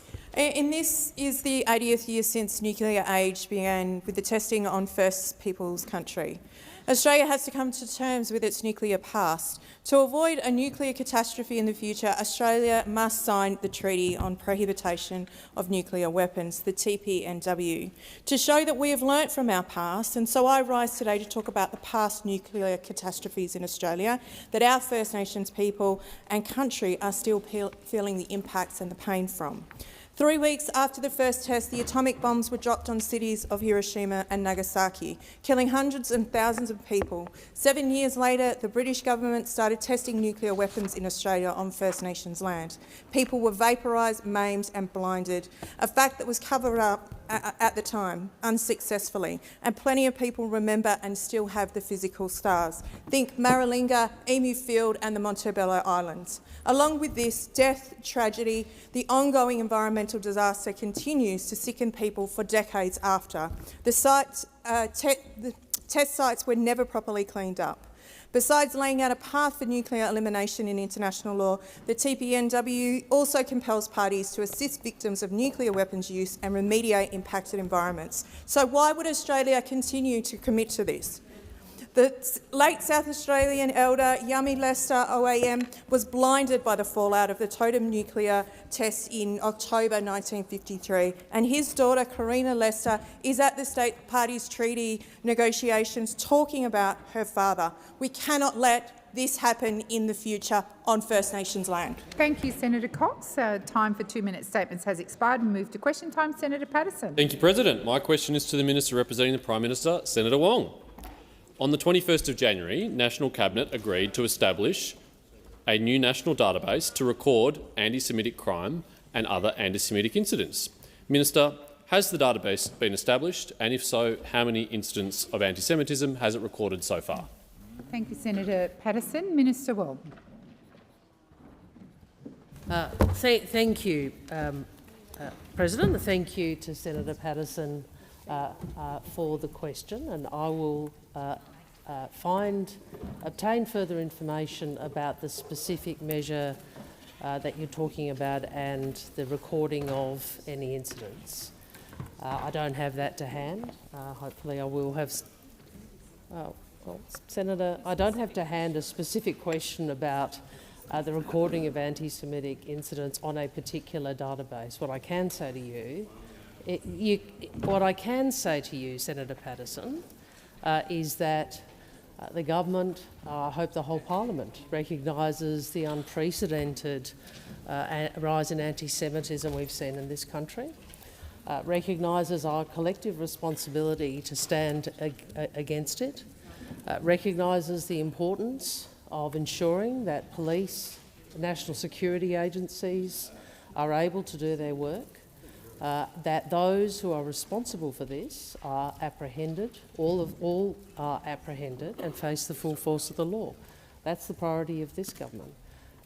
We are very focused on ensuring that we continue to support members of the Jewish community with the funding we have announced, with the legislation that has been passed, whether it's the hate crime legislation that is passed just prior to question time, or, for example, the anti-doxing legislation which was passed through this parliament previously, regrettably not supported by you, Senator. We want a framework in place that protects Jewish Australians. We want the authorities to apprehend those who are responsible, but most of all, we want all Australians to stand against the anti-Semitism and prejudice we have seen. It is not the Australian way.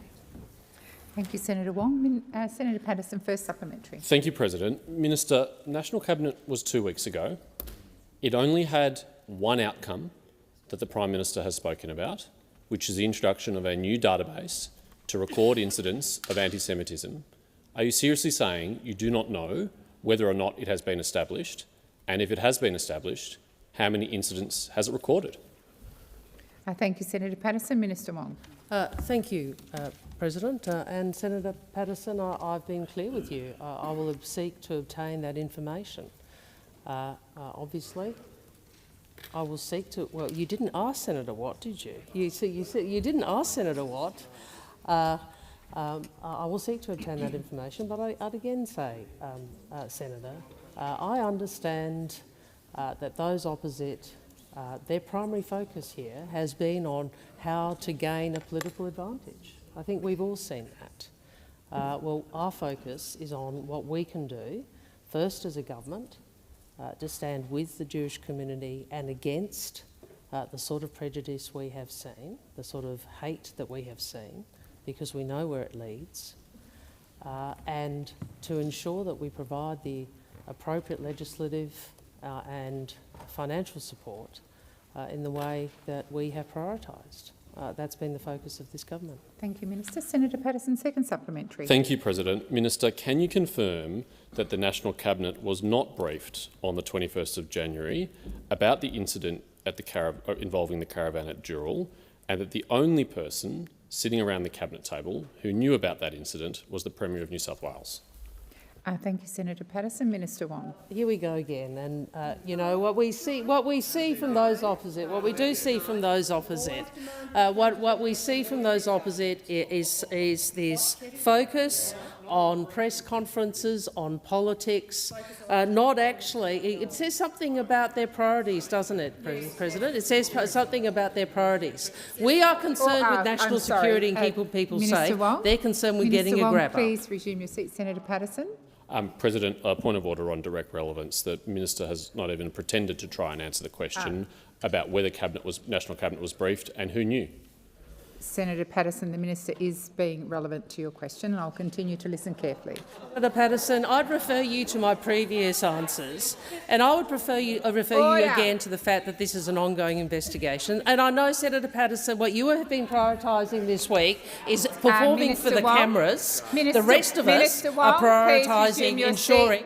Minister, order, order, order. Senator Cash. Thank you. And again, it is a point of order in relation to relevance. The question was very clear. It is asked for a specific date. It could not possibly be categorised as prejudicial to law enforcement or the investigation by merely giving a date. Your seat. Senator Cash, you, of course, can stand and ask for a point of order, and I will take that into consideration, but it is not appropriate then to get into some kind of debate and commentary. The Minister is being relevant to the question. Minister Wong. This is an ongoing investigation. I refer to my previous answers. But you know the most important, the investigation that we should engage in, an investigation as to your motives. Because we know, Senator Patterson, that what you and your leader have been interested in is playing politics with this and getting the grab up on television. We all understand that. Senators, order. Senator Watt, order.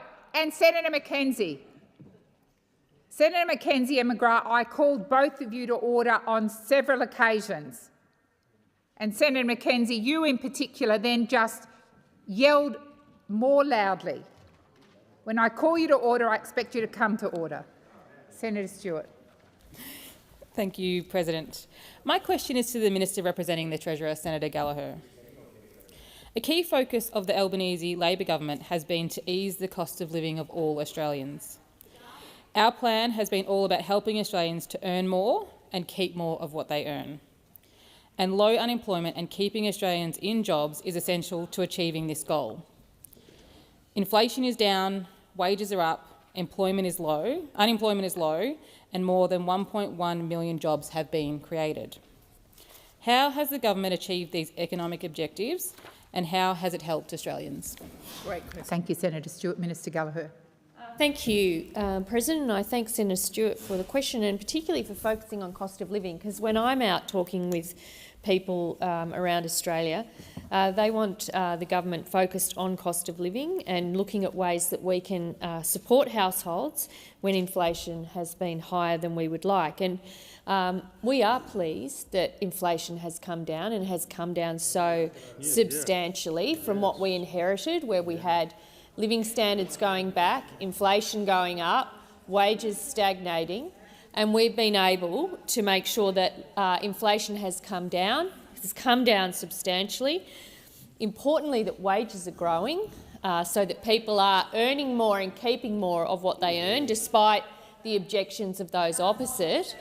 And we have seen the creation of 1.1 million jobs. So unlike other countries, unlike many other countries who've been dealing with the same global inflation problem, who've had to, as they've seen their inflation come down, seen a much higher rate of unemployment, we have been able to really see that more people have not only stayed in jobs, but actually seen the creation of more jobs. And that is something that all of us in this chamber should be pleased with. We recognise that households are doing it tough, which is why we have been looking at ways to provide cost of living assistance for households in a way that is responsible, in a way that the budget can afford, and in a way that doesn't add to inflation. And so we've done that through making sure that we've got wages moving again. We've done that through the tax cuts, making them fairer and apply for every taxpayer. We've done it through our investments in Medicare, our investments in early education and care, our commitment to reduce HECS debt. We've dealt with the indexation issue there, and now we're changing the HECS arrangement going forward. The time for answering has expired. Senator Stewart, first supplementary. Thank you, President. Australia has fought inflation whilst keeping unemployment low. In creating 1.1 million jobs, we've also seen record participation of women in the workforce and the lowest gender pay gap. How has the Albanese Labor government supported women to earn more and keep more of what they earn? Thank you, Senator Stewart. Minister Gallagher. Thank you, President. I thank Senator Stewart for that supplementary and, again, for focusing on some of the improvements we've seen for women in the workforce since this government came to office. And I no doubt these are all things that those opposite would claim as wasteful spending, things like extending paid parental leave. I think that those opposite include that in their wasteful spending bucket. Paying super on PPL, making sure that we are investing in those highly industries where we see high levels of women workers, so in aged care, in early education and care. Again, obviously seen as wasteful spending by those opposite, and we shouldn't be surprised because they didn't focus on women's economic security when they were last in government, so why would they focus on it now? We've got the gender pay gap at record lows. We've got average weekly earnings for women have increased $173.80. Of the million jobs, 500,000 of them have gone for women, to women. Senator Stewart, second supplementary. Thanks, President. The state of the economy at the last election showed inflation was high and rising, real wages were falling and living standards were going backwards. That is the record of those opposite. How has the Albanese Labor government's approach improved this outlook, and why has the government taken this approach? Excellent question. Minister Gallagher. Minister Gallagher, I've called you to answer the question. I thought you were calling me to order. Thank you. Thank you, Senator Stewart. So, Senator Stewart is right.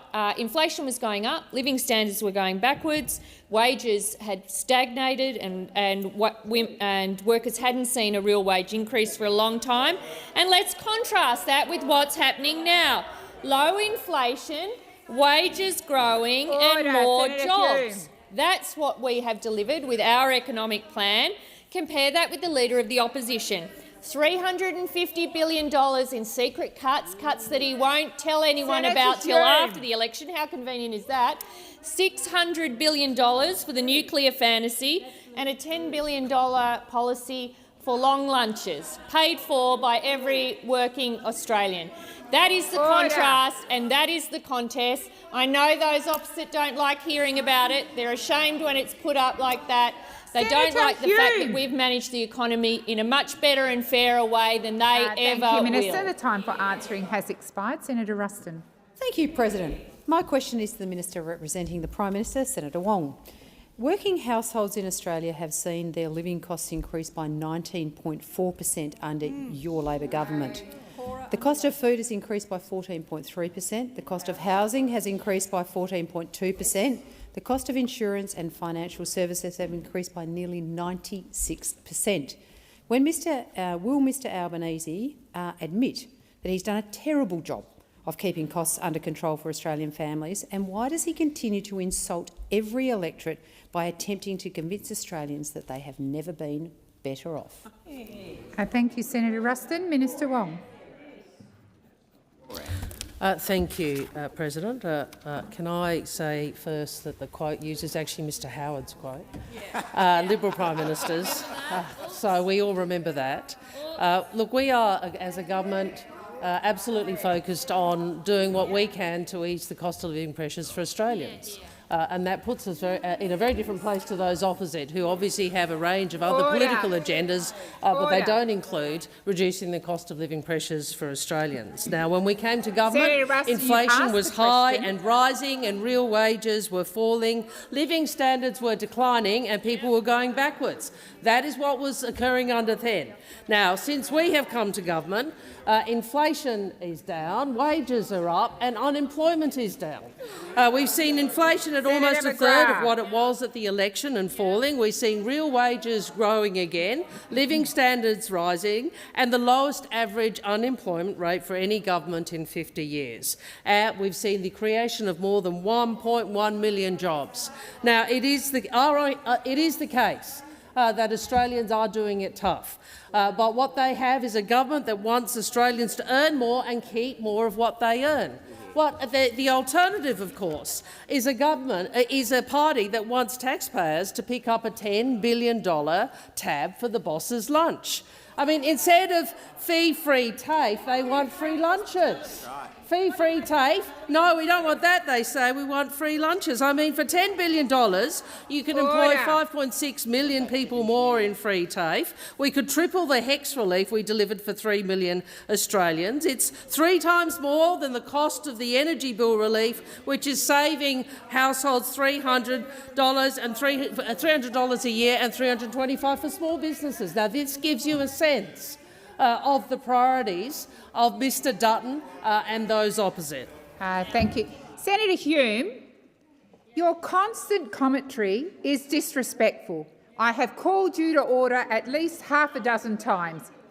You are disrespecting me. Come to order when you're asked to come to order and stop the running commentary. Senator Ruston, first supplementary. The average Australian family with a typical mortgage has paid an extra $50,000 in interest repayments under the Albanese government after 12 interest rate rises. Will Mr Albanese apologise to these families for his failure to lower interest rates and for breaking his promise that they would be better off under Labor? Thank you, Senator Ruston. Minister Wong. Well, President, what we know is they'd be worse off under Mr Dutton. That's right. What we know is they'd be worse off under Mr Dutton. And there are so many ways in which we know that. We know that because the cost of living relief that has been put in place by this government, every single measure opposed by those opposite. We also know out of Mr Dutton's own mouth that he wants to cut. He wants to make sure he cuts. There's wasteful spending of over $350 billion in the federal budget. But you know what he won't do? Tell Australians what he's going to cut. He won't tell them. I mean, so he wants to go into election saying, "Yep, I'm going to cut at least $350 billion. Oh, by the way, I've got $600 billion to pay for my nuclear fantasy as well. I'm going to go do that, but you know, we're actually about you. We just won't tell you which of your Medicare services, which of your hospitals, which of your childcare services we're going to cut." Thank you, Minister. Order. Senator Davey. Order. Senators, if I call another senator, just because I haven't called your name, it's not an open slather for you to then interject. You should also get the message that I'm calling for order. Senator Ruston, second supplementary. Families are paying $1,000 more per year for their electricity under Mr Albanese, and his only solution seems to be run ridiculous anti-nuclear scare campaign involving three-eyed fish cartoons, forgetting that nearly all advanced economies in the world are all pursuing nuclear energy. Why won't Mr Albanese take the increase of energy costs under his government seriously and admit he has broken a promise that Australians would be $275 better off under Senator Labor? Ruston. Minister Wong. Well, I look forward to you admitting, Senator Ruston, that your policy will cost around $600 billion. I look forward to you admitting it will take 20 years to even start delivering. I look forward to you admitting that even then it would only deliver 4%. 4% of the grid, and I look forward to you admitting that it will push power prices up by $1,200. Now, we look forward to the coalition coming clean on all of this and the rest of their secret cuts. But in the meantime, what this government will continue to do is do what we have been doing, which is to work to bring inflation down, to work to ensure that we provide assistance to help with cost of living and to ensure that wages keep rising. And in doing that, we will continue to be opposed, as we always have been, by the coalition who have always wanted lower wages for working people. Thank you. Senator Faruqi. Thank you, President. My question is to Minister Wong. US President Donald Trump, standing alongside the Israeli Prime Minister and fugitive war criminal Benjamin Netanyahu, has proposed the occupation of the Gaza Strip, permanently kicking out millions of indigenous Palestinians so the United States can develop it. On top of being outrageously disgusting and amounting to ethnic cleansing, such an action would be illegal under international law and a blatant violation of Palestinian people's right to self-determination. We know that the Liberals and Mr. Dutton are lockstep with Trump, but Minister, you have rightly condemned land grabs of other countries such as Russia. Will you today break your silence and condemn President Trump's threat and make clear that Australia will not support such actions? Thank you, Senator Faruqi. Minister Wong. Thank you. Excuse me. Senator, through President, Senator, through the President, I think the Prime Minister has given multiple interviews since those reports first been made, and he has made clear on several occasions that our position, the Australian position, remains supportive of a two-state solution. A Palestinian state alongside the State of Israel, achieved in accordance with international law. Now, we have seen overnight the discussions and clarifications. I think that this is a demonstration of why the Australian government doesn't immediately react to everything that is reported. I would say that the central players in these matters are the countries of the region, who will be in dialogue with the United States for some time on a range of proposals.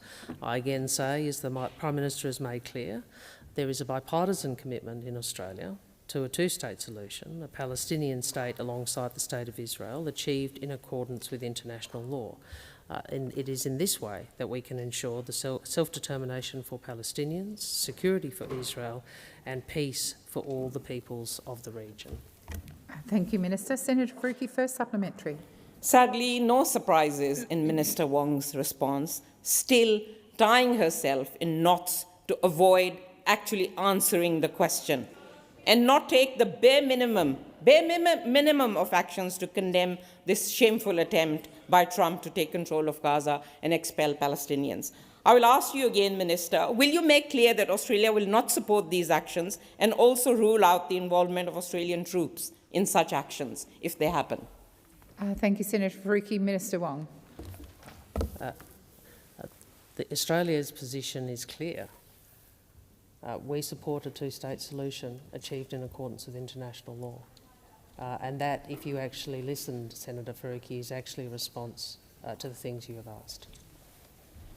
Thank you, Minister. Senator Faruqi, second supplementary. Thank you, President. Minister, you won't condemn Trump, but will you at least condemn Mr. Dutton for praising the US President and calling him a big thinker on his despicable plans for Gaza?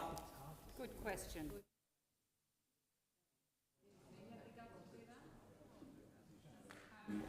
Senator Faruqi, I am advised that it's hard to see how that is a supplementary, and it is out of order to ask a minister to comment on the opposition leader.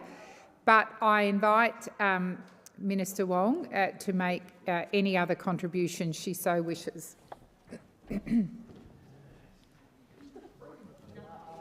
I refer to my previous answers. I have responded to the issues you've raised. Thank you, Minister. Senator Ghosh. Thank you, President. My question is to the Minister representing the Minister for Resources, Senator Farrell. I refer to the Albanese Labor government's plan to process critical minerals here in Australia instead of shipping them overseas to be refined. On top of delivering immediate cost of living relief, how is the government creating secure and well-paid jobs in Australia's resources industry that will strengthen our economy and deliver a future made in Australia? Minister Farrell. Thank you, President, and thank Senator Ghosh. He's a young new senator, but he's already impressing with the work he does on behalf of his Western Australian constituents, and he's doing that again with this very important question. The Albanese Labor government is tackling the challenges of today while ensuring prosperity into the future. Australians are still under pressure, but we've made progress in easing the cost of living for Australians. We've made sure every taxpayer got a tax cut, every household got energy bill relief, people have access to cheaper childcare, cheaper medicines and a stronger Medicare and fee-free TAFE. And that's how you deliver cost of living relief, not by focusing on tax breaks for bosses' long lunches. But the Albanese Labor government is also guaranteeing our prosperity into the future. The world needs the critical minerals that are abundant under our feet, particularly in Western Australia, the engine room of our economy. And Australia will happily give them to the world. The Albanese Labor government's production tax credits, as part of the most significant budget for the resources sector in a generation, will ensure that resources aren't just mined here in Australia, but processed locally to maximise their value. It's a no-risk approach to grow our critical minerals industry and ensure a future made in Australia. It will create more jobs in the resources sector, particularly in your home state of Western Australia, Senator Ghosh, and to provide a secure and well-paid incomes for those families right across Australia. Most importantly, Senator Ghosh, it will ensure Australian workers benefit on our way to building a future made in Australia. Thank you, Minister. Senator Ghosh, first supplementary. That's great to hear, Minister, and it's great to hear how the Albanese Labor government is building Australia's future by processing critical minerals right here in Australia and moving us up the value chain. How will the Albanese Labor government's production tax credits create jobs in the resources sector, including in Western Australia? And who supports the production tax credits? Thank you, Senator Ghosh. Minister Farrell. Thank you, President, and thank Senator Ghosh for his first supplementary question, and it was an excellent one, might I say.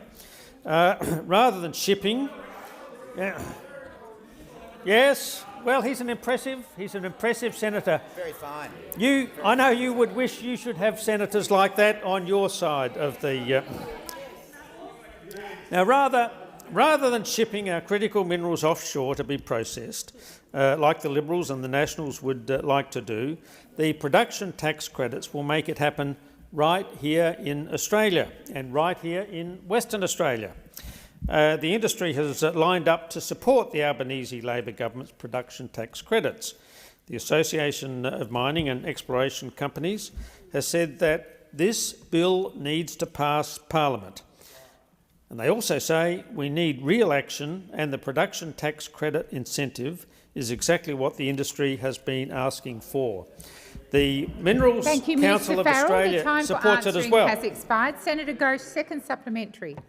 It is clear that there is a lot of support from Western Australians and the resources sector for the Albanese Labor government's production tax credits. Why are the production tax credits so important to the Western Australian economy, and what is standing in the way of them being implemented? Senator Farrell. Minister Farrell. Thank you, President, and thank you, Senator Ghosh, for your second supplementary question. And I know, Senator Smith, you're embarrassed about the position. You're embarrassed about the position that your party and Senator Cash should be embarrassed too, because unlike you, a real Western Australian senator is backing the resources industry, and the Albanese Labor government's production tax credits means more jobs and more investment in an industry that's tipped to boom as the world transitions to net zero. And yet the Liberals and Nationals are standing in the way, including you, Senator Smith, and you, Senator Cash. You've turned your backs on the resources sector. Not even Liberal senators in Western Australia are supporting it, despite how much mining contributes to that state. They've turned their back on Western Australia. They've turned their back on Western Australia. They're happy to squander the opportunity to create more jobs and grow our critical minerals industry. Thank you, Minister. The time for answering has expired. Senator Tyrrell. Then my question is for the Minister representing the Minister for the Environment, Minister Watt. In the space of 2 months, we've seen Labor bring forward their own nature-positive bills, only to kill them by withdrawing them from the notice paper this week. There were plenty of industries who were loudly opposed the bill, including forestry and mining. But salmon producers were also worried about what it would mean for them when they're already facing a lot of uncertainty. Salmon farms at Macquarie Harbour have been in limbo for almost the entire time Labor have been in government. When can workers in the West Coast community finally expect to receive some clarity from Labor? Thank you, Senator Tyrrell. Minister Watt. Thanks, President, and thanks, Senator Tyrrell. There's a couple of things that your question involved. First of all, the nature-positive laws. Of course, our government did seek to pass laws that actually delivered on the requests of many in the business community and those concerned about the environment.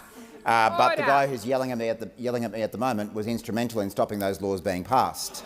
Because he likes to yell, just so to the rest of the Greens, they like to yell, but they don't actually like to get anything done. They're still yelling, yell, never actually do anything. Minister Watt, please resume your seat. Senate, order. Senator Hanson-Young. On a point of relevance, it seems as though Roger Cook is a member of the Labor Party, not the Australian Greens. That is a debating point, and you know that. Minister Watt, please continue. Thanks, President. Now, our view was that there was a sensible path to delivering the nature-positive laws to speed up approval times and provide strong environmental protections, but unfortunately neither the Greens political party nor the coalition have chosen to take it. So it's obviously well understood. Resume your seat. Order! Senator McKim, order! Order! Minister Wong. Senator McKim continued to yell very loudly after you called. I'd asked him to be brought to order. He did do that, Minister Wong, very disappointingly. I am going to remind the chamber that this is Senator Tyrrell's question. She has a right to hear the answer in silence. Minister Watt. So yes, Senator Tyrrell, it was clear, and we've seen it demonstrated again today, that neither the Greens political party nor the coalition was prepared to come to a sensible conclusion on the nature positive laws, and for that reason we're not proceeding with them this term. On the second issue in your question regarding the workers at Macquarie Harbour, there is no one in this chamber or this parliament who has fought harder for the workers at Macquarie Harbour than Senator Urquhart, who was well onto this issue, supporting those workers well before the opportunists that we see opposite us or anyone else in this chamber. Senator Urquhart has had me down there when I held the Agriculture and Fisheries portfolio. She's had Senator Gallagher down there a couple of times. She's had the Prime Minister down there, Senator Farrell down there, and numerous others listening to the local community and working with them as Minister Plibersek makes her decision. We are strong supporters of the salmon industry. Of course, the laws need to be complied with, and I know that Minister Plibersek is taking this into account right now. Thank you, Minister Watt.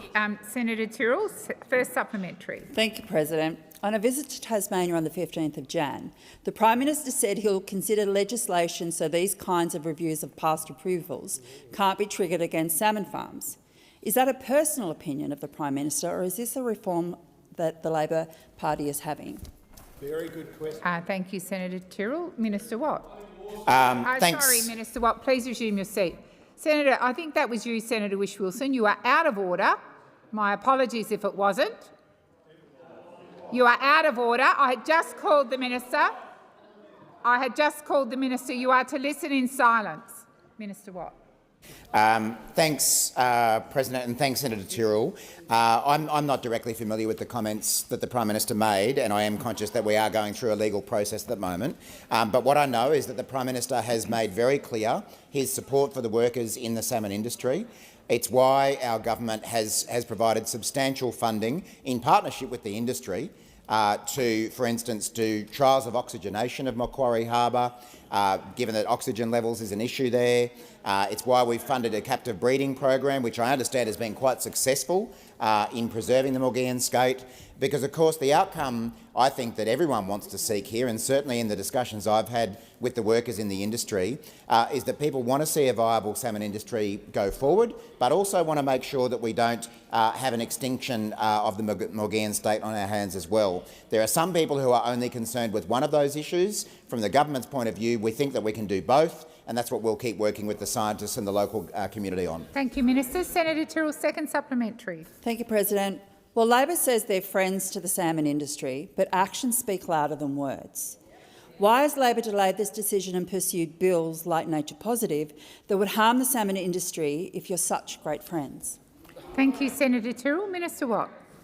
Well, I have to respectfully disagree with you on one point there, Senator Tyrrell, and that is that the Nature Positive laws were not intended to harm the salmon industry, quite the contrary.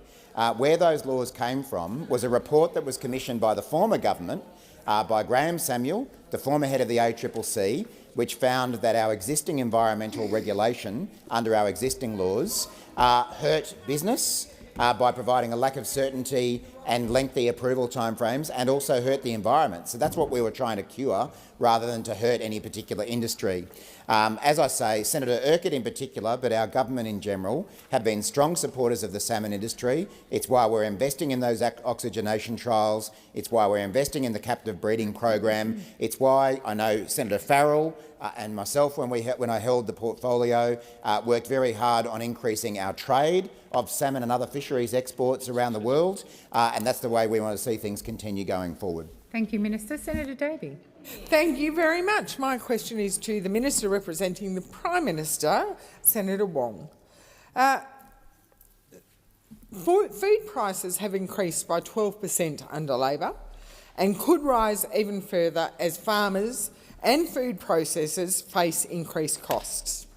According to ABARES, farm performance reports show dairy farmers' costs have increased 7.4%, and sheep and beef farmers' costs rose by 14.7%, and SPC are in the news today with the increases of processing.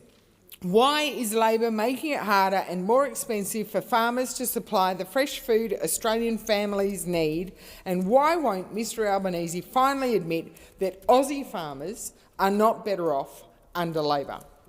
And thank you, Senator Davey. Minister Wong. Well, we do support. We do support Australian farmers, and we do understand the difficult environment in which they operate. And you will recall, Senator, that one of the things that we have worked on since we came to government is to ensure access for our farmers to export markets, including China, because we understand how important that is not only for the broader Australian economy but for the financial position of farmers and wine growers and other parts of the agricultural sector. So I would say to you, we do understand the importance of this sector. We have worked very hard to ensure that there are more trade opportunities, and I think you would understand that enabling export opportunities is a very important part of ensuring the sustainability and viability of our agricultural sector.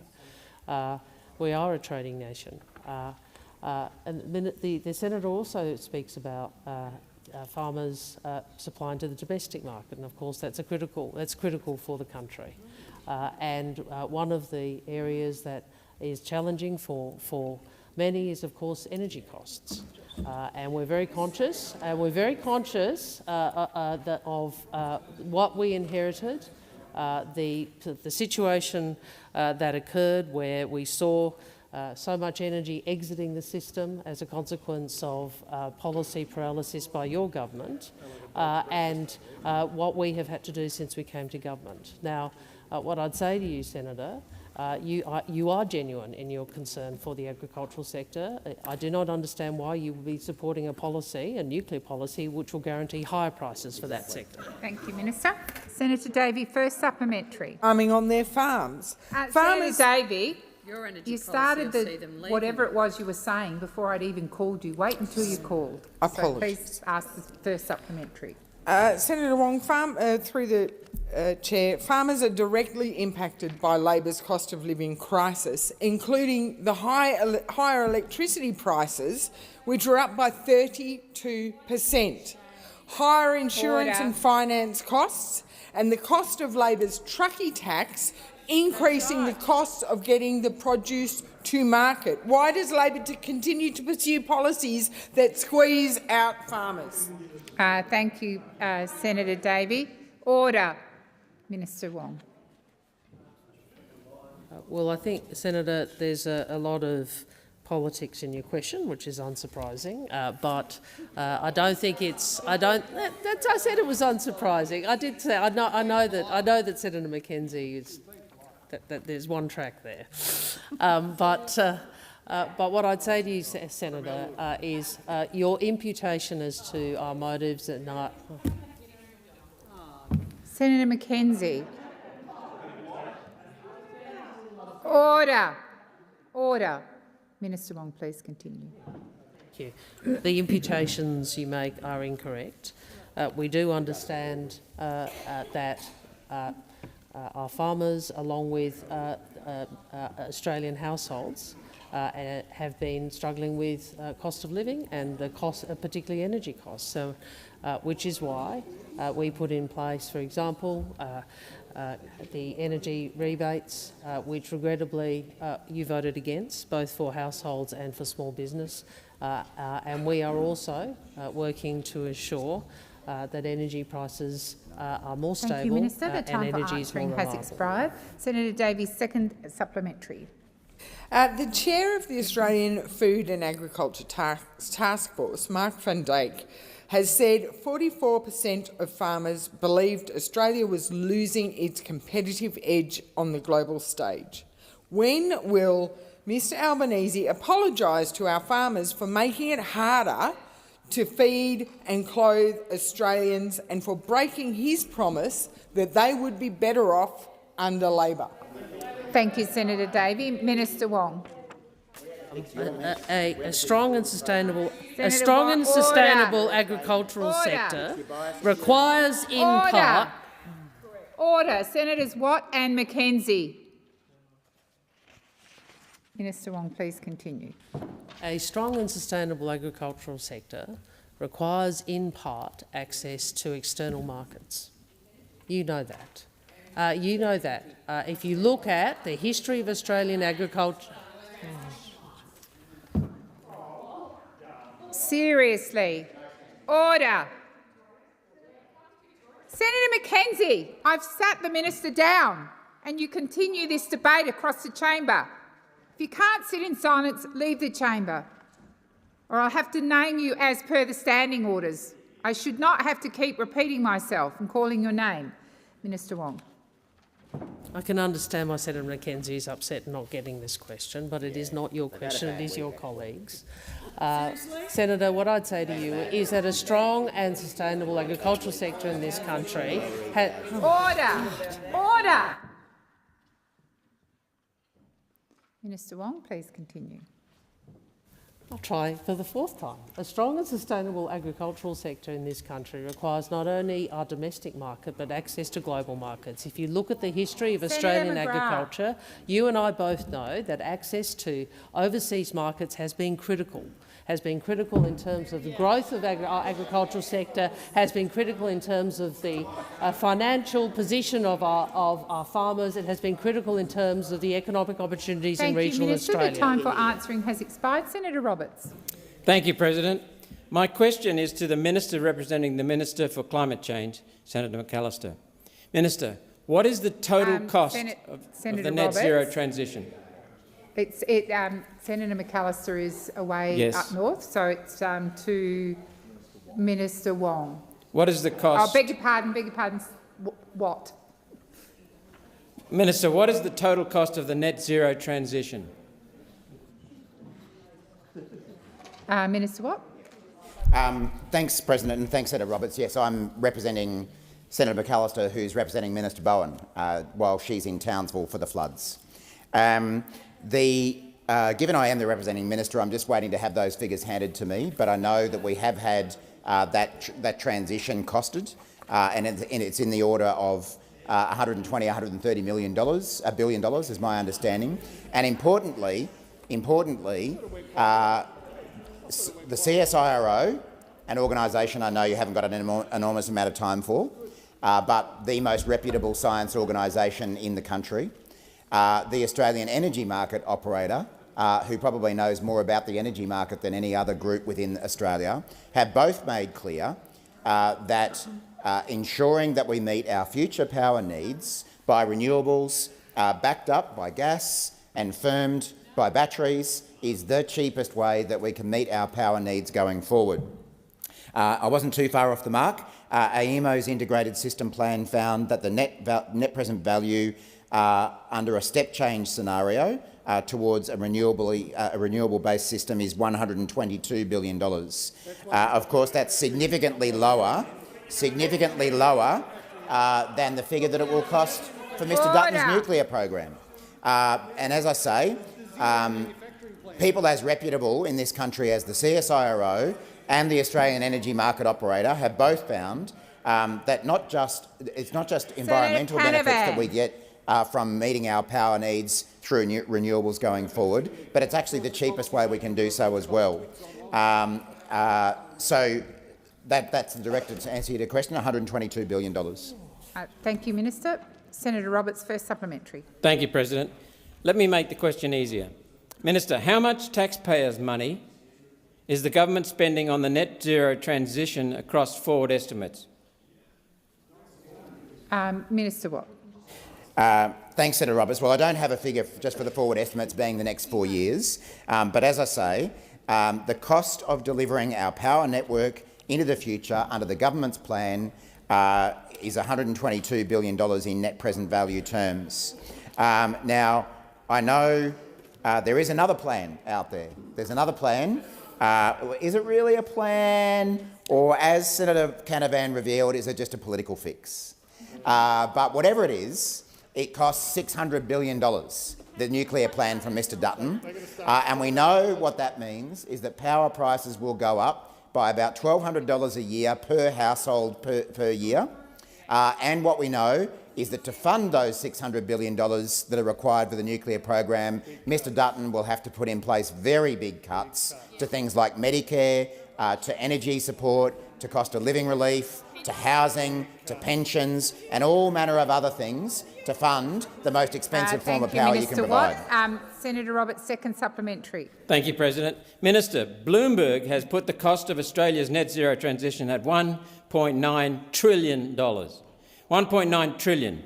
One Nation uses a consensus figure of $1.5 trillion. Across forward estimates, the budget is in deficit. Wasteful, undisciplined government spending is feeding inflation, and you can't even tell me how much will be spent on net zero across the forward estimates.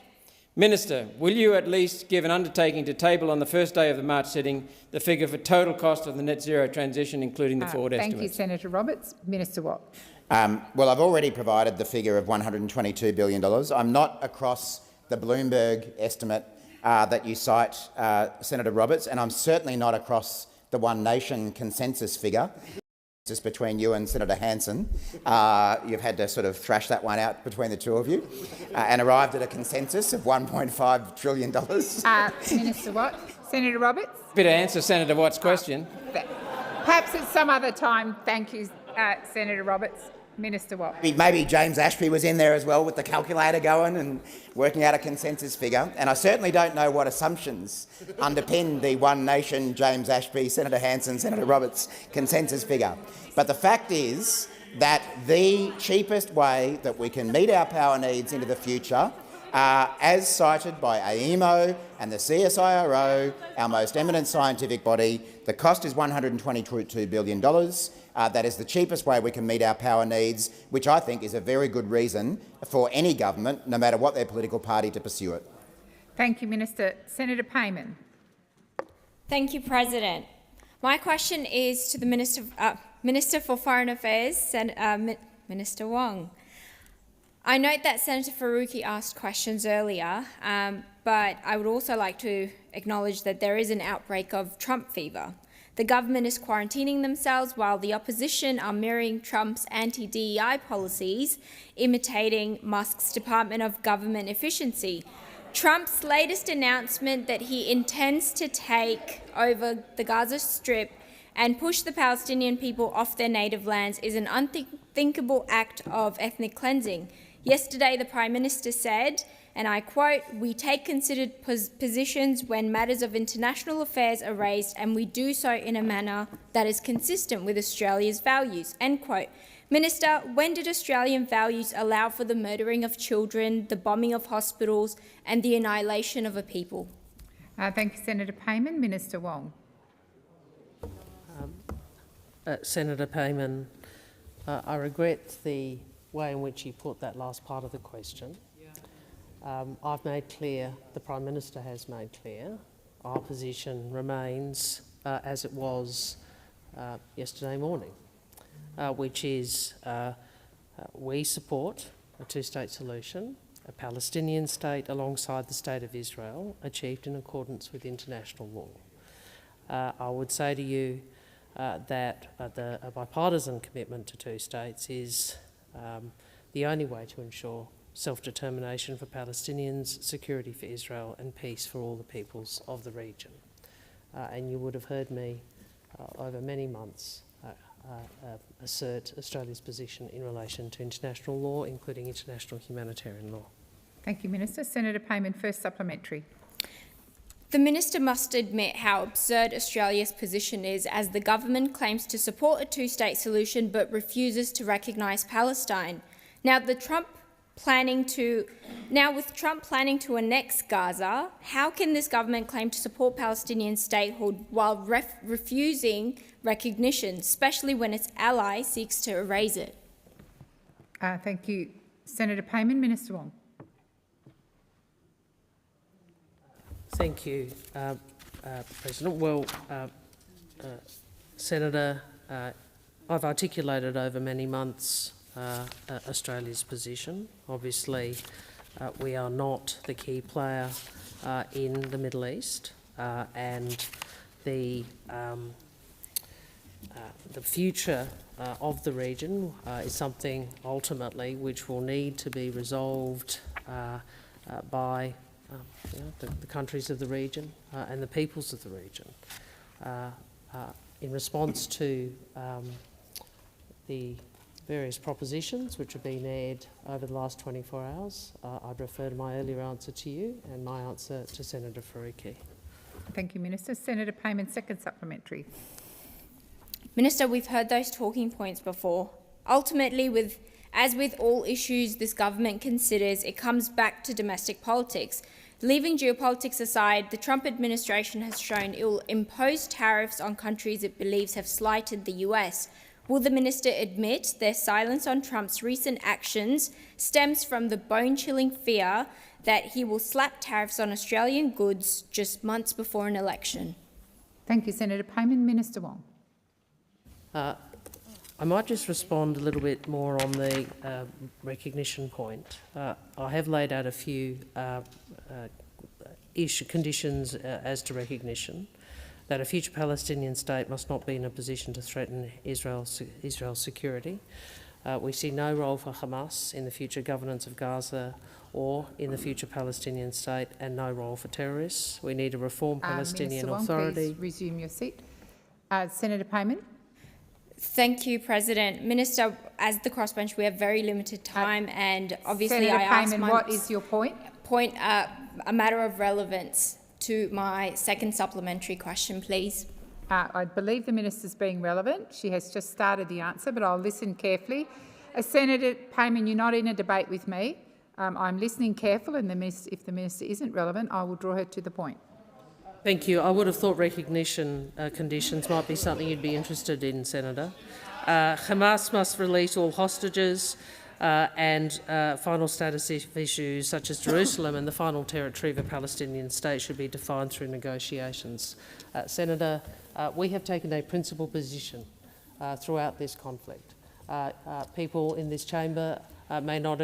Well, Senator, we have taken a principled position. People in this chamber may not agree with the position we have taken, but it is a position of principle and it is consistent. Thank you, Minister. Senator Duniam. Thank you, President. My question is to the Minister representing the Prime Minister, Senator Wong.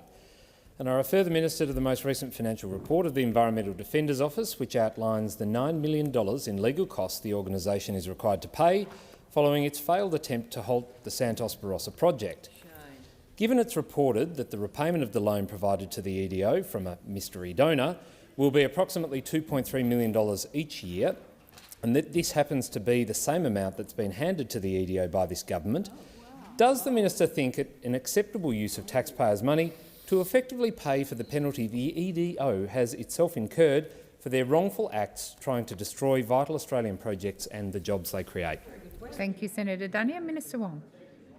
All Commonwealth funding agreements contain provisions requiring the funding to be spent for the purpose for which it is allocated.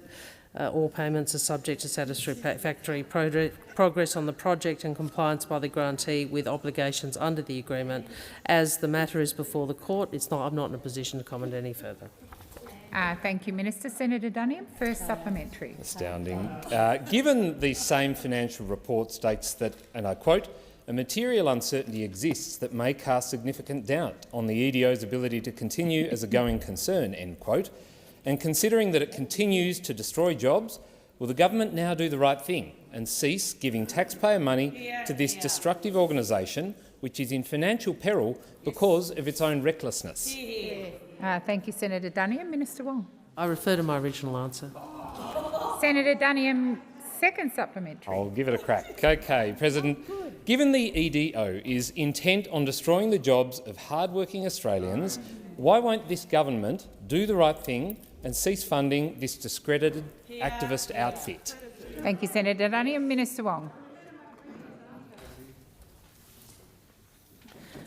Senator, a range of assertions you make in there. I would make the point that the Secretary of the Department has reviewed a range of allegations with regard to EDO's conduct, and I'm advised that the results of that review are available on the Department's website.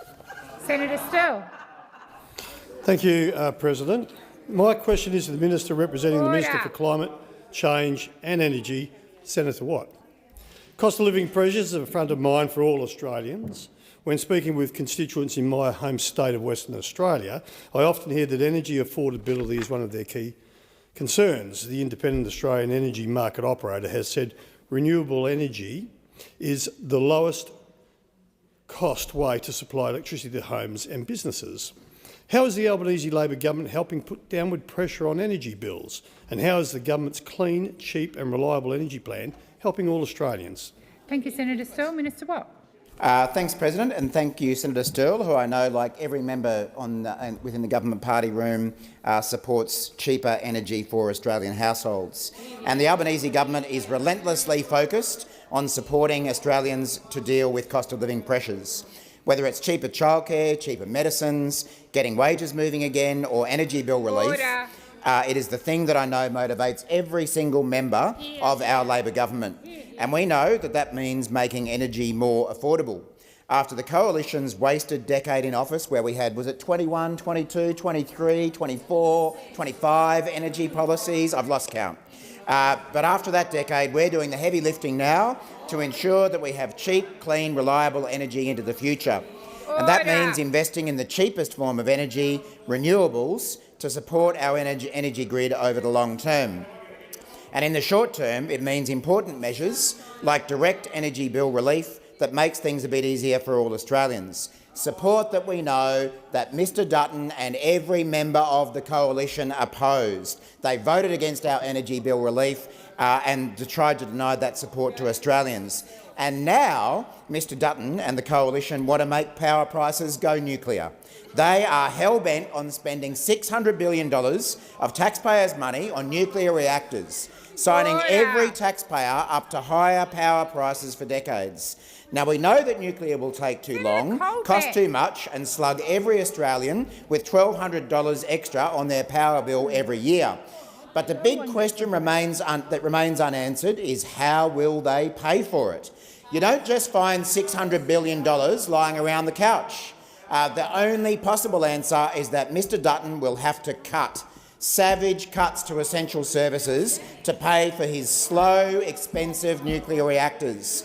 Australians have a right to know what will be cut, and Mr Dutton has to tell them now. Thank you, Minister Watt. Senator Sterle, first supplementary. Thank you, President. Last year, the Independent Australian Energy Market Operator confirmed the Albanese Labor government's reliable renewables plan is the only plan that will deliver cheap, clean and reliable energy to Australian households. So, Minister, why is the government's reliable renewables plan the best way to reduce household power bills across Australia? Minister Watt. Well, thanks, Senator Sterle. And as you know, if you're serious about bringing down power bills, the best option to do so is renewables backed up by gas and batteries.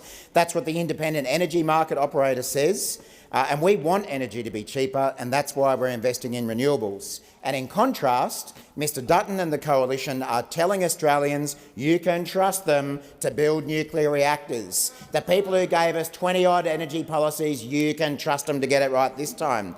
All they need is a lazy $600 billion of taxpayers' money.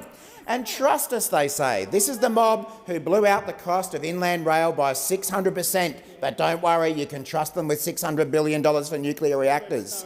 The same crew who did Snowy 2.0 and blew out the cost there, who spent $600 million on commuter car parks in places that didn't even have a train station, now they want to build nuclear reactors. but they still can't be honest about what they will cut to pay for it. You'll be worse off under Mr Dutton. Senator Sterle, second supplementary. Thank you, President.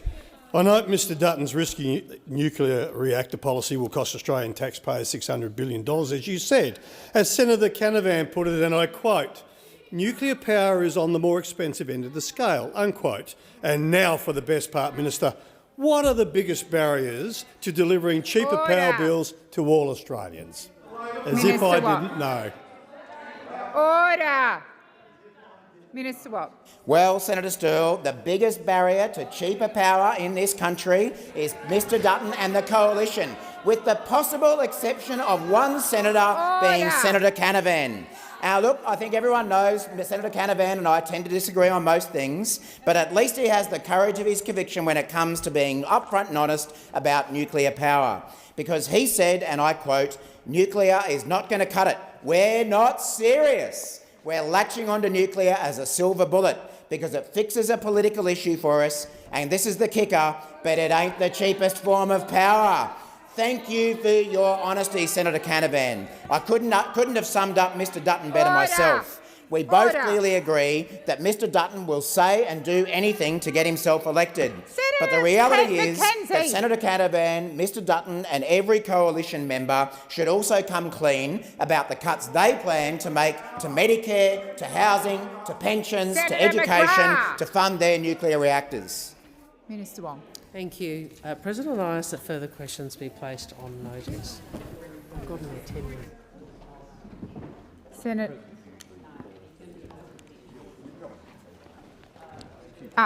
Minister Wong. Thank you.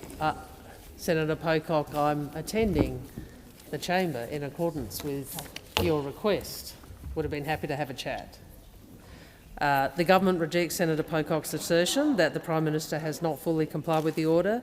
We take our obligation seriously and we comply with our obligations.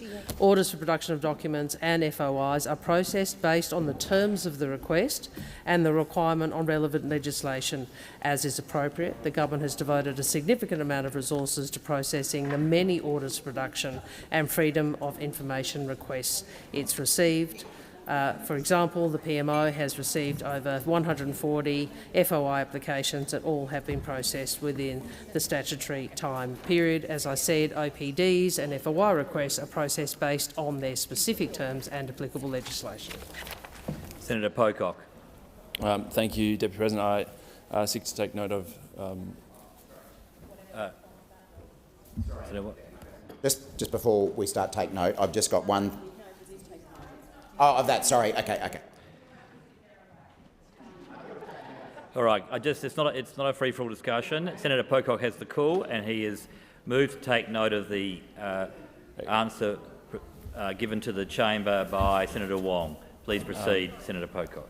Thank you, Deputy President. And I thank Minister Wong for her explanation on behalf of the Prime Minister. Not the first time Minister Wong has had to come in to this place and make explanations for the Prime Minister.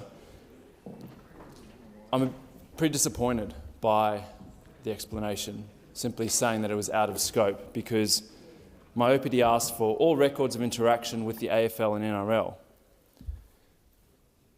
PMO is trying to say that records of interaction don't mean what's in the diary. Records of interaction is the definition of what you put in a diary. Like, a diary is, by definition, a record of interactions. So I simply do not buy it. I don't buy it, and I think it's disrespectful to the Senate. And it's not the first time where we've seen the Senate say that you need to produce these documents, things are withheld, and then we have an FOI and things are released. And I'd urge the government to actually live up to some of the things they said in opposition about the need for more transparency in government. If the Senate asks for these documents, if the Senate asks for the records of interactions with the AFL and the NRL, why does PMO think that it can withhold things and say, well, you didn't ask for the Prime Minister's diary? It makes no sense to me, and I don't think it's up to scratch. And it's no wonder that when it does come to the release of ministerial diaries, that the major parties don't want to do it. This should be a standard part of our democracy. Transparency in seeing who ministers are meeting with. It doesn't have to be in real time. It can be a few months after the fact. But it doesn't cut it.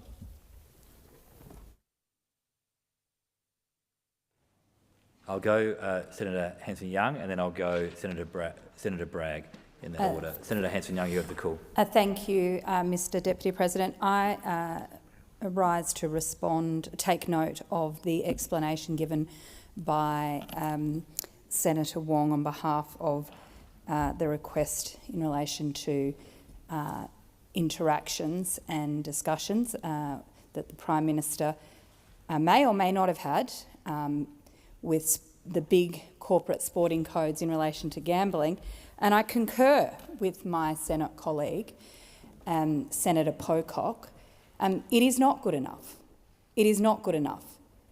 And the reason why this information is not being given to the Senate and therefore made available to the Australian people is because the government doesn't want you to know, as members of the public, just how cosy the Prime Minister has become, their government has become, with those who want to keep gambling ads in place.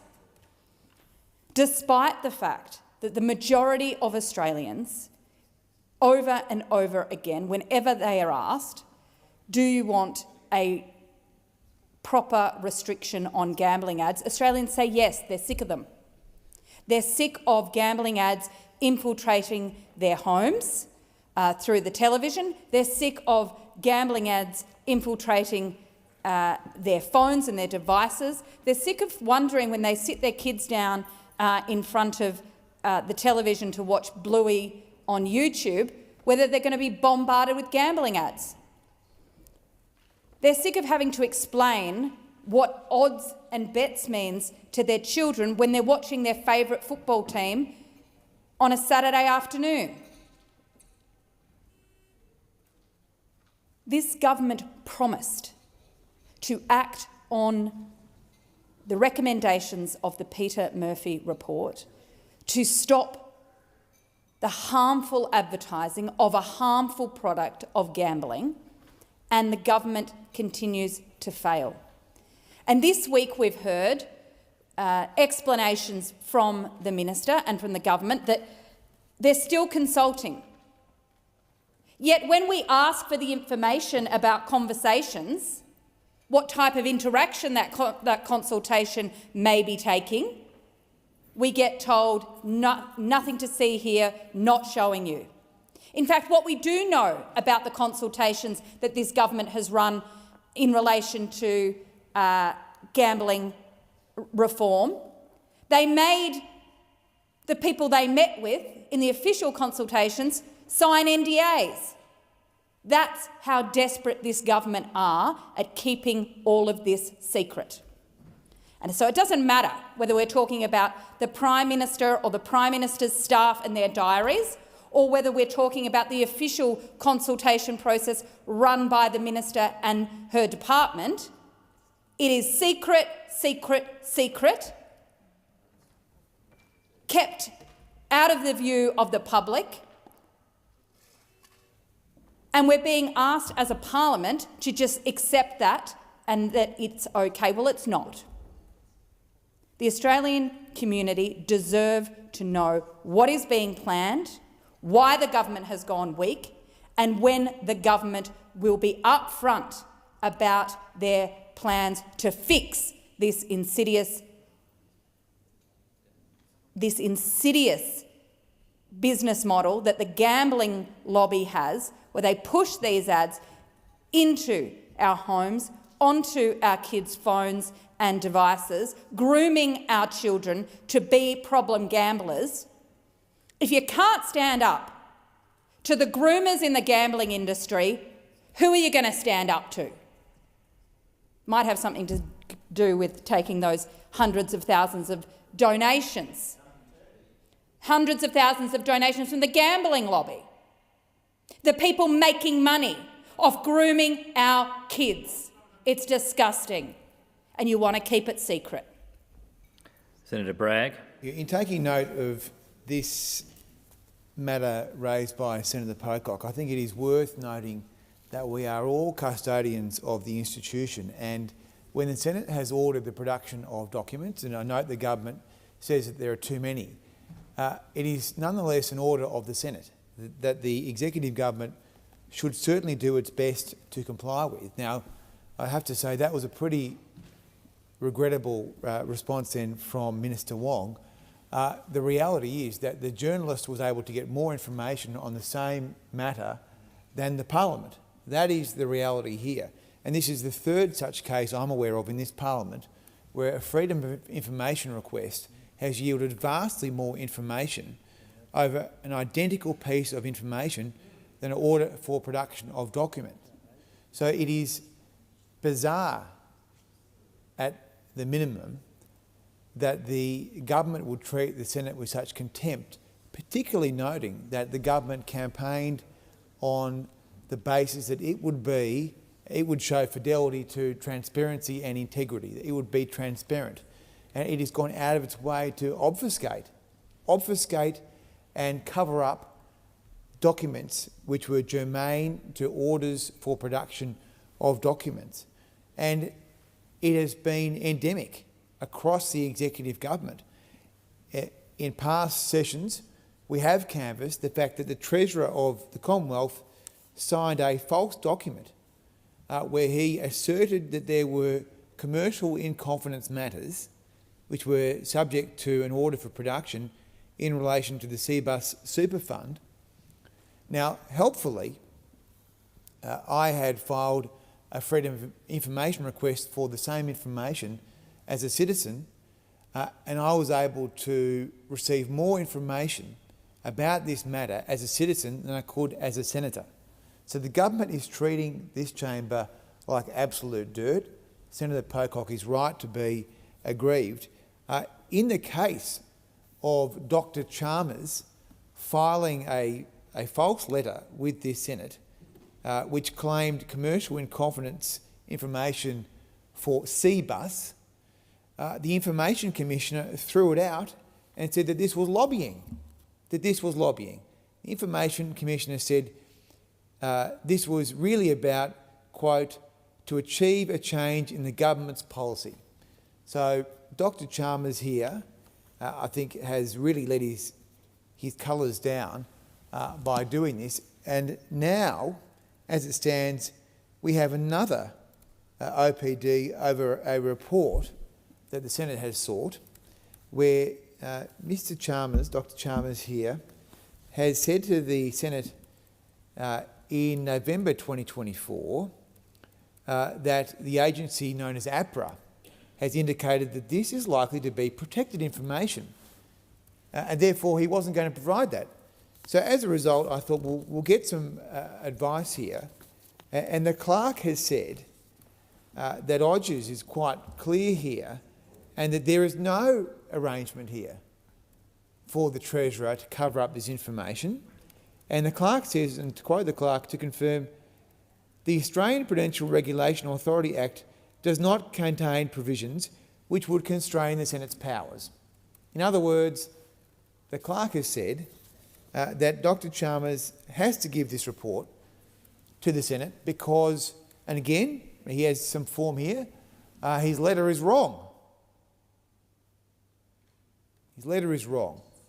So the Treasurer here is a repeat offender, and it seems, again, noting Senator Pocock's contribution, that the Prime Minister also is party to this arrangement where the government, the executive government, wants to treat this chamber, which was elected by the Australian people, with absolute contempt. It will not comply with the orders of the Senate, and therefore it is prepared to treat the Australian people with contempt. And after having campaigned on integrity and transparency, the government has not met that standard, and it is no wonder that the Australian people are deeply disillusioned with this government. Senator Rennick. I rise to support Senator Pocock on this motion. I have myself put in a number of motions throughout the term of this government requesting order for production of documents. Not the least, most recently, I wanted the business case on the $100 million that was spent on Avoca Road. The reply was that business case was prepared by New South Wales government. I then asked for the communication between the federal government and the state government as to how New South Wales government justified this $100 million to be spent by the federal government, given that it was a New South Wales road, a state road and a New South Wales responsibility. And the reply I got to that was that if they released the communication between the federal and state governments, it would damage state relations. And that, of course, is a complete load of tripe. And it's just one of the many examples that we've seen throughout the term of this government where they refuse to release documents. Now, the whole point of government is accountability and transparency. Now, I've just started going to the whips meetings on Tuesday every night at 7 o'clock.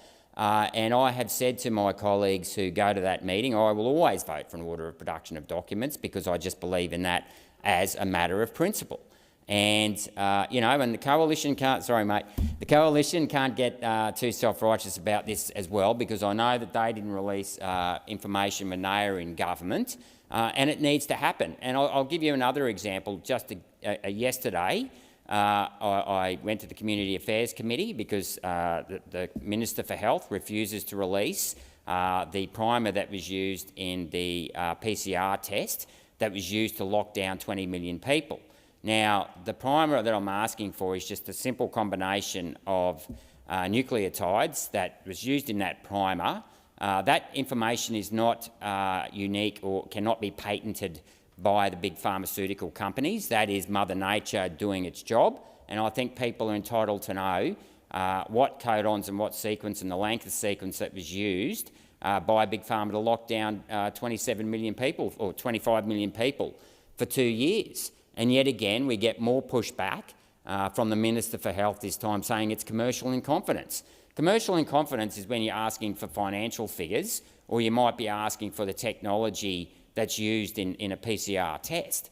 But the actual codons used that were in that virus, it's no secret, we know what the codons were in the virus. All I'm asking for is which part of the virus, which part of the codons was used to actually justify locking people down.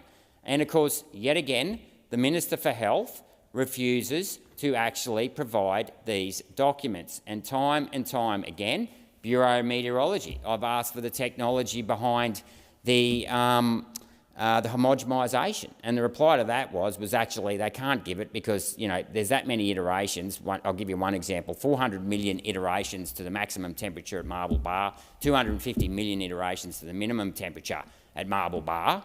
And it would be impossible to provide. It's impossible to audit.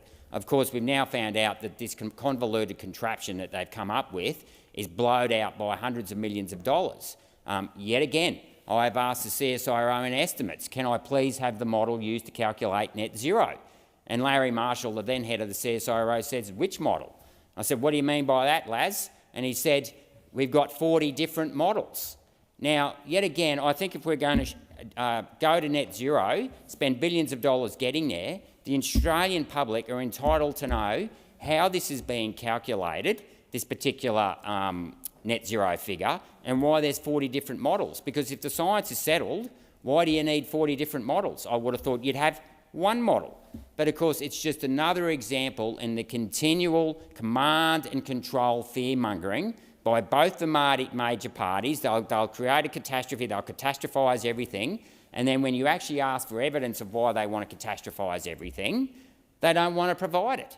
They don't want to provide it. And that is why we know that governments today are more interested in control than actually serving the people. And this motion by Senator Pocock has hit the nail on the head. There has been a record number of denials to order for production of documents. And I can tell you, the Australian public are sick and tired of the secrecy within the bureaucracy in this government. I've just missed a phone call before from another whistleblower. I was meant to talk to them at 1:30 today, thinking Senator statements are on tonight. I'm talking to them again at 6 o'clock at night. I have got whistleblowers coming out everywhere wanting to call out the bureaucracy. Let's do it. Let's expose the corruption in government. Thank you, Senator Rennick. Are there any other contributions to this? Take note of the attendance by the minister. Otherwise, I'll put the question. I put the question. Those for the question say aye. Against, no. The ayes have it. Are there any? Oh, sorry, Senator Watt. Yes. Thanks, Deputy President. I just wanted to add some additional information to answers given in question time today relating to the national database to track anti-Semitism. As I think was referred to, the National Cabinet meeting on the 21st of January, leaders agreed to establish a national database to track anti-Semitic crime and other anti-Semitic incidents and behaviours, and it was noted that the Commonwealth would work with the states and territories on the development of the database. After that National Cabinet meeting, the Prime Minister asked the Attorney-General to lead this work, and I'm advised that the Attorney-General's Department has commenced work with key Commonwealth agencies on this project. Obviously, a national database of this kind cannot be stood up overnight by the Commonwealth Government alone. It is a significant undertaking that requires work across all jurisdictions, and it's work that this government is committed to leading in consultation with the states and territories and with community organisations like the Executive Council of Australian Jewry. Thank you, Senator Watt. We now come to take note of answers and question time. Are there any motions to take note of answers? Senator Cadell. Thank you, Deputy President. I seek leave to take note of all questions asked by the Coalition. You don't need leave, we're just moving it. Let's go for it. I'll take it you've moved and I give you the call. Thank you. So many questions because get down to the cornerstone of what we're doing here in the dying days of this government. Cost of living. Cost of living. And we hear the answers. It's almost like a scene from 8 Mile in the final battle when we know everything they'll say on the other side of Take Note. Because it's the same things they always say. All these measures we put in, so many things, so great, here we are, and we voted against it. And that's the reason. But let's get down to it. Not one single measure failed because we didn't vote for it. And why didn't we vote for these measures? Because they were poorly designed and they wouldn't work. Everyone out there in the world, just ask yourselves, are you better off now than you were 3 years ago? It's a simple question. The answer is no. The data out today, 19.4% cost of living since this government was elected. And that's what it's about. So they'll talk about this and they'll talk about that and who voted what. You don't vote for bad policies that don't work and the show's on the scoreboard. People are doing it tougher out there. And we can get here and say we've done all these great things and we've got better plans and we're going to do this. They put their best foot forward this term. If this ain't the best they got, what have they been doing? If this isn't the very biggest thing on every government's lips, cost of living, making it easier to get by, what have we been focused on all of this time? If they've been putting their second roster out, their second plan for cost of living, do they deserve another term? So this is it. We've had a term of them doing their very best. 19.4% increase of cost of living over the term of this government. People out there doing it tougher. Recent survey I saw this week, regional Australia. Almost a quarter of regional Australians, National Party heartland out there, could not find any way to pay an unexpected $600 bill now. No way. 14% would have to borrow money off family or friends because there's no commercial way to get through. So nearly 40%, no savings, no credit cards, no bank overdrafts, no way to pay an unexpected $600 bill in regional Australia. Metro's a bit better, it's 15 and 15, I think about 30%. And we're kidding ourselves that Australia's going great, that we've had all these great things that have done great things for Australia? And pretend it's the fault of this side that didn't vote for policies that got up anyway. Let's face it, their energy bill relief in light of $275 actual savings in energy, their childcare rebates, when in regional Australia you can't even get access, you can't even find somewhere to send your child, let alone get it cheaper. When we hear on the reports this week that bulk billing has gone down, and they will stand up and say the same thing. We invented Medicare, we love Medicare, bulk billing has gone down. It's like going out and getting bowled for a duck and saying, but geez, wasn't my footwork great? Look at the results. This government has let down the most vulnerable people in Australia with the costs of living, across everything, across food, across energy, across insurances, across housing. So, we're in this 2 weeks. We know we're here next week. We don't know if we will ever be back here in this parliament. And so if you've got something up the sleeve, if the government had something up their sleeve, the answers today, this is what we've done, we're so good, we've done this, we've done this, we've done this, we've done this, you didn't vote for it. The same answers will come out now. They're desperately writing something new from the talking points. That, in the previous government, let me get down the previous government, inflation was so high, 6% when we came in. It was 9.4% on average against the OECD. We were 1/3 lower than the average OECD inflation when this government took over. We've stayed higher and longer because they can't help spending taxpayers' money. They spent $600 million on The Voice because that was their number one priority for the first year and a half. Not inflation, not people, not the people that elected them. Virtue signalling has been the cornerstone of this government, not helping people. And sooner or later, the woke around the world are realising reality hits you in the face. And it hits hard, and it hits the people that put you there. And they'll be walking in to booths within the next 2 or 3 months, and they'll be thinking about one thing. Did you deliver? And deep in your hearts, no matter what you say, you know you haven't delivered for them, and we know they won't deliver for you. Senator Green. Thanks very much, Deputy President. Well, I'm very pleased to talk about our government's record on cost of living. I'm always going to remind the Australian people that those opposite opposed every single measure that our government has delivered when it comes to cost of living. Of course, Australian people also know that when we came to government, inflation had a 6 in front of it, and now it has a 2 in front of it. Wages are up and unemployment is down, and our government has created more jobs than any other government in a single term. Now, we know that people are doing it tough. We know that cost of living is a priority. That is why we are working incredibly hard to deliver these measures, all of these measures that the opposition opposed. They don't have any of their own policies, but they've opposed every single one of ours. And the senator from New South Wales says that these measures didn't work. Well, tell that to taxpayers who received a tax cut. Opposed by those opposite, they wanted to call an election to stop it, but our government delivered a tax cut to every single taxpayer. Cheaper medicines is delivering cost of living relief. The senator from New South Wales said this is a waste of money and something that didn't help anyone. Well, in the electorate of Leichhardt alone, people have saved $6 million from cheaper medicines, from cheaper scripts. It's over $1 billion nationally. And at the urgent care clinic, something else that we've delivered to deal with cost of living, there's been 17,000 presentations alone at the Cairns South Urgent Care Clinic. But the senators opposite say these measures didn't work and that's why they oppose them.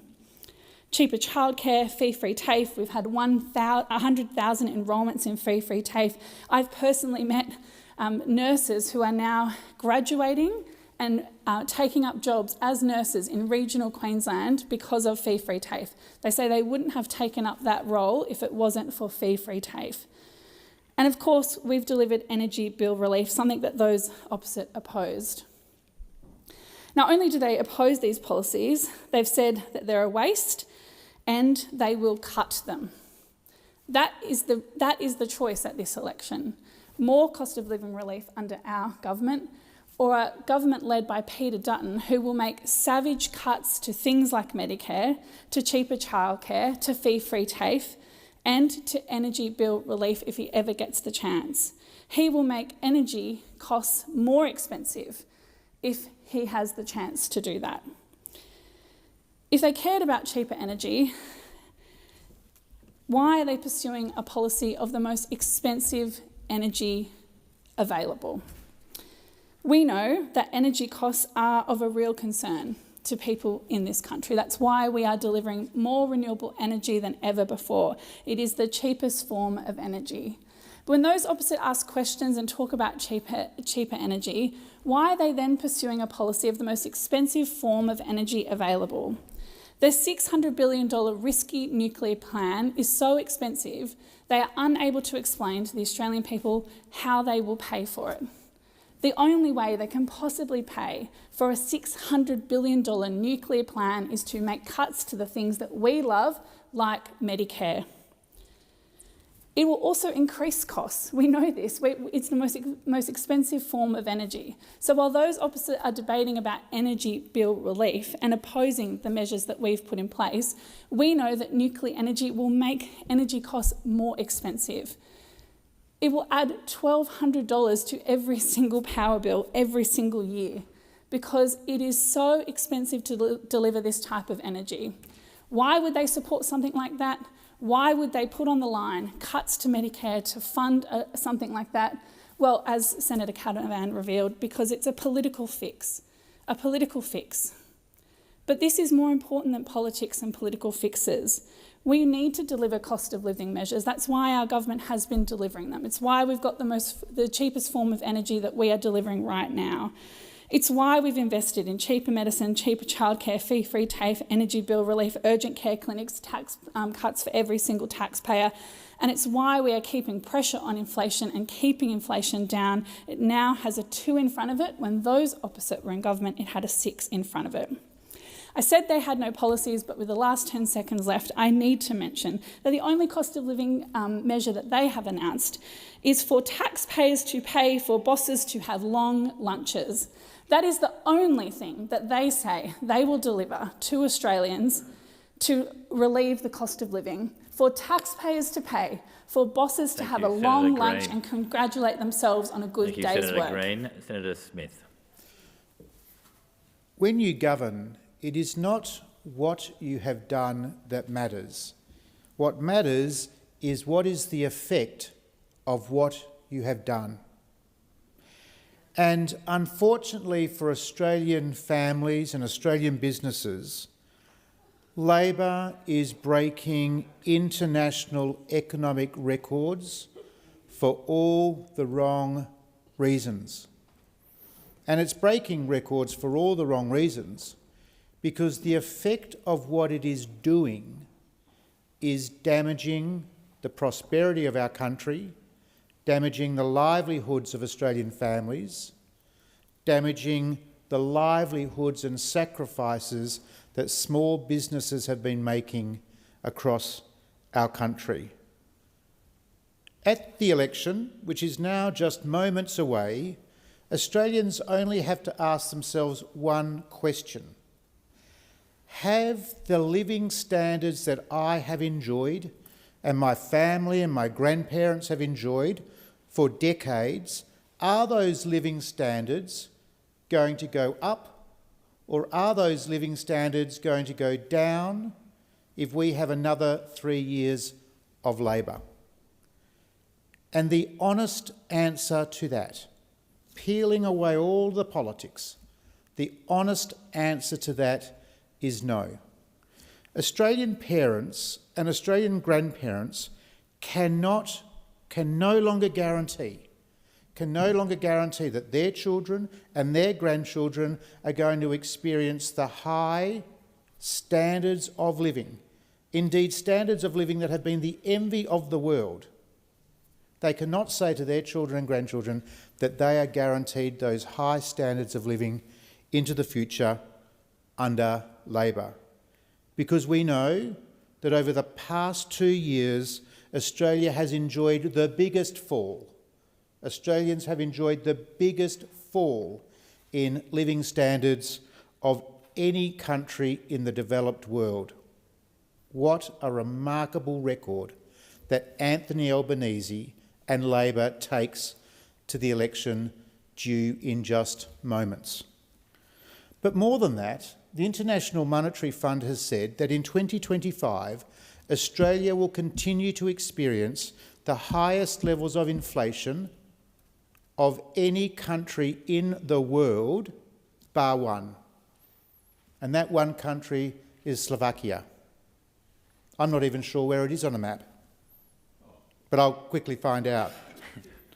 So it is shameful. It is shameful that Labor comes into the Senate chamber, that Labor goes out across the electorates in Australia saying that the country can trust them because of all the things they have done, when in actual fact, in all the things they have done, they have made this nation go backwards. 7 quarters of negative GDP per capita, weakest annual growth since 1991. One new person coming to this country every 46 seconds. And what that has meant is that unplanned, unmodelled immigration levels have put huge pressure on Australians looking for properties to buy, and huge pressure on Australians, particularly young Australians, looking to rent. This country has been the beneficiary of strong, positive immigration for many, many decades. But under this Labor government, unplanned, unmodelled immigration has made life harder for many Australians. So at this election, only one question needs to be on the lips of every Australian voter. Is my next 3 years better under Labor? And the answer to that is it can't be. It just cannot be better under Labor in the next 3 years, because the evidence of the last 2.5 years is that this country has gone backwards. The data proves it. Australian families feel it. People are talking about it in the streets. The stories are harrowing, and there is no clear pathway out of this under a Labor government. This all from the man, Anthony Albanese, who said that things would get better under Labor. Thank you, Senator Smith. Senator Darman. Thank you, Deputy President. I too do want to talk about the cost of living and the measures that this government has undertaken to address the pressures of Australians. And yes, we do keep reiterating the same messages because we are focused on continuing our legislative agenda to address cost of living concerns for Australians and building Australia's future. We are concerned about all working Australians and all Australians indeed, and our record in Parliament shows that we have been delivering.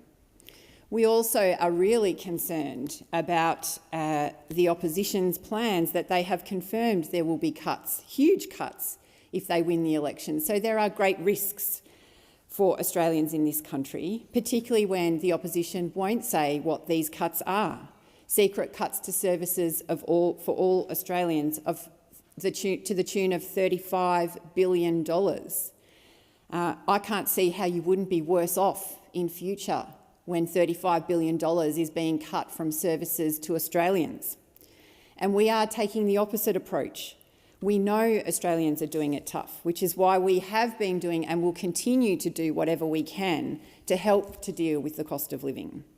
And the list of things, Senator Green talked about some of them. It is too long, such that I don't have time to go through them all. But just some. We've made sure every taxpayer got a tax cut. Every household got energy bill relief. People have access to cheaper childcare, cheaper medicines, a stronger Medicare, free TAFE, and why we'll cut HECS debts for students by 20%. Our primary focus is to continue working on easing the cost of living. We need to also remember that when we came to government, inflation was high and rising. Real wages were falling, living standards were declining, and people were going backwards. We had a $78 billion deficit and turned it around to a $22 billion surplus, and then backed it up with a second surplus. And under this government and Labor, inflation is now almost a third of what it was at the time of the last election and is falling. Real wages are growing again. Living standards are rising again, and we have recorded the lowest average unemployment rate for any government in 50 years. For people to survive and to have their cost of living met, they need a job.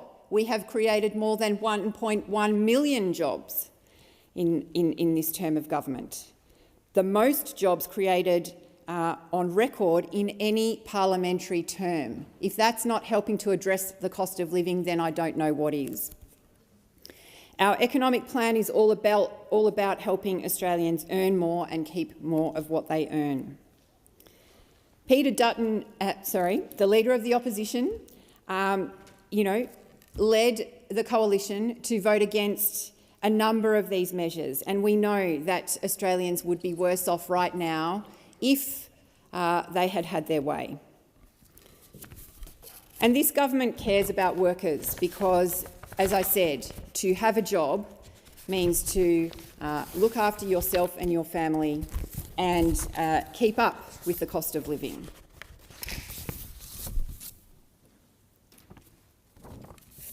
Sorry.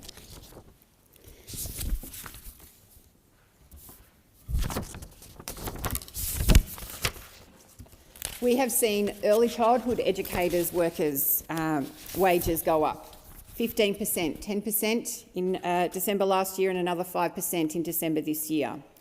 The minimum wage has gone up nearly $150 a week in this term of government for minimum wage workers. That is millions and millions of workers who are better off by $150 a week for minimum wage increases that those opposite oppose. Real wages have gone up for all workers gone up by 4 quarters in a row, and the gender pay gap is at a historic low.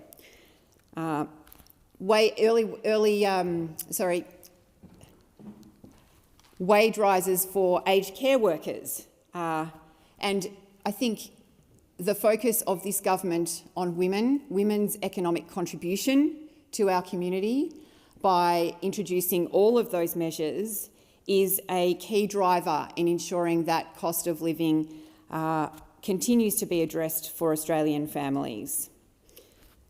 We've also introduced cheaper medicines and urgent care clinics so that people, when they are faced with a difficult decision about where they need to go, they do not need a credit card, they just need a Medicare card.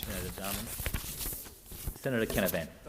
Mr Deputy President, well, the sad reality is the Labor Party are in no position to lecture anyone about what is best for energy policy in this country, what is best to help people with the cost of living, because they've had their chance. They had their chance. The Australian people gave them their faith and trust 3 years ago. That faith and trust included the promise to cut energy bills for all Australians. They put a number on it. They said they'd do that by $275 per bill. They said it would be easier, that they would help lower the cost of living. They've had a relatively compliant Senate. They've been able to get the vast majority of their legislation through. They say they got all this cost of living stuff through. Well, the question has to be asked, if they got it all through, if they say we oppose some of it, but regardless they got it through, why is it, after all of their actions, that Australia has had the largest drop in the standard of living in the developed world? No other place in the world, in the developed world, has been smashed like Australians have in the past 3 years as we've gotten out of COVID. It's only this country that suffered that. And so the people responsible for that obviously has to be those people in power. So they are just simply in no position now to tell anyone else or criticise other people's energy policies. They've lost that authority because of their own record. And you can tell right now they're barely even defending that record. The answers we had in question time today, Mr Deputy President, asked, of course, as you would as the opposition, they asked about the Labor Party's record on power prices, on energy policy, on the cost of living, and immediately the ministers would pivot to criticise the policies and plans of the opposition. There was no attempt at all to defend the record of their own policies and what they've done for Australians, and it shows the shallow platform upon which the Labor Party is asking the Australian people, against all of the evidence, to give them their faith and trust again. We saw evidence of this just a couple of weeks ago. The Prime Minister was quoted as saying just after Australia Day that he has done, or his party I should say, has done, and I quote, all we can to encourage a rate cut. All we can. As I say, we've had the highest inflation rate in the world, in the developed world. We've had the lowest standard of the biggest drop in standard of living in the developed world. And the Labor Prime Minister says he's done all he can. He's washed his hands. Good luck, Australians. You're on your own now. We'll see how we go with the Reserve Bank in a couple of weeks' time. But this Prime Minister is out of ideas, out of a plan, out of ideas. And it raises the question about why is the Prime Minister standing for re-election? Why is he asking to have another go if he's already done all he can and he has no other plans in the locker to develop? I think Australians deserve better, because we have such a great country. We have so many natural resources. We just have to unlock them. Now, I'd like to unlock all of them. I've been very transparent and upfront about that, and lots of my friends and colleagues on the other side like to watch and listen to everything I have to say. I just wish they acted upon it. But we just have to open up our resources. We just have to open up our resources. And at the election, there'll be one side, the side of failure, the side that have failed on their promises in the last few years, that are saying we're only going to use our solar and wind resources. That's all we're going to use. They've stopped talking about hydrogen. They used to talk about hydrogen too, but that's been a complete and utter failure. They're too embarrassed to even mention it now. So they're only going to use solar and wind. That's it. They're restricted to that. We'll have a plan. We're saying we need to use the solar and wind. We need to use our gas. We need to continue our coal-fired power stations, and we need to use our uranium reserves too, because we've locked those up. 20 or 30 years ago, it didn't matter that much because we had so many coal-fired power stations running, but right now we need to open up more resources. It is a very simple equation. If you want to have lower energy prices, you need to have more supply of energy. And the more energy we open up, the more nuclear, the more solar and wind. I've got nothing against solar and wind in the right places as long as it doesn't destroy the environment. Solar and wind, nuclear, coal, gas, we just need more of it. The more we build of it, the lower our power prices will be, the more chance we will have to save what is left of our manufacturing industry, and the lower the cost of living will be for all Australians, and we'll have finally some relief. Because we have to, right now, make decisions that are going to put our country in a strong position to navigate the uncertain times that are occurring around the world. And unless we reform and change course, we're going to be a weaker and poorer nation, which is the trajectory we've been on under this government. Put the motion. Put the question. Those for the question say aye. Against, no. The ayes have it. Senator Shoebridge.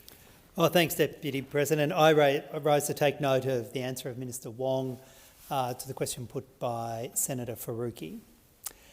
It is remarkable. Sometimes there are moments when you're looking for a clear statement of principle from the Prime Minister, from the Defence Minister, from the Foreign Minister.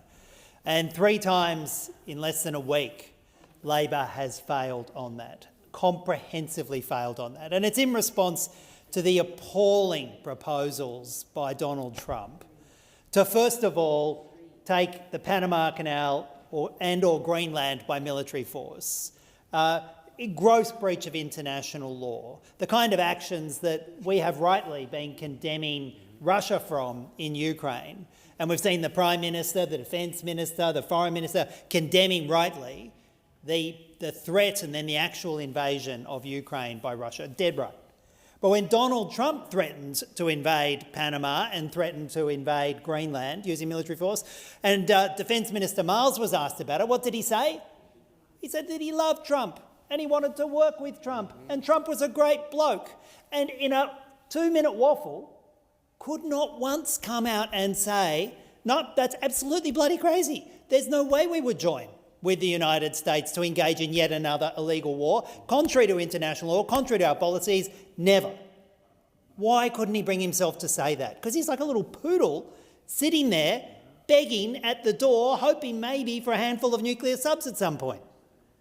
And then we have the Prime Minister. The Prime Minister is asked squarely about the most recent appalling statement by Donald Trump. In this case, Donald Trump threatening to engage in ethnic cleansing of Gaza and a US military assault on Gaza, to use US troops to ethnically cleanse Gaza and then turn it into a real estate opportunity.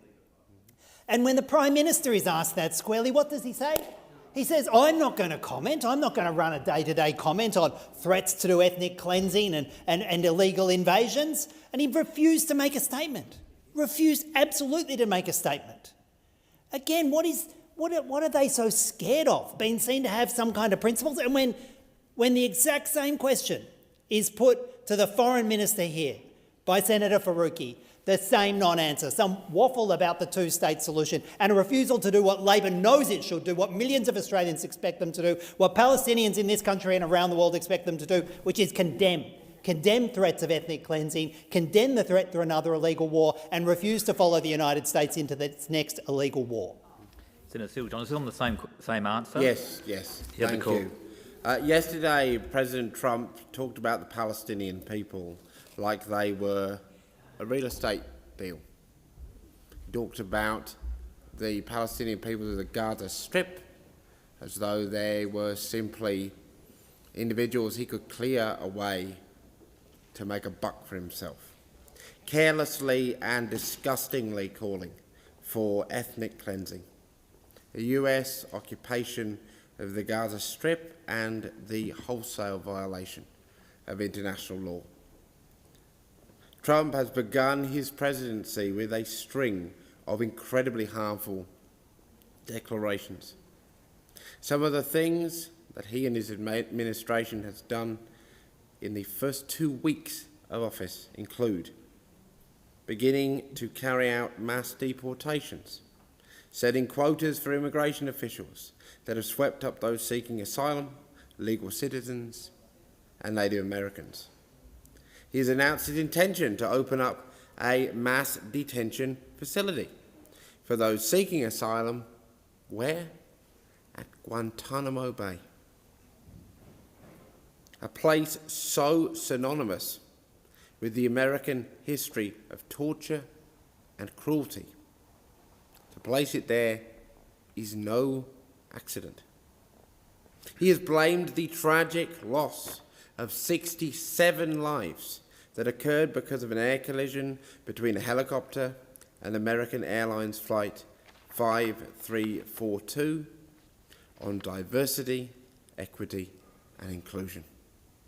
He has withdrawn the US from the World Health Organization, ensuring that one of the largest countries and healthcare systems in the world will not be sharing information on epidemic outbreaks, infectious diseases and global health emergencies. This is who the Prime Minister and the Leader of the Opposition want to hitch Australia to for the next 50 years with the AUKUS agreement. They want Australia to go in lockstep with a government that is actively promoting ethnic cleansing and genocide. We need to make sure that Trumpism cannot take root here in Australia by tackling the causes of its existence. The hate, the fear, the desperation that people feel. We need to leave the AUKUS agreement, once for all. I put the question. Those for the question say aye. Against no. The ayes have it. Honourable Senators, on Thursday 28 November 2024, the Senate was informed of the death on 14 November 2024 of the Honourable John Charles Hodges, a former minister and member of the House of Representatives for the division of Petrie, Queensland from 1974 to 1983 and 1984 to 1987. I call the Minister. Thanks, Deputy President. I seek leave to move a motion relating to the death of John Hodges. Is leave granted? Leave is granted. I move that the Senate records its sadness at the death on 14 November 2024 of the Honourable John Charles Hodges, former Minister for Immigration and Ethnic Affairs and member for Petrie, places on record its gratitude for his service to the Parliament and the nation and tenders its sympathy to his family in their bereavement. Deputy President, I rise on behalf of the government to express our condolences following the passing of former Minister and Member of the House, the Honourable John Charles Hodges, who passed away on the 14th of November 2024 at the age of 87. As I begin, I wish to firstly convey the government's condolences to Mr Hodges' family and friends.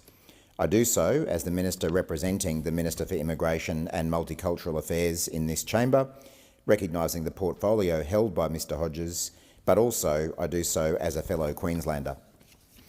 Born in Brisbane in 1937 and raised in Cooktown in far north Queensland, John Hodges studied to become a pharmacist in a move that would form the foundation of not just his career in politics, but his life's work in community service. Mr Hodges returned to Brisbane to complete his studies, and after serving as a pharmacist, he then began his political career in the Redcliffe City Council, where he eventually served as Deputy Mayor. He followed on to serve as campaign director for Nelson Cook in the 1972 federal election and went on to replace him at the next election as the new Liberal member for Petrie in 1974. Successful in his move to federal politics, Mr Hodges went on to serve the division of Petrie mostly uninterrupted for over 11 years.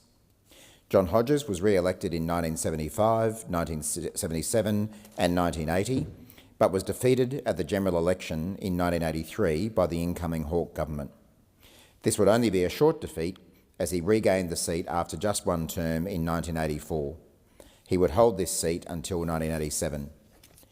During his time in federal politics, Mr Hodges served in several committees and was, for a time, the Deputy Whip in the House of Representatives.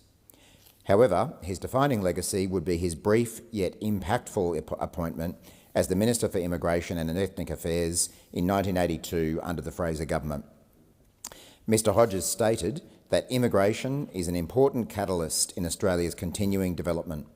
It is to the credit of the Australian-born and to newcomers alike that we continue to share fundamental values of national unity and equal opportunity to all. While Mr Hodges and I certainly share differing opinions on many issues across the political spectrum, this statement rings true today and speaks to the type of man that Mr Hodges was. He was a man of integrity who believed in fairness and the importance of reward for good, honest, hard work. As a minister in the Fraser government, he sought to address labour shortages through skilled migration and introduced reforms to the migration system. This included overseeing the introduction of freedom of information laws in the migration system, significant reforms that afforded greater transparency and accountability in Australia's immigration system.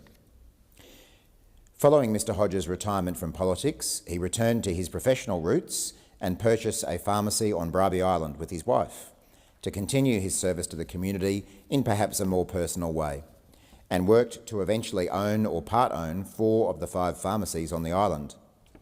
For 30 years, Mr Hodges was known as a dear friend to the community in Bribie, becoming the founding patron for the Bribie Island Diabetes Support Group, of which he was named an honorary life patron after 22 years in the role. He was also generous in his support for local groups, sports clubs and schools in the Bribie community, always willing to lend his support to those in need. Today, we acknowledge that generosity of spirit and celebrate the life and achievements of the Honourable John Charles Hodges. The government expresses its condolences following his passing, and we again convey our sympathies to his family and those who knew him well. Senator Cash. Thank you, and I rise on behalf of the opposition to speak on the condolence motion. The Honourable John Charles Hodges rose to be a minister in the Fraser Liberal government in 1982. But in many ways, it was his involvement in and contributions to his local community that he will be best remembered for. In fact, I suspect it was that connection to his community that he would have been most proud of. John was a politician who never forgot where he came from or the people who put him there.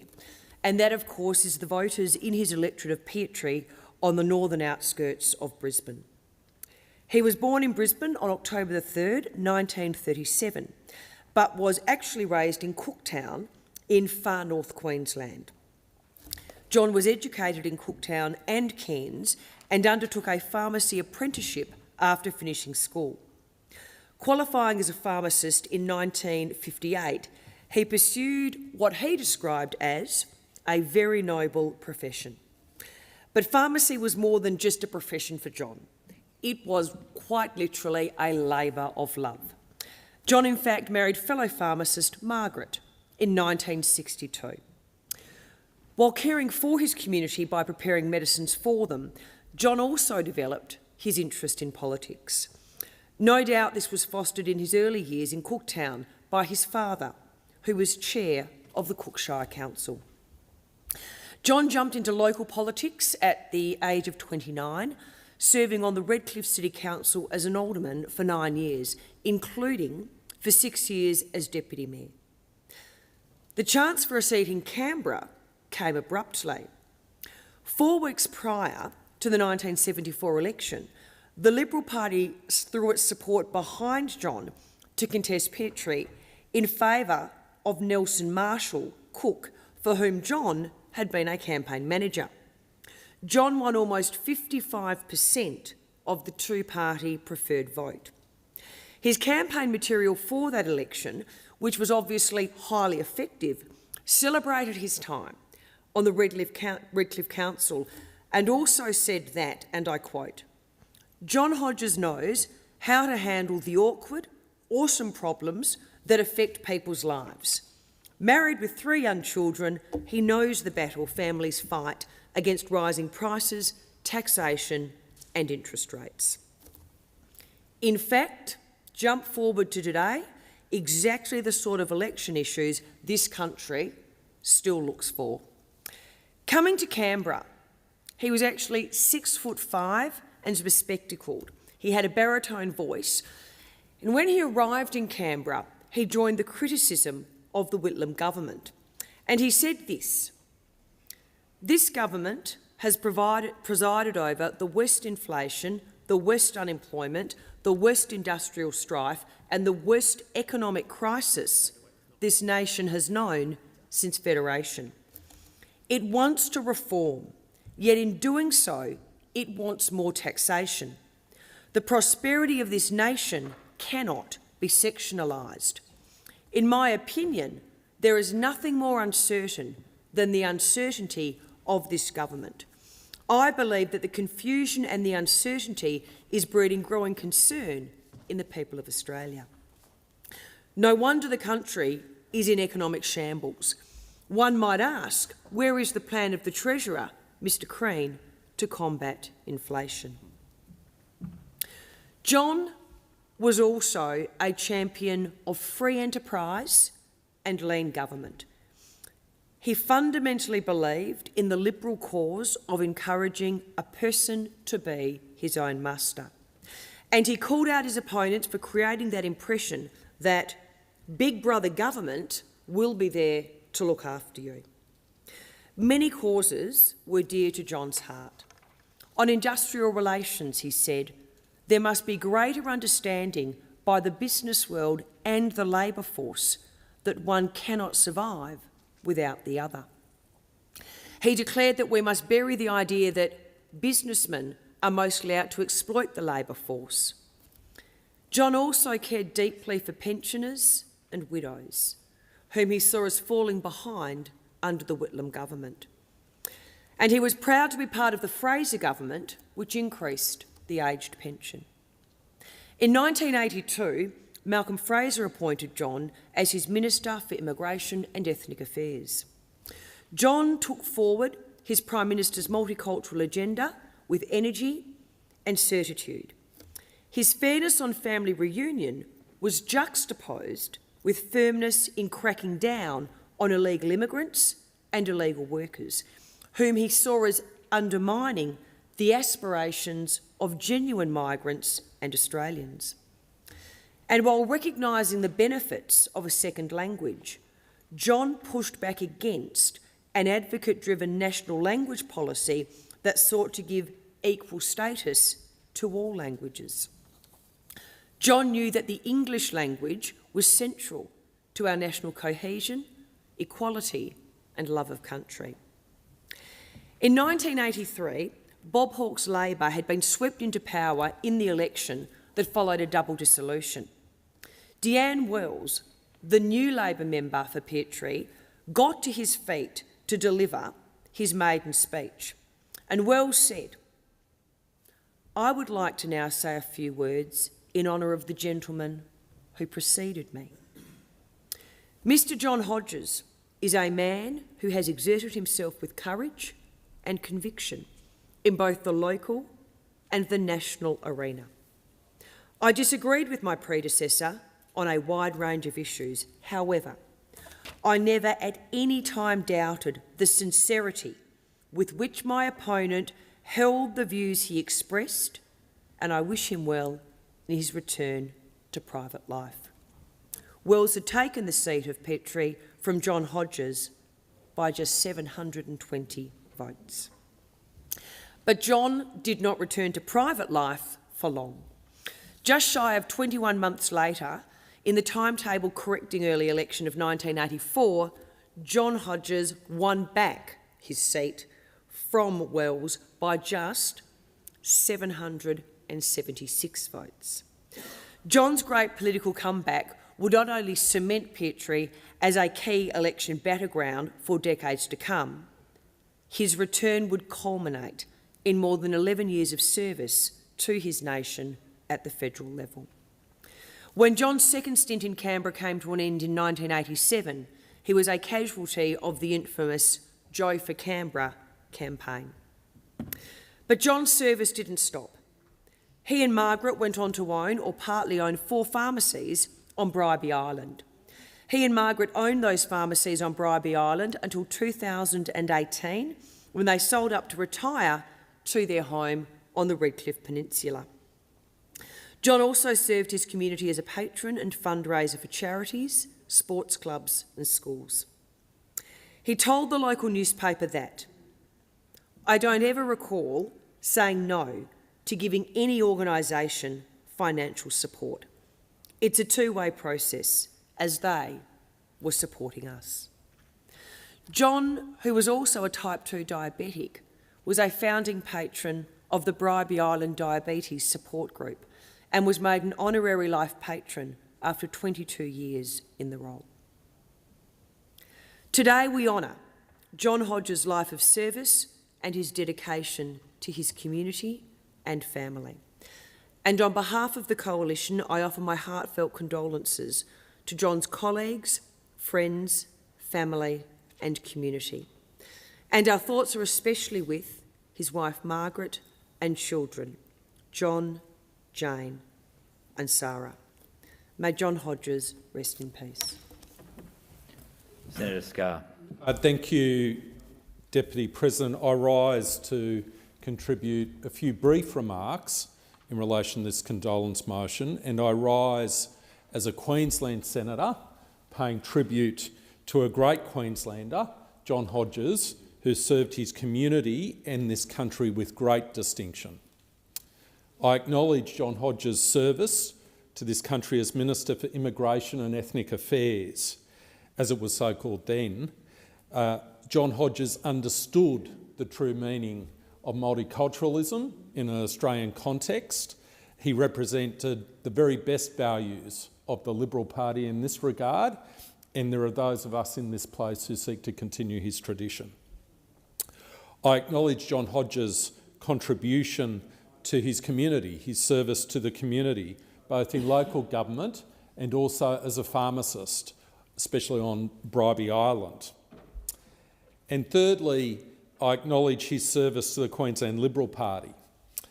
As a lawyer member of that party, he contributed a great deal prior to his having the opportunity to serve in this place, in the Australian Parliament. I also admire two things about John Hodges and his contribution to the Queensland Liberal Party. First, when he lost his seat in 1983, he came back and recontested it in 1984. And to me, that is a sign of someone who was greatly committed to the cause. And it was a great shame that he was to lose his seat at the next election in the midst of the mad Joe for PM campaign. I also would like to acknowledge the fact that up to the very end of his life, he was always a good and true supporter of the Liberal Party. And our friend and colleague in the other place, Luke Howarth, has spoken about the fact that John was always someone who would contribute to Luke's campaigning and was a source of trusted advice and guidance. So it was wonderful to see. It was wonderful to see that the former Prime Minister, the Honourable John Howard, attended John Hodges' funeral and paid the utmost of respect to John Hodges' life of service, to his country, to his community, and to the Liberal Party of Queensland. So I would like to associate my remarks with Senator Watt and Senator Cash and offer my condolences to Margaret and also John Hodges' children and grandchildren. Senator McGrath. Thank you, Deputy President. I was 4 days old when John Hodges was first elected back in 1974. And notwithstanding that age difference, the connection between the generation of the 1970s who were elected to this place fighting the evils of the Gough-Whitlam government directly resonates, as Senator Cash has pointed out, with the current government and the damage that it is causing to Queensland. So I join Senator Cash and my friend and colleague Senator Scarr as fellow Liberal senators to acknowledge the service of John and to associate myself with their comments, and as a Queensland Liberal National Party senator, give my condolences to John's family and friends and supporters across what is now called the Moreton Bay region, of Bribie to Redcliffe. And indeed, John was such a good guy because when you met him, he had that sparkle, that joy of life that comes with someone who has worked hard but has kept true to their beliefs. He was, as Senator Cash pointed out, someone who believed in lower taxes, smaller government, and the freedom of the individual. Someone who kept that flame of liberalism alive. But indeed, as Senator Scarr pointed out in relation to the 1987 election, perhaps it was his loss when the three-cornered contest between Labor, the Liberal Party and the Nationals that caused the loss of Petrie to Gary Johns led 21 years later to the formation of the Liberal National Party in Queensland, where we've come together as a united Conservative cause. And it is John, as a former Liberal member, who has helped and worked hard and provided counsel to countless candidates, but in particular Luke Howarth, the member for Petrie, someone who has turned the swing seat of Petrie away from being a classic battleground seat to being that bit more safer. And partly that is due to the lessons of what happened to John in his term in power that Luke has taken on board. So John lived a life of service before Parliament, during Parliament and after Parliament. He lived a good life, he had a good family, he was surrounded by friends. But to me, as a Liberal National Party senator from Queensland, he kept true to our beliefs. And for that, I thank him. I thank him so much. I thank his family for lending him to us. And my condolences on behalf of the Liberal National Party go again to his family. Thank you. I ask senators to join in a moment of silence to signify their assent to the motion.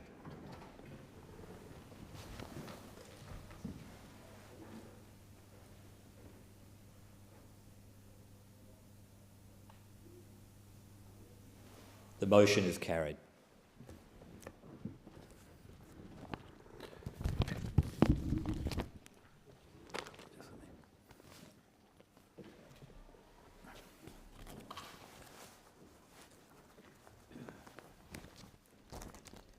Honourable Senators, it is with deep regret that I inform the Senate of the death on 24 January 2025 of the Honourable Grant Ernest John Tambling, AM, a member of the House of Representatives for the Northern Territory from 1980 and a Senator for the Northern Territory from 1987 to 2001. I call the Minister. Thanks, Deputy President. I seek leave to move a motion relating to the death of Grant Tambling. Is leave granted? Leave is granted. I move that the Senate record its sadness at the death on 24 January 2025 of the Honourable Grant Ernest John Tambling AM, former member for the Northern Territory and former Senator for the Northern Territory, places on record its gratitude for his service to the Parliament and the nation, and tenders its sympathy to his family in their bereavement. Deputy President, I rise on behalf of the Government to express our condolences after the passing of former Northern Territory Senator, the Honourable Grant Ernest John Tambling AM.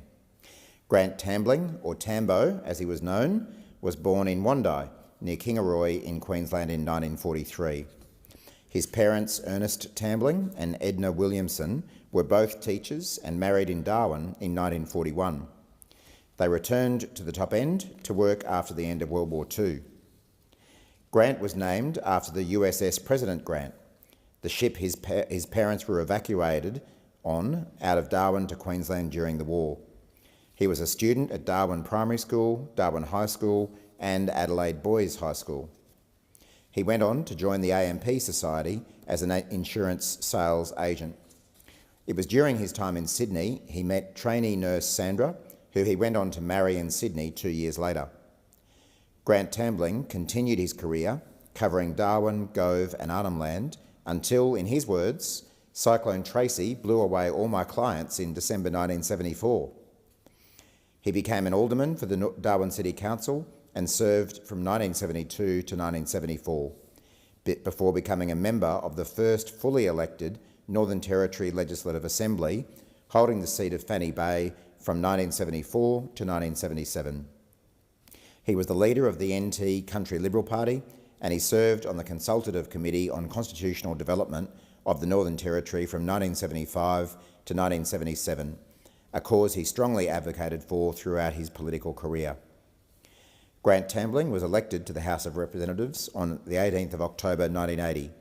His tenure as the member for the Northern Territory lasted only one term. During that time, he focused on statehood, advancing the Northern Territory, defence and building a stronger relationship with Southeast Asia. He became a casualty of the 1983 election with a landslide Labor Party victory. Grant Tambling was next elected into the Senate on the 11th of July 1987, completing the rare task of having served at all three levels of government, as well as both houses of the Commonwealth Parliament.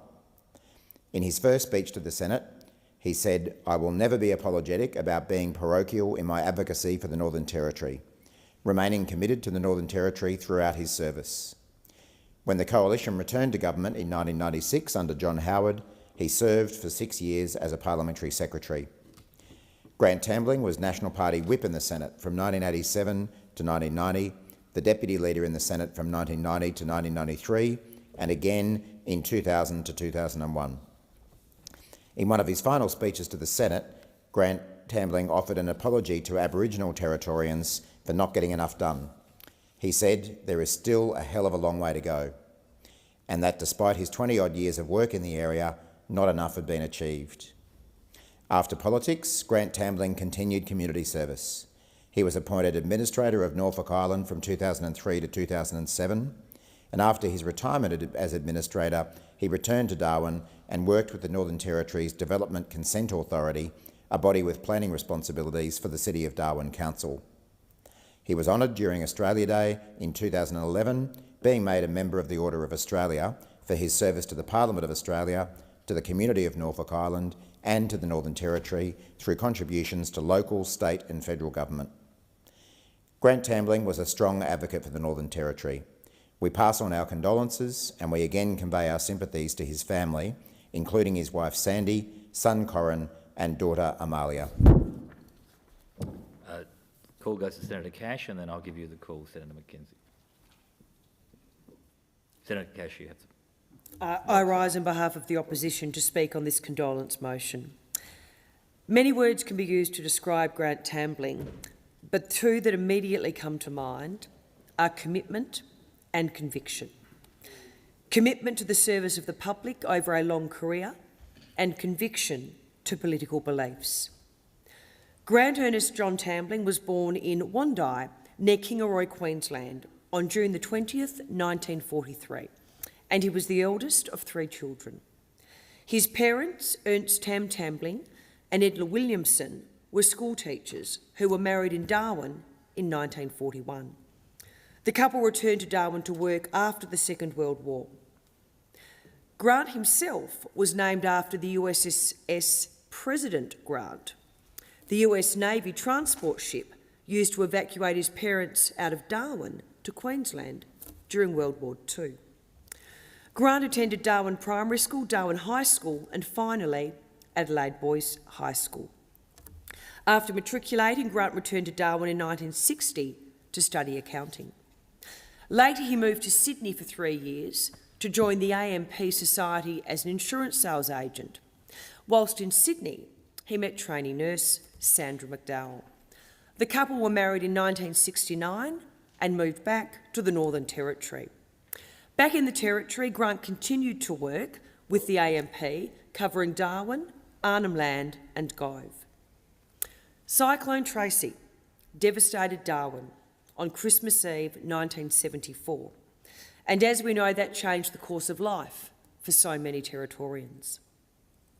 Grant's interest in public life had already begun before Cyclone Tracy. He served as alderman with Darwin City Council from 1972 to 1974, before being elected to the seat of Fanny Bay in the first ever Territory Assembly from 1974. After serving at those 2 levels of government, he would go on to represent the Territory in both the House of Representatives and the Australian Senate. Grant was in fact a founding member of the Country Liberal Party and was the deputy leader of the party in the early years after its formation. He was elected to the House of Representatives as the member for the Northern Territory in 1980. Grant was a fierce advocate for the Northern Territory during his time as a backbencher.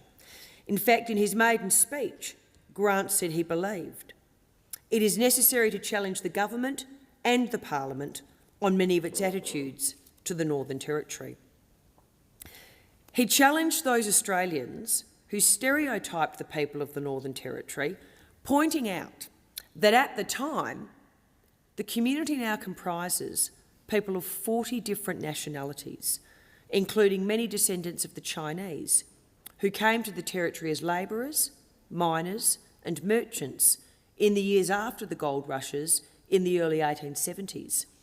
As well, 30% of Australia's tribal Aboriginals, some 25,000 in all, the majority living on their own tribal lands granted to them under Commonwealth statute, are determining their futures as Aboriginal Australians. Grant advocated for the rights of Indigenous Australians, but also preached personal responsibility. He said this: Aboriginals are firstly Australians, with the same rights, privileges, opportunities, accountability and responsibilities as all other Australians. He said that in his maiden speech. After serving 1 term as a backbencher in the Fraser government, Grant lost his seat at the 1983 election, which saw, of course, Bob Hawke elected as Prime Minister. He spent the next 4 years running a newspaper in the Darwin suburb of Parap and serving as the Deputy Chairman of the Northern Territory Planning Authority. But in 1987, he was returned to Canberra by voters as a Senator for the Northern Territory. He held his seat in the Senate from 1987 to 2001, when he retired with the expiration of his term. As a Northern Territory Senator, he was re-elected in 1990, 1993, 1996 and 1998. His Senate service, combined with his service in the House of Representatives, meant that he had served in federal Parliament for a total of 16 years, 8 months and 22 days. Grant was appointed to various shadow ministries while in opposition, including Regional Development, External Territories and Northern Australia, Community Services and Public Housing. When the Howard government was elected to office in 1996, He was made a Parliamentary Secretary to the Minister for Transport and Regional Development and later served as the Parliamentary Secretary to the Minister for Social Security and then to the Minister for Health and Aged Care. Grant served as National Party Whip in the Senate and Deputy Leader of the National Party in the Senate during his time in the Senate. Grant was renowned, and I had mentioned the word conviction earlier, but there was no doubt Grant was a conviction politician, and indeed he was a true champion of territory rights. After politics, he was Norfolk Island Administrator from November 2003 to September 2007. Grant is survived by his wife Sandy, son Corin, daughter Amalia, and grandchildren Reuben, Hamish and Castilla. On behalf of the Coalition, I offer my heartfelt condolences to Grant's family, colleagues, friends and community. Our thoughts are especially with his wife Sandy and his children and grandchildren. May Grant Tambling rest in peace. Senator McKenzie. Thank you, Mr Deputy President. Well, as Leader of the National Party in the Senate, I rise to join all senators and indeed former Senate leaders Nigel Scullion and Ron Boswell in giving this condolence speech about Grant Tambo Tambling, particularly on behalf of National Party senators, honouring and acknowledging his life and service, and as we like to know him, Tambo. He was a distinguished servant of the Northern Territory and the Australian Parliament. He was the eldest of 3 children, born in Queensland on the 20th of June in 1943, and he was named after the USS President Grant, which was used to evacuate his parents out of Darwin to Queensland during World War II. His parents, both school teachers, had married in Darwin in 1941 and returned there in 1946 after his father served in the war. And despite a brief stint in Sydney, where he met his wife Sandy, he lived most of his life in the Territory. He was fiercely loyal and proud to be a Territorian. Tambo was a man of conviction, dedication and an unrelenting passion for the people he represented. Over the course of his long and distinguished career, he made a significant and lasting contribution to the advancement of the Northern Territory, the strength of regional Australia and the cause of the National Party and the Country Liberal Party. His parliamentary career spanned over 3 decades and served at all 4 levels of government. Serving as an alderman with the Darwin City Council from 1972 to 74 before being elected to the seat of Fanny Bay in the first ever Territory Assembly in 1974. He then served as the member for the Northern Territory in the House of Representatives for 3 years and later as a senator for the Northern Territory from 1987 to 2001. After politics, he was appointed to Norfolk Island Administrator from 2003 to 2007 during the Howard Anderson Vale government. He also served as National Party Whip, time-honoured tradition it would seem for National Party senators, and Deputy Leader of the Nationals in the Senate for a number of years, and after the 1996 election he was appointed as Parliamentary Secretary for 6 years. Paul Davies, Senator Davies' late father, who wrote the book on the National Party, talked about Tambo, saying, and I quote, "Tambling's tenure as the member for Northern Territory lasted only 1 term, but helped shape his priority political interests: Aboriginal advancement, public accountability, statehood and further development for the Northern Territory and closer links with Southeast Asia, particularly Indonesia." This is Paul Davies' words. Round-faced and jovial, Tambling was a tenacious character who preferred to resolve issues by negotiation rather than confrontation, but who was not afraid to mix it with the best in all political forums and stand firm on his beliefs. It seems like that is a template for Territorian senators that serve in the National Party party room. His work in public life was instrumental in shaping the Northern Territory's policy landscape, particularly in regional development, Indigenous affairs and health. Across both chambers, he carried with him a fierce determination to see the Territory thrive economically, socially and politically. He was a dedicated champion for better services and opportunities for Indigenous Australians, a cause to which he committed himself with sincerity and purpose. His leadership as the Administrator of Norfolk Island reflected his enduring belief in the power of strong, community-driven governance. Throughout his parliamentary career, he was a strong advocate of federal initiatives such as the Joint Defence Facility at Pine Gap, the construction of the Alice Springs to Darwin leg of the North-South Railway, and the expansion of mining, including uranium.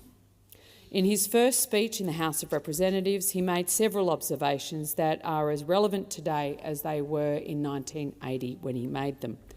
Firstly, he said, "The electorate of the Northern Territory may be short on population, but it's not lacking in importance to the nation or in natural resources. It is impossible for honourable members without personal knowledge to appreciate the value to the Commonwealth of the vast area of country which I now represent, or to visualise its immense possibilities." End quote. How true those words are. The Northern Territory continues to be essential to the prosperity of our nation and still has vast possibilities if it's given the chance to succeed. Secondly, he said, the ALP's policies on uranium are negative and useless. Senator Farrell, it's great to see you in the chamber for this condolence, because it would seem that former Senator Tambling's words are as true today, unfortunately for your political party, as they were when he made them. 34 years later, nothing's changed. The passing of Grant Tambling is a great loss, not only to those who knew him personally, but to the broader political and public policy community. His service to this nation, particularly the people of the Northern Territory, leaves a lasting legacy that will be remembered with great respect, and I know his family should be very proud of the contribution he made on behalf of his community, his political party, the CLP and the National Party, and indeed the Australian people. On behalf of the Nationals in the Senate, I extend my deepest sympathy to his wife Sandy, son Corin, daughter Amalia, and grandchildren Reuben, Hamish and Castilia, his friends and all of those who had the great privilege to work alongside him. Vale Grant Tambling. Senator Nampijin-Price. Thank you, Acting President. On behalf of the Country Liberal Party of the Northern Territory, I would like to honour and pay my respects to Mr Grant Tambling. Mr Tambling was a well-loved and popular man. He served our nation of Australia faithfully and tirelessly. He left no level of government untouched, serving in local government and then both Territory and Commonwealth Parliaments. And to every position he held, he gave himself wholeheartedly. Mr Tambling began his time in government as a member of the Darwin City Council from 1972 till 1974. He then moved to the Northern Territory Parliament, where he served in a variety of capacities, including multiple ministerial positions from 1974 to 1977. A few short years later, in 1980, he was elected to the House of Representatives in this Parliament, albeit down the road at Old Parliament House, where he was required to share an office with 3 other MPs. Despite being defeated in 1983, he returned to federal politics in 1987 as a senator for the Northern Territory. He was subsequently re-elected to that position 4 times before retiring at the end of his term in 2001. Holding the trust of the Territory to represent them in this House for that long is a testament to the respect he enjoyed. As a senator for the Northern Territory myself, I know its size can make it a challenging place to get around, but Tambling's devotion to his community saw him travel all across the Territory, always ensuring he was on top of the issues that mattered to those on the ground. His desire to see Indigenous Australians treated equally as any other Australian resonates with the reasons that spurred me on to have a career in politics. Tambling was a man who championed the cause of Indigenous Australians and was not afraid to say things how he saw them. He highlighted problematic aspects of Indigenous land rights legislation and called on the government to review it. He also offered a sober warning against what he perceived to be the manipulation of Indigenous Australians for political purposes, things which we can learn a lot from to this day. Aside from Indigenous affairs, Tambling was also an advocate for efficient government and wasn't afraid to call out government waste and used his time in estimates to do just that. All of this ultimately was because he loved his home of the Territory and the nation of Australia.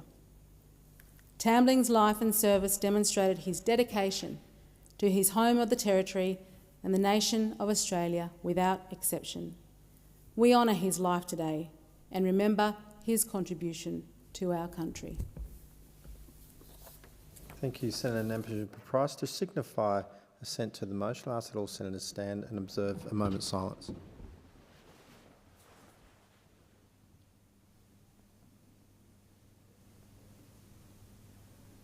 The motion is carried. Thank you, Senators. We'll now move to tabling and consideration of committee reports and government responses. Whip. I present additional information received by committees relating to estimates. On behalf of the Chair of the Education and Employment Legislation Committee, Senator Sheldon, I present additional information received by the committee on its inquiry into the provisions of the University Accord National Student Ombudsman Bill 2024. And on behalf of the Parliamentary Joint Committee on Human Rights, I present the Human Rights Scrutiny Report number 1 of 2025. And as Chair of the Environment and Communications Legislation Committee, I present the report of the Committee on the Provision of the National Broadband Network Companies Amendment Commitment to Public Ownership Bill 2024, together with accompanying documents. Is anybody seeking the call on those? If not, we shall move to the consideration of documents. Senate will now proceed to the consideration of documents which are listed on pages 7 to 11 of the notice paper. Any document to which no senator rises will be taken to be discharged from the notice paper.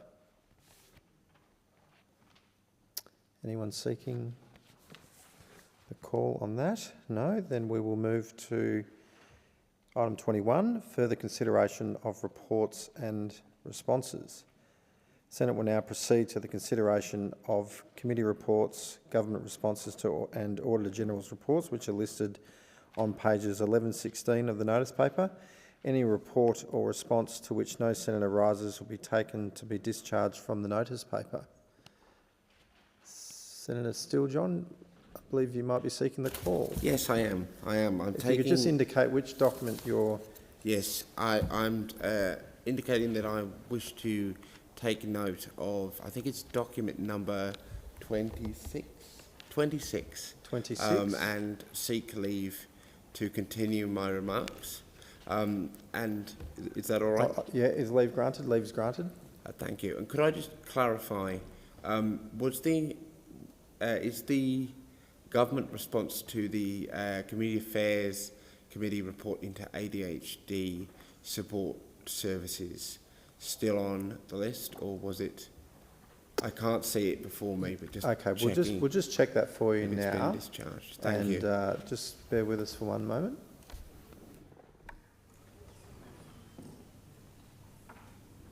Could I just get you to clarify which document or report? It was the government. It was the government response to the Community Affairs Committee inquiry report into ADHD supports and services in Australia. I can't see it here, which probably means it was discharged from the list on Tuesday. We'll but I just want to check clarify that. But in the meantime, I might, if we can maybe come back to you, and I'll seek the whip, yes. Thank you. Document 9, Electoral Matters Joint Standing Committee from Classroom to Community on page 12. I seek leave to continue my remarks. It's leave granted. Leave is granted. Thank you. Is anyone else seeking to speak on a report? Senator Rennick. Can I speak on the investigation into Australia's tax reform and the final report handed down by the Economics Committee? Do you have a number for that? I'm just in the process of looking for it. Apologies, it's got to be here somewhere. Let's see what my staff says. We can come back to you if you like. It's item 5 on page 12. Then... Economic Reference Committee, Australia's Taxation System Report. I believe you can. Yes, that's perfectly fine. You have the call, Senator Rennick. Thank you. Thank you, Acting Deputy Chair. And I rise to speak on this particular report. And can I thank the people who made submissions about the need to overhaul Australia's tax system. It's been one of the great frustrations of my time in this parliament that the two major parties do not want to talk about tax in this country, because our Tax Act is killing us. It is actually, I always have to laugh, everyone's jumping up and down this week about Trump's tariffs. We actually have reverse tariffs in this country that punish Australian industry. If you make 30 cents, if you make $1 of profit in this country, you pay 30 cents on that $1 of profit. Yet if you set up an overseas company or you're a subsidiary of an overseas company, you can shift your profits offshore, interest, royalties, rent, management fees, insurance fees, whatever, and you will get a tax deduction of 30 cents here, and depending on the tax treaty, you will pay no more than between 0 and 15 cents. It is a reverse tariff because if you keep your profits here in Australia, you pay 30 cents in the dollar. Yet, on the other hand, we have sections in the Tax Act that actually encourage foreign investment in this country to the extent that the income earned by foreign companies in this country pay no tax. Section 128F of the 1936 Act, the public offer test, all that money that Australians pay on interest, all that interest earned by foreign banks as Australians pay their mortgage, and about half, maybe 40% of Australia's mortgages are funded by overseas debt. All that interest that goes offshore goes offshore tax-free. So think about it. If you're an Australian pensioner or any Australian that earns interest income on a bank account, you will pay tax. Yet foreign banks that lend into this country, that control you through that debt, they don't have to pay any tax, provided they meet the conditions in Section 128F of the 1936 Tax Act. Section 855 of the 1997 Income Tax Act, foreigners don't have to pay capital gains tax on the sale of shares if they own less than 10% of a company. If I make a profit, if Senator Terrell makes a profit, capital gain on the sale of shares, she pays tax. We pay tax. All Australians, all you people out there pay capital gains tax on any capital gains you make on the sale of shares. Yet we have an explicit section in the Tax Act that says that's okay if you're a foreigner, you don't have to pay any tax. Guess what? If you buy a property in this country, if you buy a real asset, you have to pay stamp duty. If you're a farmer, you buy a farm, you pay stamp duty. You buy a house, you pay stamp duty. You buy commercial land, you pay stamp duty. But if you're a foreigner, or any Australian actually, doesn't actually have to pay stamp duty on buying shares. Why is it that people who want to speculate on the stock market don't have to pay stamp duty, yet other people who actually do real productive labour out there in the real world pay stamp duty? One of the big mistakes when we brought in GST in this country was that the state premiers were allowed to abolish stamp duty on share trading, but they didn't abolish payroll tax. Want to know why we've got a productivity in this crisis in this country is because we tax the wrong things. We tax the wrong things. And I'll call out the Teals for wanting to lift the GST. No, we do not need to lift the GST in this country. We need to abolish the GST in this country because that PAYG system and the BAS returns is killing Australian businesses. When I was offered partnership for an accounting firm back in the 90s, the margins we were going to make, if I had stayed around or went overseas, would have been 50 cents in the dollar. When I came back 25 years later, the margins were less than 20 cents. Why? Because today you've got to do 4 BAS returns a year, you've got to do your Div 7A loans, you've got to do FBT returns. You've got this obscene I was speaking to the wonderful ladies from the Isolated Children's Fund yesterday. It actually turns out that if a boarding school pays people, the people that look after the children and live on site in those boarding schools, are allowed to have their own little cottage off to the side, they have to pay fringe benefits tax. That is absurd. And that is just one of the many examples in this country. Take franking credits, okay? Why not just get rid of franking credits altogether, lower the tax rate, company tax rate, and increase the offshore tax rate so that it actually penalise people who shift profits offshore, but we encourage people here to keep their profits, companies that when they earn profits, to keep those profits onshore. Because it is absolutely crazy what we do with our system. And by the way, I just got a reply from the tax office today. There is $482 billion in franking accounts out there that the federal government has to refund, right? If you think our federal debt is big at almost $1 trillion, you can add another $482 billion in franking credits on that. Now, I'm just going to give the call to Senator Smith. Before I do, I just want to advise Senator Steele-John, it is what you asked for before is not on the notice paper. However, you may be able to, you can seek leave, and then it will be up to the Senate to decide whether or not you're granted to speak on it. Senator Smith. Temperature, I would like to preserve, if I may, document 11 on page 12, documents 15, 17 and 25 on page 13. Thank you very much. Thank you. Senator Steele-John. I think earlier, thank you for that advice, by the way. I'll return to the chamber and do that at another point. Okay.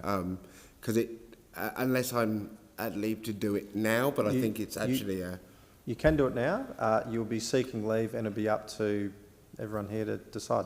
Could I seek leave to take note of that report? Would that be amenable to the chamber and continue my remarks? Yep. Leave is granted. The ADHD report? Fantastic, yes, thank you. I think I took note earlier of a document when I should have taken note of a report. So I was seeking to take note of report number 26, not document 26. Okay. Is that okay?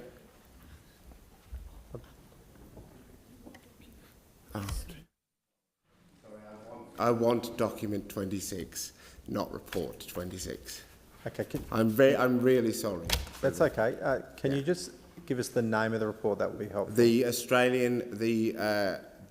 committee report into Australian submarine agency report. Just came into my head right now. That's a document. Yeah, that's a document. Yes, correct. That's the document that I was seeking earlier before we then went into the ADHD. Yeah, and you, just to clarify, you just sought leave to continue remarks. Continue my remarks, yes. Which is not what you're doing now. You're seeking leave to speak on the... No, I'm seeking leave to continue my remarks also on the ADHD report, which I will then bump to next week and make a contribution to. Is that okay? I'll just check with the clerk, but I suspect you would have to seek leave again at that time. Seek leave? Yeah. Let me just check.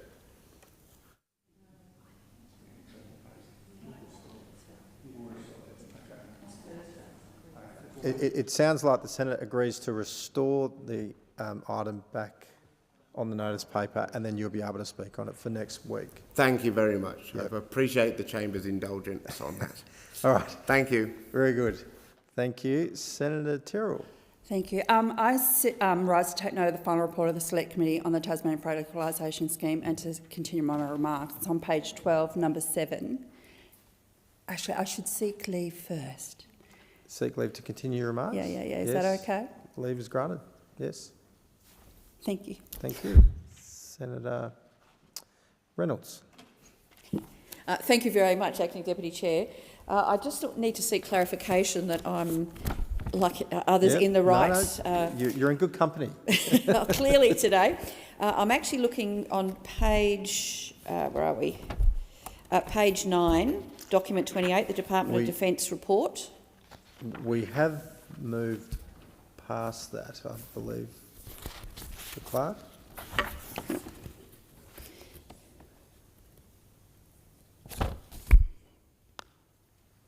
If you could just clarify what document, you mentioned the number, but okay, it's on page 9, document 28, which is the Department of Defence report for 23-24.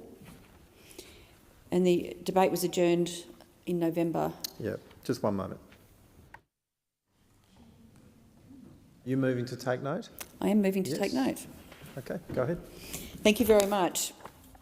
So I rise today to discuss the Defence Annual Report 2022-23 and the subsequent committee inquiry.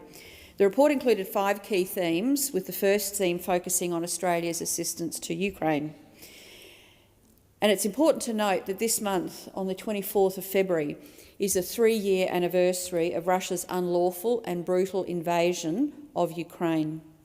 For 1,078 days, Ukraine has stood resilient and has pushed back in defence of their sovereignty and global democracy. And as a democratic nation who always stands up with other nations who face a threat to their very being, an existential threat, we have always stood up and supported them and supported democracy.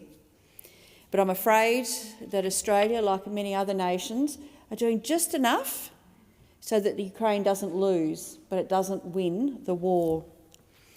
So the 5 recommendations from the report on Australians' assistance to Ukraine are this. The first recommendation was that the Australian government continue providing military assistance to Ukraine while exploring additional opportunities to encourage and support Australian industry and institutions to further contribute to the support effort. Recommendation 2 is Defence publishes a statement on its internal policy approach to Ukraine. 3, the Australian government establish a whole-of-government mechanism, a one-stop shop, potentially within the Department of Prime Minister and Cabinet. 4, the Australian government review any legislation, regulations or policies that govern decisions around the placement of diplomatic personnel in high-risk locations. And 5th, the Australian government reopen, finally, the Australian Embassy in Ukraine with a permanent military attaché alongside it as soon as possible. So the first thing I would do is to call on this government to provide a report back to this place on the progress and the timeline for each of those 5 recommendations. But this ongoing war of aggression is a stark reminder of how fragile democracies can be and how vital it is for Australia to do all it can to help others fight its wars. Because if we were in their shoes, we would absolutely want and expect other nations to help us defeat tyranny. Late last year, I hosted a briefing with His Excellency, the Ambassador of Ukraine, and Dr. Yuri Sak, an advisor to Ukraine's Ministry for Strategic Industries. I did that as a co-chair of the Parliamentary Friendship Group of Ukraine. They highlighted the urgent need for further support to fight back against Russia. Australia ranks 35th out of 41. How pathetic is that? We are 35th out of 41 donors on the German Kiel Institute Ukraine Support Index, which ranks the aid given by donors to Ukraine. Now, this is a sad indictment on this government, because not only are we 35th out of 41 donors, but the material that has been provided to Ukraine has that whiff of being the old junk out of the cupboard that we no longer want, and is certainly not what Ukraine has consistently said to us that they need. Now, one of the issues and one of the things that the Ukraine government and also the ambassador here has said consistently for over 12 months, in fact nearly 18 months, the main assistance that they now want from Australia is to help them with their communications, which is a huge issue. 25% of Ukrainian fixed networks have been damaged, and over 4,300 base mobile connection stations have either been destroyed or damaged. Now, this is something not only that Australia can contribute to, which will make a huge impact on Ukraine, not only on the battlefront, but also in towns that have been cut off, not just now, but also for reconstruction. Now, the system that the Ukraine government has requested on more than one occasion from Australia is actually an Australian product. It's called they need 50 of the Scitech Nexus 16 systems, which are manufactured in Western Australia. These systems are important not only for communications on the battlefield, but for the recovery of communities back to properly functioning societies. So we must consider, and I would urge the government to consider this request, and with the additional funding that has been announced, is to back in Australian industries to provide Ukraine with what they have asked. Thank you, Senator Reynolds. Senator Barbara Pocock. Thank you, Acting Deputy President. I move to take note of Committee Report number 52 of the Finance and Public Administration Reference Committee's inquiry into the management and assurance of integrity by consulting services, an inquiry that I initiated into the Big Four 2 years back. That inquiry generated shared outrage across us all here in the chamber. We were outraged at the monetisation by PwC of confidential government tax information to help some of the world's largest multinationals avoid tax. We were outraged at the aggressive land and expand tactics and contract extensions of the Big Four, the super profitable revolving door between government and consultants, the deliberately cultivated conflicts of interest, the cheating on ethics exams and the payment of public dollars for poor, incomplete or no work at all. And that's just the start. This report set out the sins of these rauters in a rolled gold, internationally significant case study of the big consultancy con. Sadly, however, the recommendations authored by the big parties in this report are pathetic. They are squibbed at, and the recommendations, just 12 of them, are shamefully weak. Reviews, guidelines, training, straight out of the lots of words, no change playbook. We need deep systemic change. Our comprehensive Greens recommendations set that out. Labor's weak response to this inquiry leaves the Big Four intact and unpunished. Outrage is not enough. We need action. And what about the Coalition? Where have they landed? Well, the Coalition are straight back to replenishing the consultants' trough, cut the public sector by 36,000 jobs and refill the consultants' coffers. Coffers that received $20.8 billion in consultant labour hire and private sector contracts in the last year of the Morrison government. That is the world that Peter Dutton wants to take us back to. Fewer jobs for Australians and big bucks for the Big Four and the big end of town. He is taking notes from Trump's America. Peter Dutton is drawing strength from Trump's dark Voldemort shadow. Of all the things, he has complimented Trump today for his big thinking. A Dutton government promises, in Senator Cash's words this week, exactly the same attitude as Trump.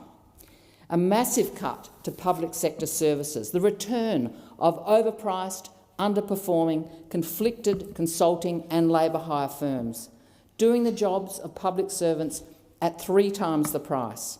We see in real time every day right now Trump modelling our future under a Dutton coalition government, and it is a horrific prospect. Last couple of days, Trump has cheered on Elon Musk, who has shut down whole agencies like USAID, sacking tens of thousands of workers overnight and cutting $40 billion in foreign assistance without any congressional authority. Robert Reich, the former US Secretary of Labor and advisor to 3 previous US administrations, called what we are seeing in the US a coup. A coup. He points to the irony of the richest man in the world, Elon Musk, almost single-handedly destroying an aid agency designed to help the world's poorest people, all to fuel huge tax cuts for that very rich man and his billionaire mates and big corporations. A dangerous, destructive coup that is costing thousands of families their livelihoods and food and help for the world's poorest. These cuts shut down 43% of the world's humanitarian aid.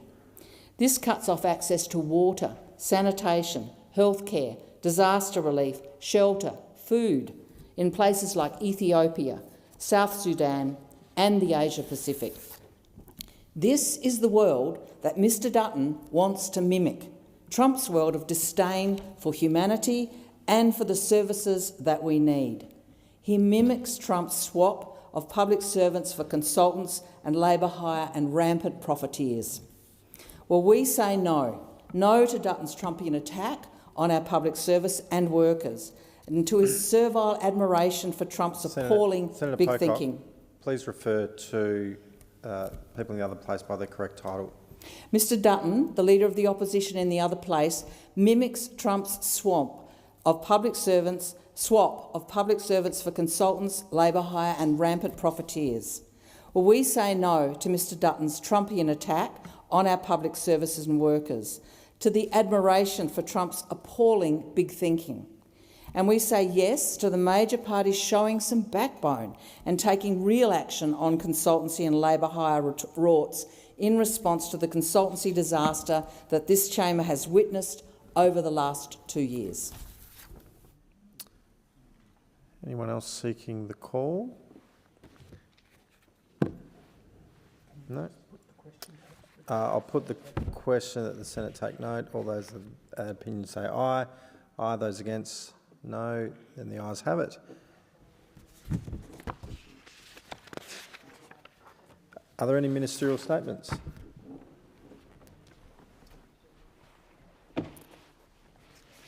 Minister. Thank you, Acting Deputy President. I table documents relating to orders for the production of documents concerning the CBUS Superfund inquiry and the Board of Housing Australia. Thank you. Any further ministerial statements? The Senate will now proceed to the consideration of general business. Call on the clerk.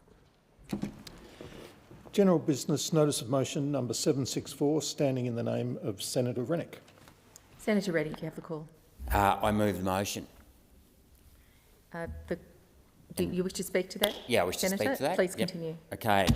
Thank you. And it gives me great pleasure today to be able to speak to this motion because after almost 6 years in this place, I'm incredibly frustrated at the lack of seriousness that the two major parties take when it comes to dealing with significant issues that concern the Australian people. They are sick and tired of watching the circus down here. And it's interesting now that I'm an independent, people first, you know, the only senator for people first, but party all the same. I sit here and watch the clown show that goes on and the juvenile behaviour between the two major parties.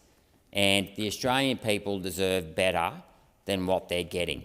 I mean, this week we've had a focus on issues that aren't of great concern to the Australian people. We've had next to no discussion or debate or any legislation that attempts to deal with the major issue in this problem, which is cost of living. Cost of living, housing, cost of energy. Yes, I know that the Labor Party want to deal with the cost of energy by providing subsidies to build hydrogen energy, which is only going to be very, very expensive. We've got cheap black coal in the ground that is much, much cheaper. But rather than do that, we're going to go down some rabbit hole of green hydrogen, as if that's ever going to work. Okay? We've got an immigration crisis. Neither of the two major parties want to get serious about immigration in this country. If you want to get serious about immigration, we need to repeal many of the laws that were brought in by the Hawke-Keating government in the 1980s. And we are only weeks away from the next election, the campaign for the next election being called, and the Australian people have no idea what the policies of the major parties are, because the major parties aren't interested in solutions. They are only interested in power. And yet again, just today, we've seen laws passed that are going to censor free speech. There's no definition of violence in regards to this free speech. I mean, it's the police force. The policing in this country is dealt with by the state, by the states. There's nothing in Section 51 that deals with the federal government dealing with violence. The definition of a terrorism symbol, no one knows what that means. Heaven knows what that's going to be in the future, how that is going to be used against people who want to express an opinion. We're going to end up, I know, and if you add those laws today, brought in today on top of the online safety bill and the misinformation, disinformation laws, okay, we don't know what we can say anymore. And this is typical of the two major parties. When I come down here, I want to provide solutions. I want to put forward bills that are going to deal with cost of living, deal with energy prices, deal with housing, deal with the immigration issue, and I want to get the government out of people's lives. I want to get them out of the bedroom. I want to get them out of the family home. I want to get them out of the corporate boardroom. I want to get them out of the doctor's waiting room. I want them out of the classroom. But when we come down here, all we ever get is the major parties trying to impose more control. Now, you know, I've got to point out there's a lot of good people in the major parties. You know, the old Labor Party, you know, once upon a time, you know, the dominant faction were the blue-collar workers of the Labor Party. You know, and that's okay, because, you know, this country is built and it belongs to the battlers. Okay, and we've got to look after our workers. Same for the Liberal Party. You know, small business. Small business is also the backbone of this country. The little guy is the backbone of this country, whether it's the worker or the small business. Okay, and that's the great thing with People First. We will put the people first, and we will hold either big government or big corporations to account. We don't care if it's public or private, because we know that you just can't trust big organisations. Because my time in these big organisations, I'll tell you what, it's always the yes men. It's always the little toadies that climb to the top. If you speak out, if you want to push back, you push to the side. I know, that's what happened to me in the Liberal Party. When I stood up for the vaccine injured, what happened to me? Oh, we've got to get rid of Rennick. We can't control him. We can't control him. So what do? Rather than go in and actually fight for the people injured by the vaccine, you just remove the messenger. Remove the messenger and protect Big Pharma and all those industries that made a killing out of the COVID hysteria. And here we are, you know, 3 years into this parliament, and can I say, this term has been dominated by two issues. The first 18 months was all about the voice, which was one way of segregating the people and fighting each other. The second way to do it has been all about anti-Semitism and what's going on in Israel. These issues do not belong here in this country, okay? These issues are all emotive issues that should be not dealt with in a manner that have been and we've seen the Liberal Party this week engage in disgusting inflammatory behaviour in order to stir everything up. You know, the whole idea that, you know, somehow Anthony Albanese is responsible for these so-called explosives in the caravan, and the whole, oh, you know, when did he find out and why didn't he tell us? You know, like, with all due respect, he wouldn't have a clue, because it's being conducted by the New South Wales Police Force. They're the ones responsible for this. And some of the stories and the posturing going around this is a distraction. It's a deliberate distraction because the Liberal Party don't want to talk about their policies. They've only got one business policy so far, and that's a $20,000 tax deduction for entertainment for businesses with a turnover of up to $10 million, and it's only temporary for 2 years. Well, let me tell you, if that's the best the Liberal Party have got, we're going to see more of the same under a Dutton government that we saw under the Abbott, Turnbull, Morrison government, where they didn't deal with tax reform. And I'm going to hold this against the Liberal Party, because as Secretary of the Finance Backbench Committee for 5 years, you know, I pushed a lot of ideas. I pushed a lot of tax reform when we were stuck down here on weekends because of COVID. I'd call meetings about, you know, tax policy, and a few of my former colleagues did turn up on Saturday afternoons. I had hour-long meetings, you know, went for hours most of the Saturday afternoon with the former Treasurer Josh Frydenberg, and none of these policies that I have suggested have ever been implemented. And if these people were really serious, if these two major parties were really serious about tax reform in this country, they could implement them. Because the policies I'm recommending here are policies that are actually going to tax foreigners more and Australians less. I mean, this is like the biggest free kick you can ever get. And all you've got to do is lower income tax for the hard-working Australians out there. But yet the two major parties, you come in here, 80 or 90% of what goes on in this place is nothing but juvenile bickering between two major parties. There's next to no government business, and when there is government business, it's always more control, like we saw today with the hate speech bill that's designed to censor free speech. Where's the actual genuine bills that's going to bring in greater efficiency in this country, especially in the government, that looks at actually reforming and streamlining the bureaucracy? There is none of it. If anything, it's quite the opposite, where we end up, you know, introducing a new agency, and we saw that this week with the Environment Positive Bill, a Nature Positive Bill, where there was now Labor want to bring in a bill that's actually going to create a new independent department. That is the last thing we need in this country, is another independent department, especially with the environment, because at the end of the day, the environment isn't even a responsibility of the federal government under Section 51. The only reason why we have a federal environment department was because Bob Hawke went to the High Court in 1983 under the Franklin Dam decision and basically said, we are going to use the foreign treaties power to override the plenary powers of the states when it comes to dealing with the environment. Now, I'm pretty sure when our founding forefathers wrote the Constitution and they said that the federal government should have powers over foreign treaties, they never intended for that power to override the plenary powers of the states. But because the federal government, because they're linked in through all these treaties, now have control, and there's treaties dealing with the environment, they've now established a federal environment department. One of the many duplication of environment departments we have in this country: education, health, energy, water, and the environment, just to name a few, and there's a whole raft of others. So, yet again, we've got this debacle this week where all we're doing is looking at adding more bureaucracy and censoring free speech and subsidising green hydrogen. Now, it just beggars belief, and I can't believe you guys, the Labor Party's behind in the polls. I mean, I didn't rate Anthony Albanese all that highly, but I did rate Labor as a political machine, and you guys are completely out of touch with reality.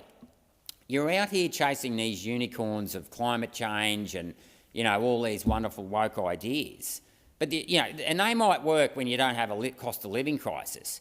But when people are struggling with mortgages and 14 interest rate rises, which, by the way, isn't the fault of the Labor Party. I know the Liberal Party have done a very good job of pinning all that on you, but it was actually a result of the reckless spending throughout COVID that's caused that, and then 40 years of slow decline in productivity.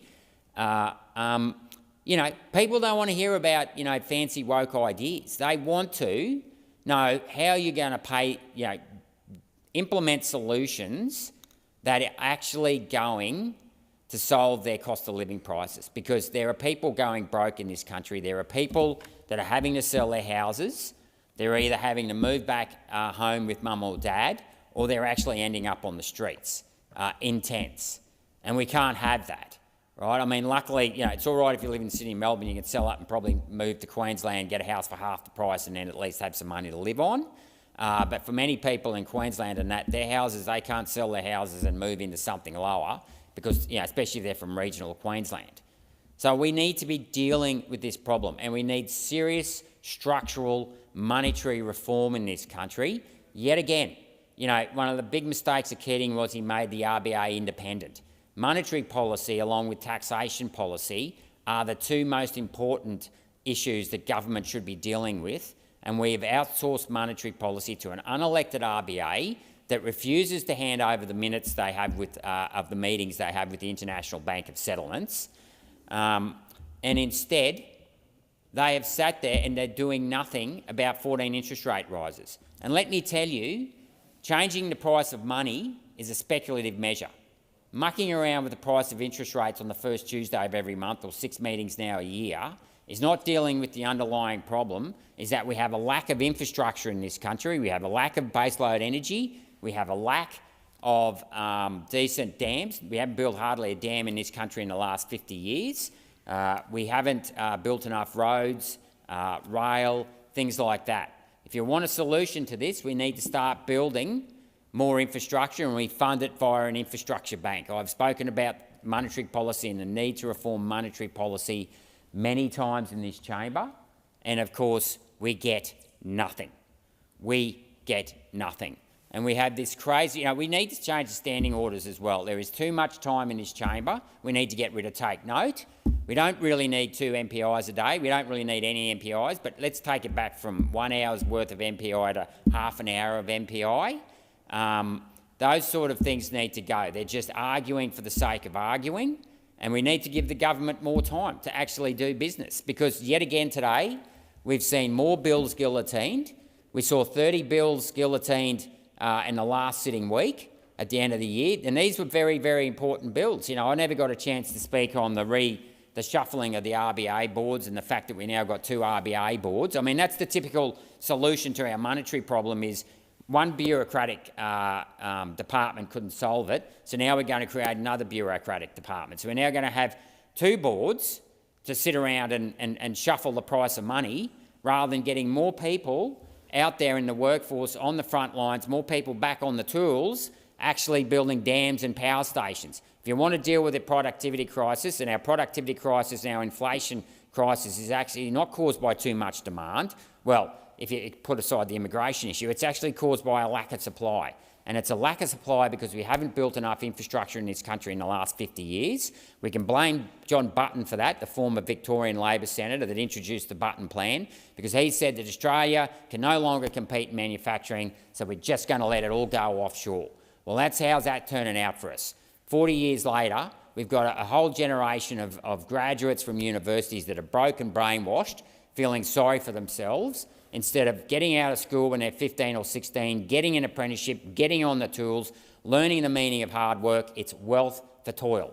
It is wealth for toil in this country. It is wealth for getting on the tools and building infrastructure. And it's certainly not wealth for the games and the circus that goes on in this chamber week in, week out, where you guys, the two major parties, are just bickering between yourselves. So I say to you guys, get busy. Come in here next week with some genuine solutions in regards to monetary policy, tax, immigration and energy, and stop fighting amongst yourselves. Thank you, Senator Rennick. And is there any further contributions to the debate? Thank you. Senator Kavassi, you have a call. Deputy President, I would like to thank Senator Rennick in his newfound spirit of independence for bringing forward this motion. Indeed, because it raises so many of the pressing issues confronting decent, honest and hard-working Australians, particularly so for my constituents of New South Wales. The cost of living crisis, which has ballooned just so much over the last 2.5 years, the energy crisis and the Albanese government's outrageously broken promise to the Australian people, the housing crisis that, despite billions being spent by state and federal Labor governments, is only getting worse, and the immigration crisis, which this government can't help but to continue to add more fuel to the fire. However, I think Senator Rennick in his motion has got it wrong. He is half right. The Albanese Labor government has absolutely no plan to deal with these major crises, and in fact they have made them worse. But the coalition, on the other hand, has a serious plan to deal with these crises, and we are not afraid to govern. We have a plan to deal with the energy crisis that means being technologically agnostic and not placing a blanket ban on any form of technology. We have a plan to fix the housing crisis that means making the Australian dream a reality again. We are going to break free the critical backlogs that are stopping families from getting into their new homes. We are going to fund the critical infrastructure that is a prerequisite to any new housing development. The common sense things like water, power and sewerage. We are going to stop union thuggery and intimidation on our building sites by restoring the Australian Building and Construction Commission. We are going to allow people to use their own money to buy their first home, because if Labor's mates in the big super funds can own your home with your money, then why shouldn't you be able to do that too? And we are going to allow separated women to do the same, because women over 55 are the largest growing cohort of homeless in our country, and that is shameful. And in no way should this government be getting in the way of them accessing their own money to buy their own homes. We have a plan to rebalance our migration program, because we can't keep taking on the equivalent of a new Adelaide every 4 years. It is simply not sustainable. The problem that Labor has created over the last 2.5 years just simply cannot continue. We are going to reduce the levels of permanent migration by 25%, a responsible level that recognises the rich contribution of migration to our country and balances it with a sustainable path forward. We are going to reduce the number of international students studying at our metro universities, because right now it is causing too much of a strain on our housing market, particularly close to our cities. It is locking young Australians out of affordable housing. We are going to resecure our borders, because that is a core responsibility of any government, to keep their people safe. And we are going to strengthen our detention laws because violent criminals whose visas have been cancelled must be properly monitored and kept off our streets. And most importantly, to everyday Australians, we have a plan to address the cost of living because nothing is more pressing to Australian families than the financial pressure that they are under, pressure caused by this Labor government. We are going to rein in wasteful government spending because this government has spent over $200 billion more than was budgeted before the election. This has directly contributed to skyrocketing inflation. We are going to provide lower, simpler and fairer taxes for Australians because tax money belongs to Australians. It does not belong to any government. Personal income taxes are 22% higher since this government was elected. We are going to bring down inflation because inflation is an insidious disease that eats away at the savings of working Australians. The IMF has projected that this year Australia will have the second highest inflation of any developed country. Under Labor, our economic conditions have deteriorated and Australia is heading in the wrong direction. That is their legacy.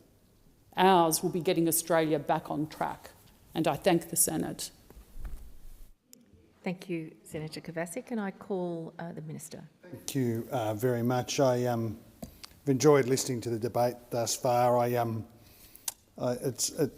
haven't pointed this out before, but it is, back on track. It's an interesting slogan. It was a slogan for the team of the ultra-militants, the ultra-militant Builders Labourers Federation ticket.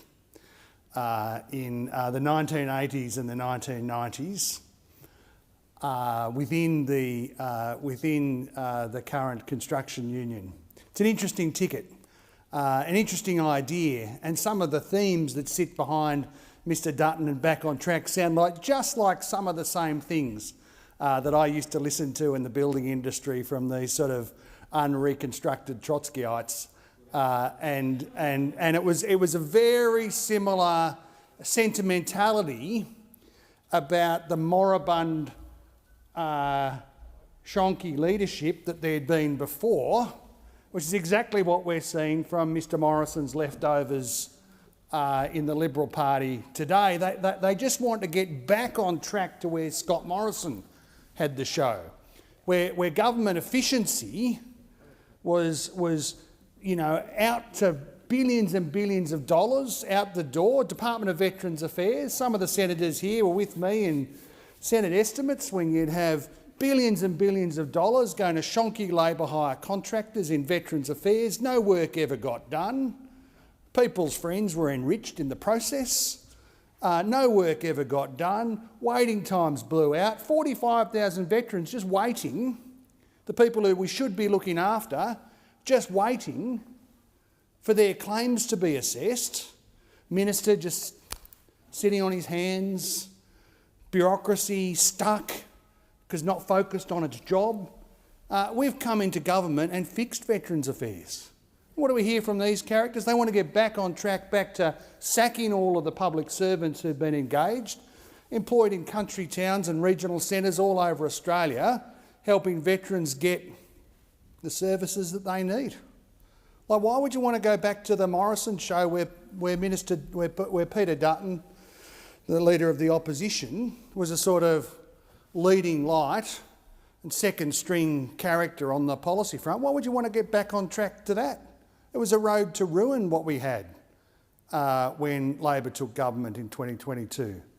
The country was in diabolical trouble. Inflation was higher than 6% and it was going up. And I agree with some of what Senator Rennick said. Some of it, Senator Rennick, some of it. It's better than usual, and I'm being kind because, we're heading towards the end of the parliamentary term, aren't we? And I've enjoyed your contributions over the years. Plenty of time. But I get a sense, time sort of goes on and you get a sense of history about these things. Some of the reasons that the inflation challenge has been tough for Australia is because it came off the back of $1 trillion in debt and nothing to show for it. The Morrison government did. $1 trillion in debt and nothing to show for it. No infrastructure, no nothing. No nothing. Secondly, a decade of the lowest ever productivity growth on record. Admittedly, sitting against the back of a decade before it that wasn't too flash either. Energy policy in tatters. In tatters. Australia, amongst the investment community around the world, a laughingstock on energy policy. We'd managed to construct an energy policy where 4 gigawatts of electricity generation was decommissioned and only 1 gigawatt of generation was introduced. Debacle. And everybody wonders why electricity prices have had a tougher than everybody would have hoped for inflationary impact. Well, that's what happens when you've got low productivity, you don't build generation capacity. Well, it's cactus. There's a lot of work to do. There's a lot of work to do. And I don't agree with Senator Rennick's prescriptions for how we deal with these challenges, but I do like his sense of urgency, and I do like the fact that he makes the argument. Inflation with a 6 in front of it. $1 trillion in debt and nothing to show for it. Real wages in long-term stagnation. These characters over here pray for real wages to decline. When they're in government, they loved it because it was a design feature of their system. When they're in opposition, they want them to fall so they can make a political point. There's only 2 things that make these characters smile. One, when real wages decline and people are impoverished and they just hope they can make a political point out of it. And 2, when they're pulling the wings off flies. Like these characters who love misery. Like misery loves company. Well, there they are, right? There they are. Something goes wrong, Johnny on the spot, trying to make the point, the partisanship, instead of focusing on the things that can actually be done to make it better. Here we are with inflation a third of what it was and falling. And falling. Real wages rising. Real wages rising. Living standards rising. The lowest average unemployment rate of any... Thank you. Of course. You resume your seat, Minister. Senator Smith, what is your point of That order? is not not a debating true. point, Senator Living Smith. standards have resume fallen. your seat. That is a debating point, not a point of order. Okay, a real point of order, Senator Scarr. Actually, I was going to take a point of order. I didn't think that was a legitimate point of order. Thank you very much for the clarification. We are in firm agreement. Back to you, Minister. This is exactly what Senator Rennick was complaining about. Well, sometimes I wonder. The lowest average unemployment rate of any government over the last 50 years. 1.1 million new jobs. Now, interestingly, these characters over here, 1.1 million new jobs, and the fact that half of the jobs are jobs for women, they don't really like that very much either. They complain that many of these jobs are in the private sector but are about looking after people. They don't like that. They don't like that either. And while I'm interested in Senator Rennick's broader philosophical argument, people of Australia are confronted really this year with a pretty stark choice. And we saw it on Sunday on the Insiders program, didn't we? These characters over here and in the other place say that there's $350 billion worth of additional spending. They say that our vision for the economy, that is a soft landing, where unemployment stays low, where people are in jobs, where wages are rising, where living standards are rising, where people are earning more and keeping more of what they earn, they say that's a bad thing. That's not their prescription. Their prescription is the old Economics 101 one. Never got to second year, let alone third year, which is just you cut, and you cut public services and you cut expenditure to socially useful things because you want to create unemployment and you want to create misery and you want to drive the economy over a cliff. That is the alternative vision. We saw it from Mr Dutton. He said there will be cuts, but we won't tell you until after the election what they will be. Well, Australians aren't dumb. Australians aren't dumb. They're not mugs. They're not going to be taken for mugs. Because what that is a prescription for the old Abbott routine. Mr Abbott, remember, he said there won't be any cuts, and then in 2014 he delivered the most savage budget. Cuts to Medicare, cuts to the ABC, cuts to public services, cuts for all sorts of things that mattered for ordinary people. Well, this will be that on steroids because Mr Dutton's told Australians that the cuts will come after the election. They certainly will. We're about to hit the 5:30 mark. I just note that there's a matter of the whips. Thank you. Thank you. If I could just beg the indulgence of the Senate to seek leave to retain item 10 on page 12 of the notice paper, which is the Corporations and Financial Services Joint Statutory Committee Financial Abuse and Insidious Form of Domestic Violence report. Is leave granted? Leave is granted. Thank you. Thank you very much. It being 5:30, I propose that the Senate now adjourn.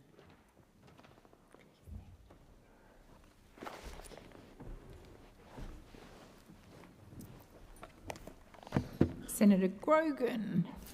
Thank you, President. I rise this evening to speak on matters of education. Now, we in the Labor Party know just how important our education system is. It is one of the foundations of our amazing country. And that's why I am so proud to be part of a government that is fully committed to supporting our education system to provide quality and accessible education to all Australians, not just some. From early childhood education to primary, secondary and tertiary education, Labor is committed to investing in the future of our children and the future of this country. Education starts in early childhood, and already the Albanese Labor government has delivered cheaper childcare and a 15% pay rise for early childhood educators. And just this week, we've introduced legislation for 3 days of guaranteed early childhood education. This means an extra 100,000 families will have access to subsidised care. And these are the children who really need it, who need that support and that assistance and that leg up early on in their education career. In my wonderful home state of South Australia, we move on from early childhood and into our primary and secondary education systems. And the Albanese government has, alongside the Malinowskis government, signed a historic schools funding agreement to fully and fairly fund all South Australian public schools. This is a very exciting moment, and the teachers I've spoken to and the parents I've spoken to in South Australia are delighted that after such a long time we finally see the full-toe odds of the Gonski reforms coming to bear. So this is really, really great news, because quality education shouldn't be about having a price tag. It should be quality education for every child, regardless of their postcode, regardless of their circumstances, and regardless of how much money their parents or their caregivers may have in their pocket. Under Labor, access to post-school education has become so much easier and so much more accessible as well. So fee-free TAFE, which came about in January 2023, has netted us so far 508,000 enrolments. That's an enormous number of people across this country for whom that form of education was probably not accessible before, but now it is. And that is something that I am deeply, deeply proud of. But one of the things that really bothers me is that the Coalition has been very clear over the last year or so that They don't support it. They believe that if you don't pay for it, you don't value it. That is absolutely not what I hear when I speak to the students who've enrolled in those courses. But what we see on the other side of this chamber are people with an ideological driver that's just cemented on the fact that those with money shouldn't have the same rights to be educated as those without. And that is shameful, in my opinion. We've even heard the Liberal leader, the Deputy Leader, Susan Ley, say that if you don't pay for something, you don't value it. I just don't understand how you can come to that conclusion. Anyway, moving away from that, we then go on to the university system. Now, if some students make the choice to undertake a university degree, it can sometimes be really difficult if you have to move away, if it's too far to commute. And it can be really difficult, one, to leave your family and your community behind, but also the financial impact of that can be really, really challenging. And that's why Labor has developed 56 regional university study hubs all over the country. I visit a couple in the Upper Spencer Gulf and across the Great Seat of Grey, and they are doing spectacular things with all sorts of universities from around the country, delivering those services and supporting students right there in Port Pirie, in Whyalla, in Port Augusta, over towards Ceduna, Port Lincoln. These are great, great services. So, from early days of childhood education, to reception, to primary, to secondary, to tertiary education of all sorts, from vocational to university, Labor's got your back. We are building the foundations of decent education, proper education and accessible education across the country. Your time has expired. Senator Dean Smith. Western Australia is home to a thriving and diverse multicultural community, one that has shaped our state's identity and continues to enrich our social fabric. Over recent months, I've had the honour of joining some of these communities in celebrating some of their most significant cultural events. From the Karen New Year to the centenary of the Hellenic community of Western Australia and Bhutan's National Day, these moments remind us of the invaluable contributions made by these communities to both our state and our nation. Each of these celebrations tells a story of heritage, perseverance, and the shared values that unite us all as Australians. One of the highlights was attending the Karen New Year celebrations. The Karen community in Western Australia has long demonstrated incredible strength, overcoming immense challenges to build new lives here while preserving their language, traditions and culture. Their New Year, which marks the completion of the Southeast Asian rice harvest, is a time of reflection, gratitude and renewal. The event brought together families and friends, young and old, in a celebration filled with traditional Don dances, singing and, of course, the sharing of food. It was a joyous occasion, one that epitomised the close bonds and enduring sense of identity within the Karen community. I was particularly deeply honoured to receive an award from the WA Karen community for my support to them over many years. But the true recognition belongs to the community itself, to the many individuals who work tirelessly to support one another and contribute to the broader West Australian society. Their commitment to family, education and community service is an example to us all, and I reaffirm my commitment to standing alongside them in the many years ahead. I also had the privilege of attending the final event of the Hellenic community of Western Australia's centenary celebrations, the launch of a remarkable book that chronicles 100 years of Greek contributions to Western Australia. The Greek community has been an integral part of our state's history, and this book is not just a historical record, but a tribute to the generations who have worked tirelessly to preserve their language, culture and orthodox faith while embracing the opportunities that Australia has offered. The Greek story in Western Australia is one of hard work, resilience and strong community spirit. Whether through small business, education, the arts or public service, Greek Australians have made an indelible mark on our great state. This was reflected in the distinguished attendees at the event who came together to honour this extraordinary legacy. More recently, I joined WA's Bhutanese community in celebrating their National Day, an event filled with colour, music and national pride. The Bhutanese community in Perth continues to grow and thrive, contributing in so many ways to our state's cultural and economic life. This year's celebrations was particularly special as they came in the wake of a historic visit to Australia and to Western Australia by the King of Bhutan, who I had the great honour of meeting. The Bhutanese people are known for their deep commitment to harmony, respect and gratitude, values that have shaped their community here in Western Australia. Their National Day celebrations reflect the importance of unity and national identity, and it was inspiring to see so many members of the community, many who have faced significant hardship in their journeys to Australia, come together in this celebration.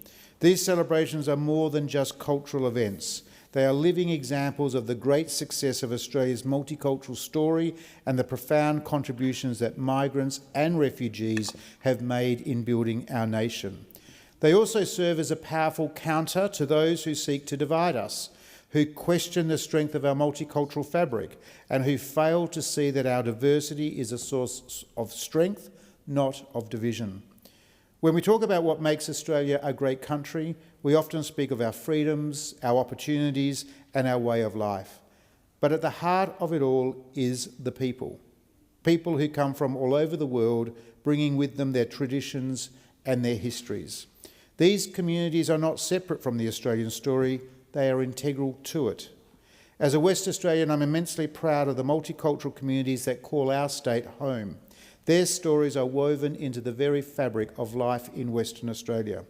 As a Senator, I remain committed to ensuring that our institutions, policies and national conversation continue to reflect the values of inclusion, opportunity and respect that define Australia at its best. Thank you, Senator Smith. Senator Sheldon. Good, thank you, President. Well, there's 200,000 people working in our universities who deserve better than the governance disasters that so many Vice-Chancellors around the country are serving up. Now, to just give one example, this week the National Tertiary Education Union uncovered new revelations about the University of Wollongong and its interim Vice-Chancellor, John Dewar. Mr Dewar is a partner at consulting firm Condolence, who just so happens the university is hired to come in and advise on a restructure at the university's operations. The university said that Mr Dewar has been on unpaid leave at Condolence since he took on the Vice-Chancellor's role. But it was revealed yesterday that in fact he has continued working for Condolence while picking up his $1 million salary from the university. This absolutely screams of a conflict of interest. As the National Tertiary Education Union General Secretary Damien Carl said, "Why on earth would you choose Condolence, fully aware your hand-picked interim Vice-Chancellor who is going to continue to work for them, to review the university if you took conflicts of interest seriously?" Now, on top of all this, the university has also cut 91 jobs and is threatening more. It raises serious questions about financial mismanagement at the universities when you're sacking staff and cutting courses, while at the same time you're handing out lucrative contracts to your Vice-Chancellor's consulting firm. These are serious issues to explore here. That's why I'm chairing and the Albanese government supporting an inquiry into university governance. But also critically important to the Minister's credit, why he's set up an expanded inquiry into the Council on University Governance. These are important steps to make sure that our universities' governance are an improvement to what's going on right now. And Wollongong University is an unfortunate but obvious example, whilst these Vice-Chancellors need to be held to account. Thank you, Senator Sheldon. Senator Brown. Thank you, President. I rise to speak on what is an important week for many Australians. On the 1st of February 1984, the Hawke Labor government introduced Medicare, building on the foundations of the Medibank system established by the Whitlam Labor government in 1975, and we have defended and strengthened it ever since. Before Medicare, 2 million Australians had no health cover at all.